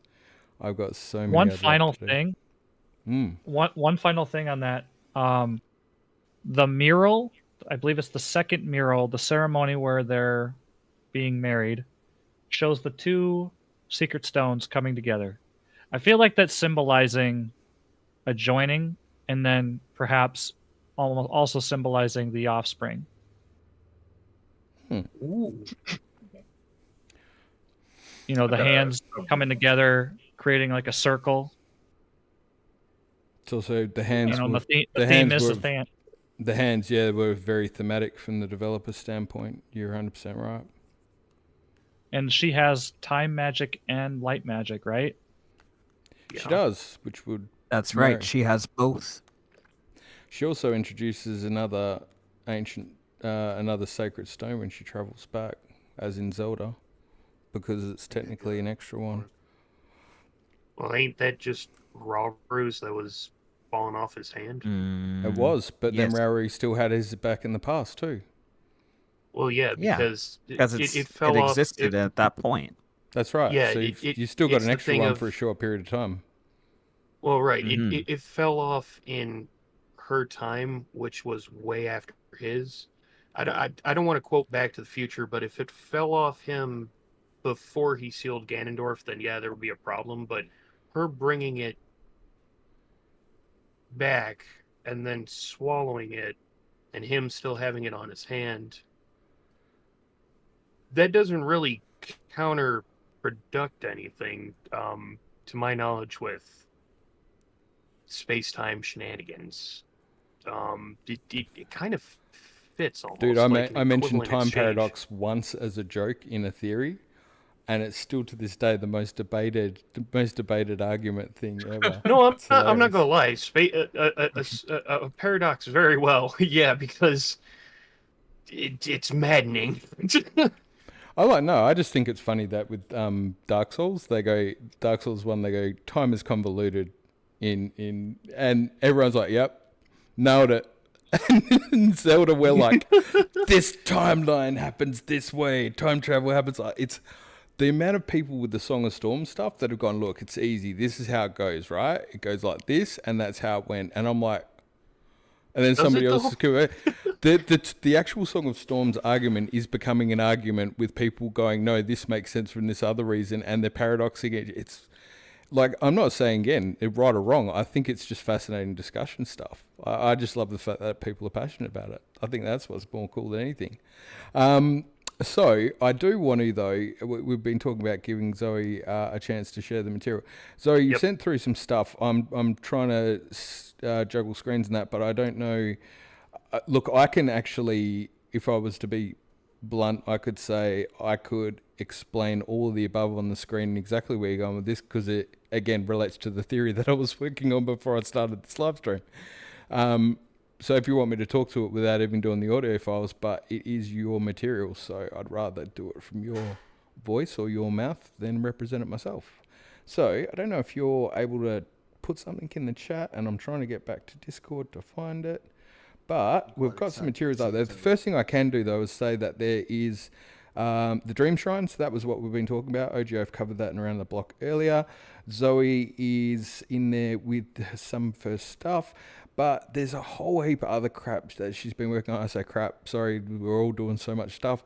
There's so much stuff. She's looking at like 3D models, and she's combining Japanese text. Like there's a lot of really good stuff. So I don't know exactly what to put forward for Zoe, because I also don't want to then go, hey, hit her up, because she's probably getting smashed by a million different people on different things, as is Loz. But yeah, I thought I would just get it up and say that she's there and she's doing some cool stuff, and yeah, it's exciting. It's really interesting. So I'm going to try to get back to wherever the heck my chat was, because I'm losing it with direct messages now. And okay, hopefully it's in the chat. Let me get that. Move that window. Juggling one screen is not working that well. Okay, cool. And I can't see anything specifically. Zoe's typing. Okay, cool. She's on it. She's all over it. There's the audio. If it is, do you want me just to play the audio? Okay, you upload it. Yeah, I've just tried to drag that down. Yep. This is some after the fact stuff that I'm working around. Bear with me. Okay, and if I went to there, and I think if I go to another folder, blah blah blah. I love this group. Theory crafting never dies, because right now in our own chat we're theory crafting off another theory. Okay. Allow me to introduce to you the bargainer's Can you hear that? and a theory to go with them. We encounter the bargainer and return their Can you guys hear that?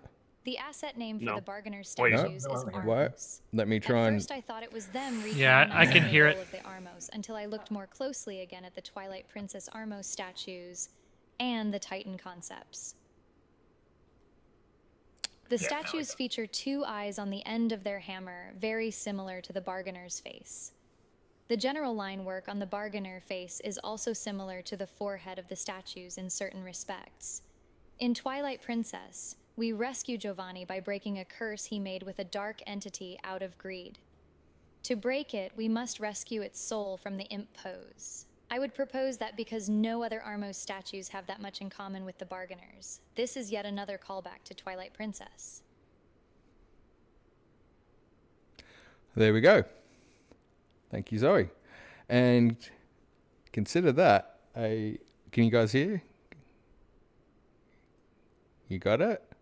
Hello? Yeah. I'm worried I'm losing. I don't know if you could hear that properly. I can try and drag it in. Sorry. Yeah. So, I was. I had to switch over my audio settings. So that's all right. I could almost play you a couple of minutes of my video now. No. Hold on. LH.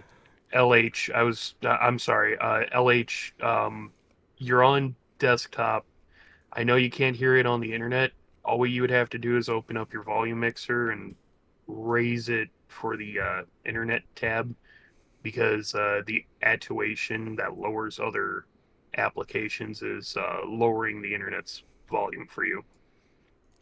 So I'll just while you're doing that, I will help with that particular point that Zoe's making, because again, as I said, it happens to just form, ironically, Oh my god, part of the theory I'm doing that I was going to be releasing. So I might as well just preemptively pull it up now, because that cat's going to be out the bag already.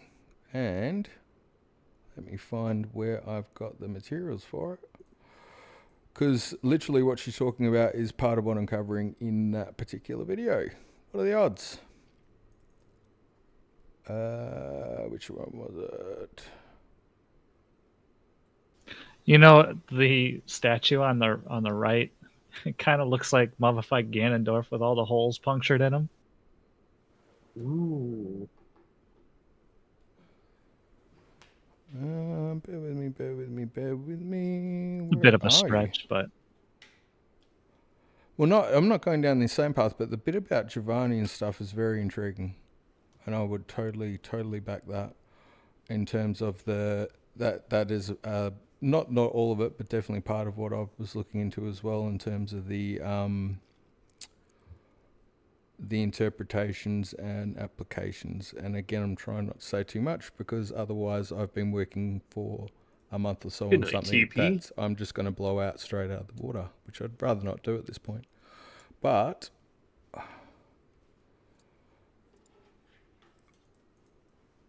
if I was to get that and that one. Have you guys never noticed the eyes of the bargainer statue kind of look like an ocarina? Yep. No, I noticed that like immediately. Last year I picked it up, like I was streaming the game when it came out and picked up the eye for that quest. I looked at it and I'm like, so it has the same glow, the same visual, the same aesthetics as like Shikatek, but it's shaped like an ocarina. Really hitting me hard with these Skyward vibes, guys.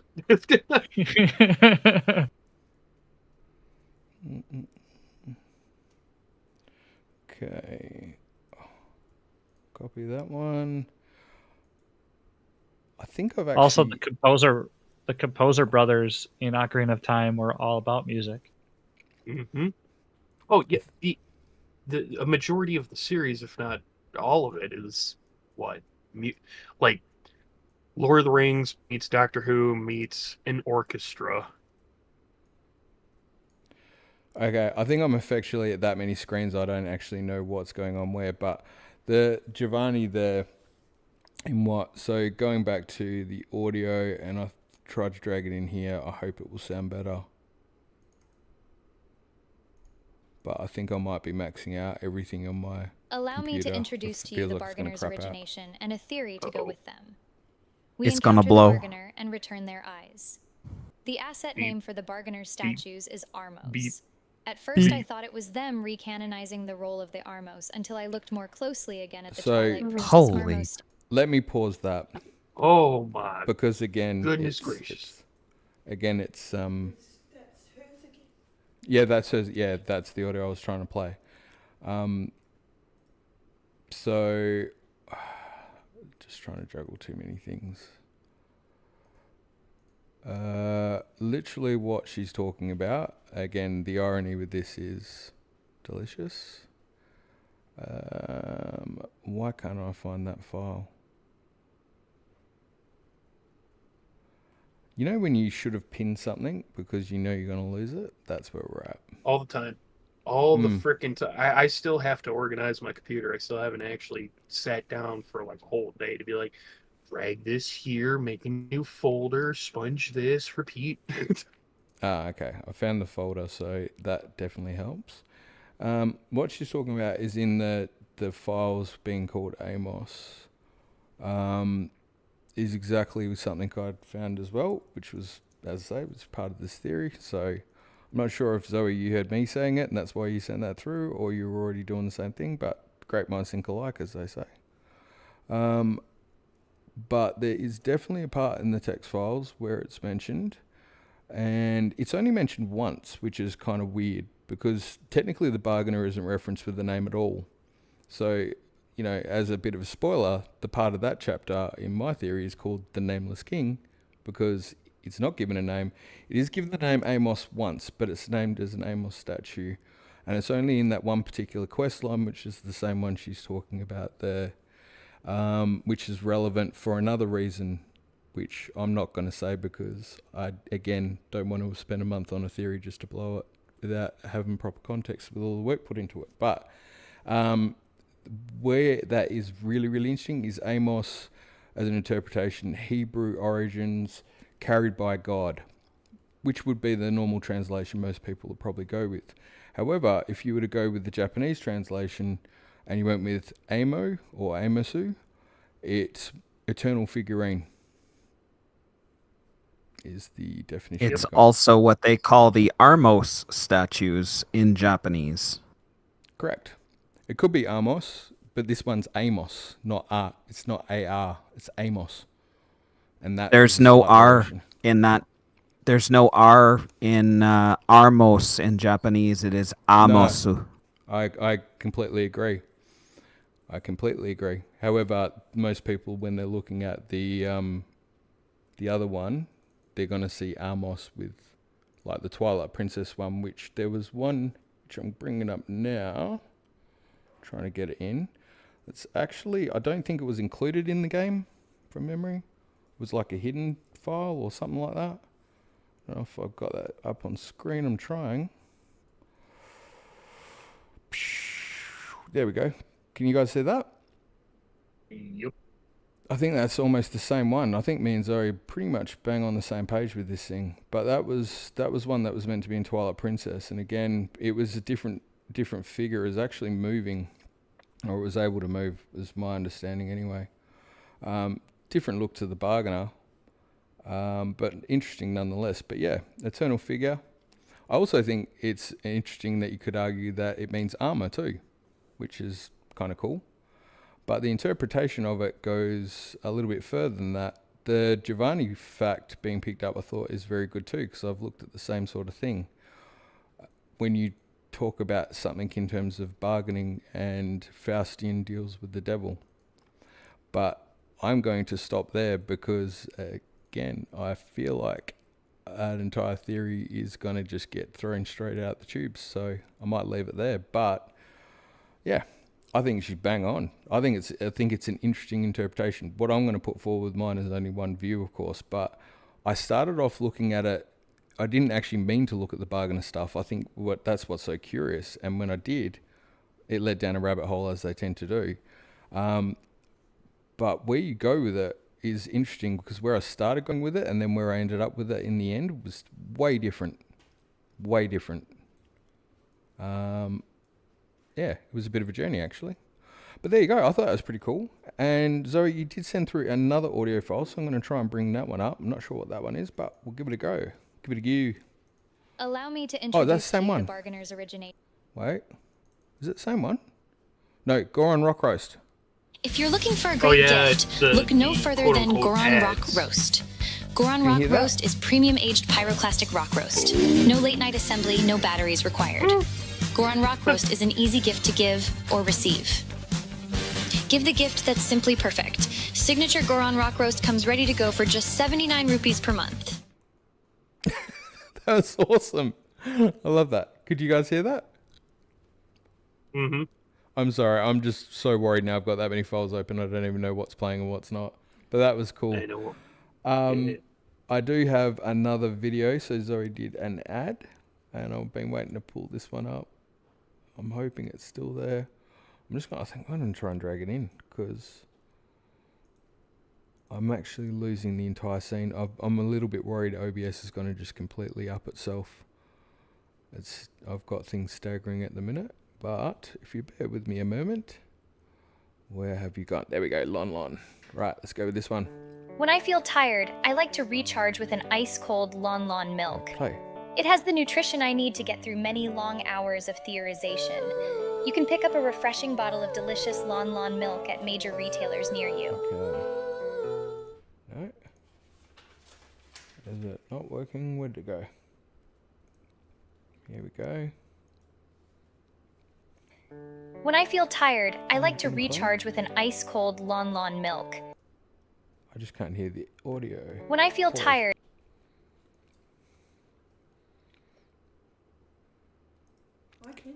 Oh, okay, sorry. It's just a difference between what I can get and what... Let's go with that again. And... start again. Sorry about that, guys. When I feel tired, I like to recharge with an ice-cold Lon Lon milk. It has the nutrition I need to get through many long hours of theorization. You can pick up a refreshing bottle of delicious Lon Lon milk at major retailers near you. That was cool. Very, very cool. All right. Awesome. Awesome sauce. I think that's covered most of it. Zoe's doing some stuff there in the Dream Shrine. I think Lorulean and Oaf mentioned it as well. So there's a bunch of work going on there in terms of pulling together sort of like a wiki, a bit more information around theory stuff as well, textures, in-game lore, like absolute thorough level translations, like you name it. If it's there, it's happening, which is really cool.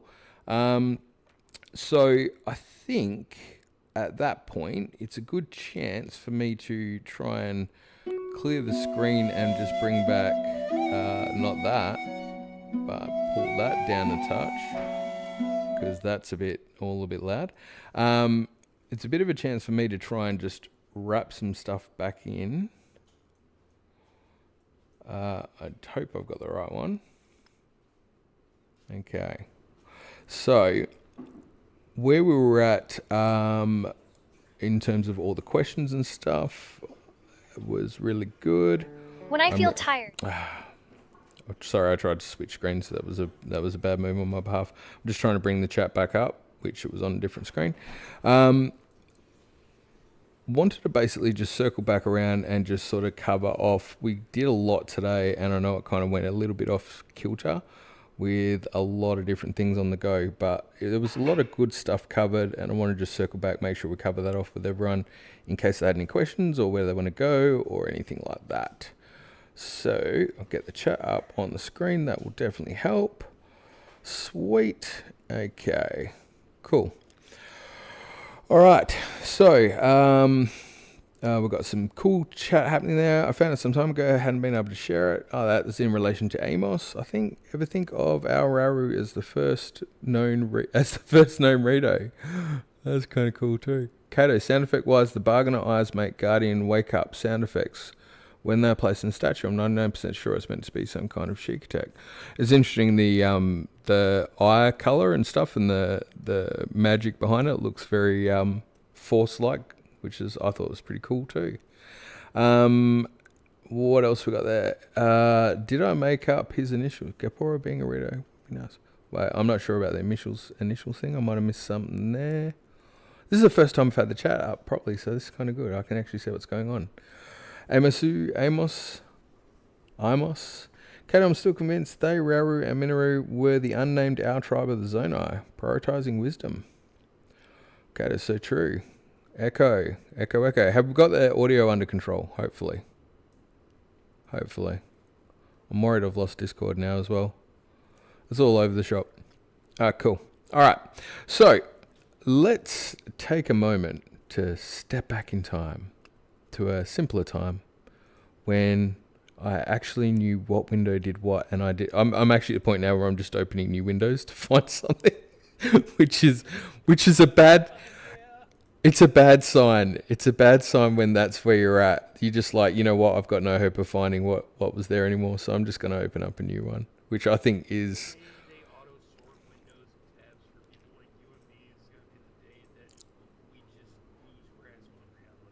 I don't. The thing is I'm normally the organized type, so I. Oh wait, I'm sorry. I'm just getting told the missus is letting me know no one can hear you guys, so I'm trying to now fix that up. This is part of the problem switching the things.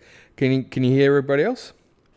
Yeah, check 1 2 1 2. Except we've got Echo. Playing some Legend of Zelda. Better. Yay! Anyway. Okay, cool. All right, so Echo. Have we got Echo? I'm trying to get that down. Okie dokie. Yeah, the echo was the reverb that was from the video, the Lon Lon Milk.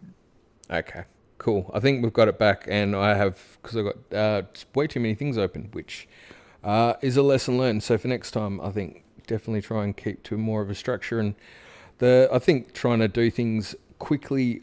Look, we got it off the ground and it worked, but also there's some learning experiences, which is awesome, so we can definitely take that forward. So I wanted to just, as I said, wrap back over.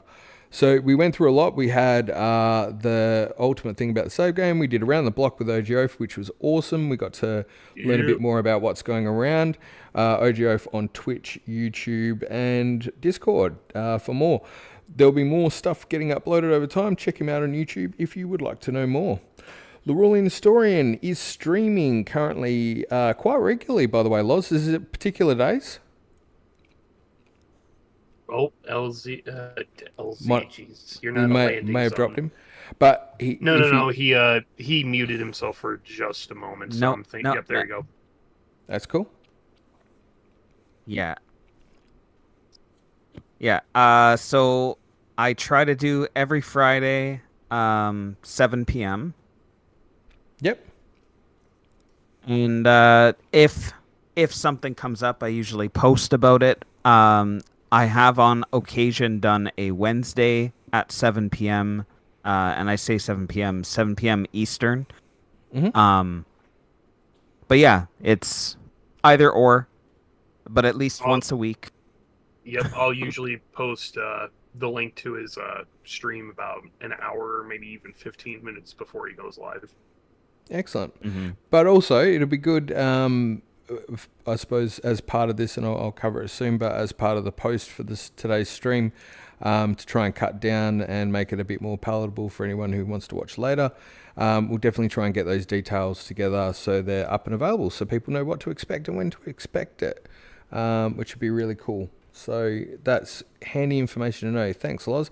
And in terms of your playthrough, where are you at roughly at the minute? Because I am a little bit behind myself on watching, but last time I knew you were doing a bit of a mixed match, a bit of in-depth stuff. Where are you off to next time? We left off just heading into the Elden region. We finished the main story in Hebra with the Rito, and we hit up some shrines, got some memories. Did a couple of side quests, did some quests in the depths, and the next step is going through the Goron marbled rock roast, and trying to sort that out. Yeah. Sort out their particular problems. It's funny, in doing some of the research recently, I came across the cutscene when they sort themselves out, and my gosh, I forgot exactly how rabid those guys were. It was quite funny. It was hilarious, actually. Thoroughly enjoyable. And I wanted to thank you for your time as well today, Loz and OGO, for both, and the effort you guys have put into preparing materials, making it exciting, a bit involving, a bit different, a bit madcap, a bit crazy. I know it was a lot of pressure on everyone, so I really appreciate the time and effort. That's awesome. I will, after we finish up today or the stream and circle back, I might, depending on if I get the chance, stream some Zelda myself just for some fun. But Nice. I'll definitely be trying to check out some Lorulean plays myself, actually, because always interesting to hear your insights and views on things through the game. Oh, gosh. Thanks. You're more than welcome. And I'll try and give Zoe a bit more time for a heads up too, because I think be also interesting to hear her perspective. Especially, I think we're very much on the same page with a lot of things as a group. So, yeah, it's really good. Really positive stuff. We had world building with Keely. I'm not going to lie, this was just a perfect example of everything that to me makes this kind of thing worthwhile. Keely is just a gold mine of support, lovely person, always positive, full of upbeat energy, and just, full of kindness. And has come in today and just added a different spin on things that I know I got a lot out of. The missus is a huge fan. She loved it. She wants more Keely. I think you've got a future in streaming Keels if you want it. And she loves a good rabbit hole. The missus, she'll watch all your content, binge watch it and watch it again. But also, I saw a little bit of the chat in between where some people were going, oh my gosh, I noticed this. So I think that was just, it was a bit spur of the moment, bit last minute, bit madcap, as I said. But that was a huge thing that, if you thought there was some value in what you're putting out there, definitely. I think everybody got some value. I mean, we certainly did I always enjoy a bit of OGO. That's a given. Love me some Oaf. Lorulean's just fascinating. I'm not meant to play it down, mate. You're a gold star. Everyone loves hearing more about you as well. But what Keely brought to the table there, I think, was just again a little bit left field, but it got us all kind of considering things a bit different. I don't know about you guys, but I really enjoyed that one. That was more Keely. Definitely more Keely. More We Keely. want more Keely. Pencil us down. Let's up the Keely ratio by 50% next time. Thank you guys so much. I'm glad you guys enjoyed it. Oh, 100%. Good stuff. And Keely, my missus said she has more questions. I don't know if I can put her on the spot now to ask it. No, she's shying away. But she has more questions. So expect more questions from us. But I'll make sure we get these details up on the summation of the stream. We had a brief pit stop with Dan the Man. He's got his latest theory up about Zonai. What I also found interesting about Dan, besides everything else that I find fascinating about the mysterious Mr. Dan, is the fact that he mentioned in that theory, look forward to the next one next week. And I said that like Dan was going to pop in and go, that's right. He's not going to do that, but he indicated there's another one coming. There's more coming. There's more from Dan. So if you're not signed up to Dan, if you're not checking out Dan, then you're missing out. That's all I'll tell you there. As well as those lovely positive quotes and shorts every day that I've got a few saved up that I'll be looking forward to tomorrow when I go back to work to pump up my day. We did the community quiz. I'll make sure the details are up there. I've left it available for another week if people want to try their luck. I would love feedback on the quiz. Like, I actually had a far more intricate plan of how I was going to do it. If we do another one of these, I would ideally like to make the quiz live with a couple of people. For example, if OGO and Lorulean wanted to do it, I'd love to do a bit of a playoff. Not in terms of who's right or who's wrong, but I had a bit of a plan based on the Triforce, and for example, a part of it would be to end it with the courage round, where you could potentially go for one pathway, which would be... want a fight to the death. She wants a fight to the death. No, Alright, sweet. So we'll either settle this in Smash Ultimate, or I'll make a Monopoly board in Minecraft again. Well, I kind of had this plan that as you're playing, if you answer a certain question, for example, you might get an item, for example, like a fairy. And then later on, if you, in the courage round, for example, you could make a choice. You could go the easy route or normal route, and you might get a question for 10 points. But if you take the challenging route, it's high risk, high reward. You could do really well and get 100 points, but you could also get smashed by a Stalnox, in which case, if you had the fairy, you could see how intricately this was planned in my head, but didn't get the chance to pull it off. But So the Ocarina treasure chest house.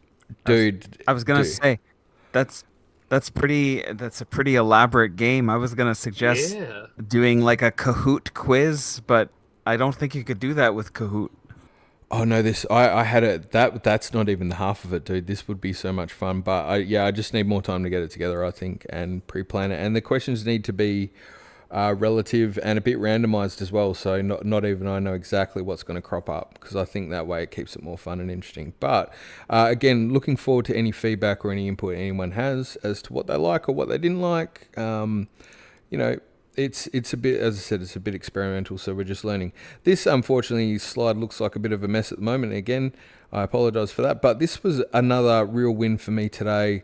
I think as much as I enjoy hearing from all of us, and we all love our stuff on Zelda, as you guys know, but just hearing from people who we haven't heard from before, I found really refreshing. So I wanted to touch quickly. Neil came in and just dropped the mic as he does, just pointing out a couple of things that reiterated on some of the stuff Lord of the Master sort of talked about earlier, and then kind of just touched on a few mic drops across other things that people had done, that, whether it be something that I'd done on a theory or some other people. And I just think, overall, in terms of somebody who's just able to sit there and just provide a different perspective, I just love your work, Neil. I'm a big fan. Twilight Prince, mic drop on that one. Sorry? TP left earlier and Zoe's leaving now. Yeah, that's cool. I'm fine with that. I expect people will be wrapping up. It's getting later. I'm heading that way myself. But TP, I just want to say Twilight Prince did a mic drop as well. I didn't quite understand because obviously I didn't have a lot of context with the audio files and stuff with the uploads, because we're pulling them together, so I didn't quite know what the angle was there. And when it sort of clicked as to what he picked up and what he was doing, it was just an epiphany moment. Really rewarding to actually get those insights. Yep. And again, someone who's looking at an aspect of the games or the fiction or the world that we aren't, well, I'm not anyway. I don't know anyone who's getting into the sound design at that level. But it got me tinkering and interested as well. Knowing, as I said, I know I've got one theory that is very much related to some of the audio stuff that's been ongoing through. And it's just another facet where I think the developers layer in the connections in the games. And so that was really rewarding and really interesting to hear, as well as teasing a project that he's been working on and will be doing more on in the future. So that was awesome. And then, of course, Lord of the Master Sword. Look, I think Lord of the Master Sword brought three really interesting theories up. One of them, again, that was topical. It's one I'm looking at. It's one Zoe's looking at. It's one I think we're all looking at on and off in terms of the bargainer and the depths. But just the sheer variety of thought coming there, I thought was just beautiful, as well as I know there's a plethora of other stuff that he's been adding along the way. It's just a joy. And the enthusiasm and the passion. So between the three coming on today, thank you so much. I know it was tight time-wise, and I know it was a bit hard trying to organise the materials, and we were a bit experimental, but very valuable, very interesting, and proves that, look, I'd argue that I think there's more value in some of the stuff that was brought up there than you might see typically on a Zelda tube that, is more the same sort of stuff. I don't know. I think it's different, unique, so I loved it. So by the by, we did that. We did the quizzes. We did a little bit of Q&A at the back. We got a couple of questions. Kato was in there. Mystery's in there. Everybody had a piece. And I think at the end of it all, we did it. We wrapped it up. We finished a weird and wonderful, wacky live stream. And all I can say at this point is to say thank you all very much for coming along, participating, for trying something a bit different. I hope you got something out of it. But I'll also make sure that we pop some details in. There's the ability to add comments to this, but in the meantime, we'll try and edit it, re-upload it as a proper, a little bit more streamlined piece of consumption without toilet breaks and the like for a start. But I'd really love to know any feedback as to what's working, what's not, in terms of the important aspects of it are to make sure it's a bit fun, it's a bit open and entertaining. What would you guys want to see more of? What would you want to see less of? Is there legs in this type of thing? I'm curious to know that. I want to know if there's legs in this thing, because if there is, then it's worth doing. If it's not, well, maybe we'll just do it anyway for fun. But we could do this in Discord with each other, that's fine. But I think it might be valuable for other people who want to come in.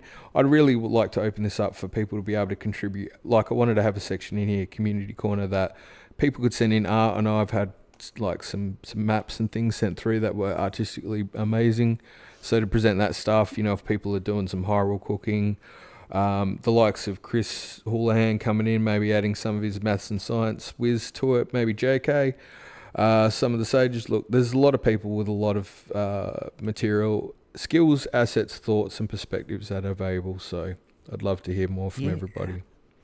Yeah, I was just going to say that there's a lot of, Kato was making some good comments. I mean, there's quite a few good comments. That's good. Discord is great, but it's even nice to even have some people even shoot some ideas just to kind of talk about them. Agree. And look, I think even that's kind of part of, from my perspective, I see people comment on my videos and I think they're amazing and well thought out ideas that I'd like people to see more of. I don't know if other people read the other comments, but I think there's value in that. Certainly people smarter than me out there, so yeah, love to see more of it. But we'll wrap it up there. Thank you so much to everybody for your time, for your contribution, for your efforts, for your patience, for your love, for your understanding, and most of all, for being amazing. I appreciate you all. Hope you have a lovely rest of your day. And thanks, man, for having us. We'll sign off there. Thanks, guys. And thank you guys for watching us. Being great people and great members of an awesome community. Makes it a better place for everyone. Awesome. All right. Catch you later, guys. Peace.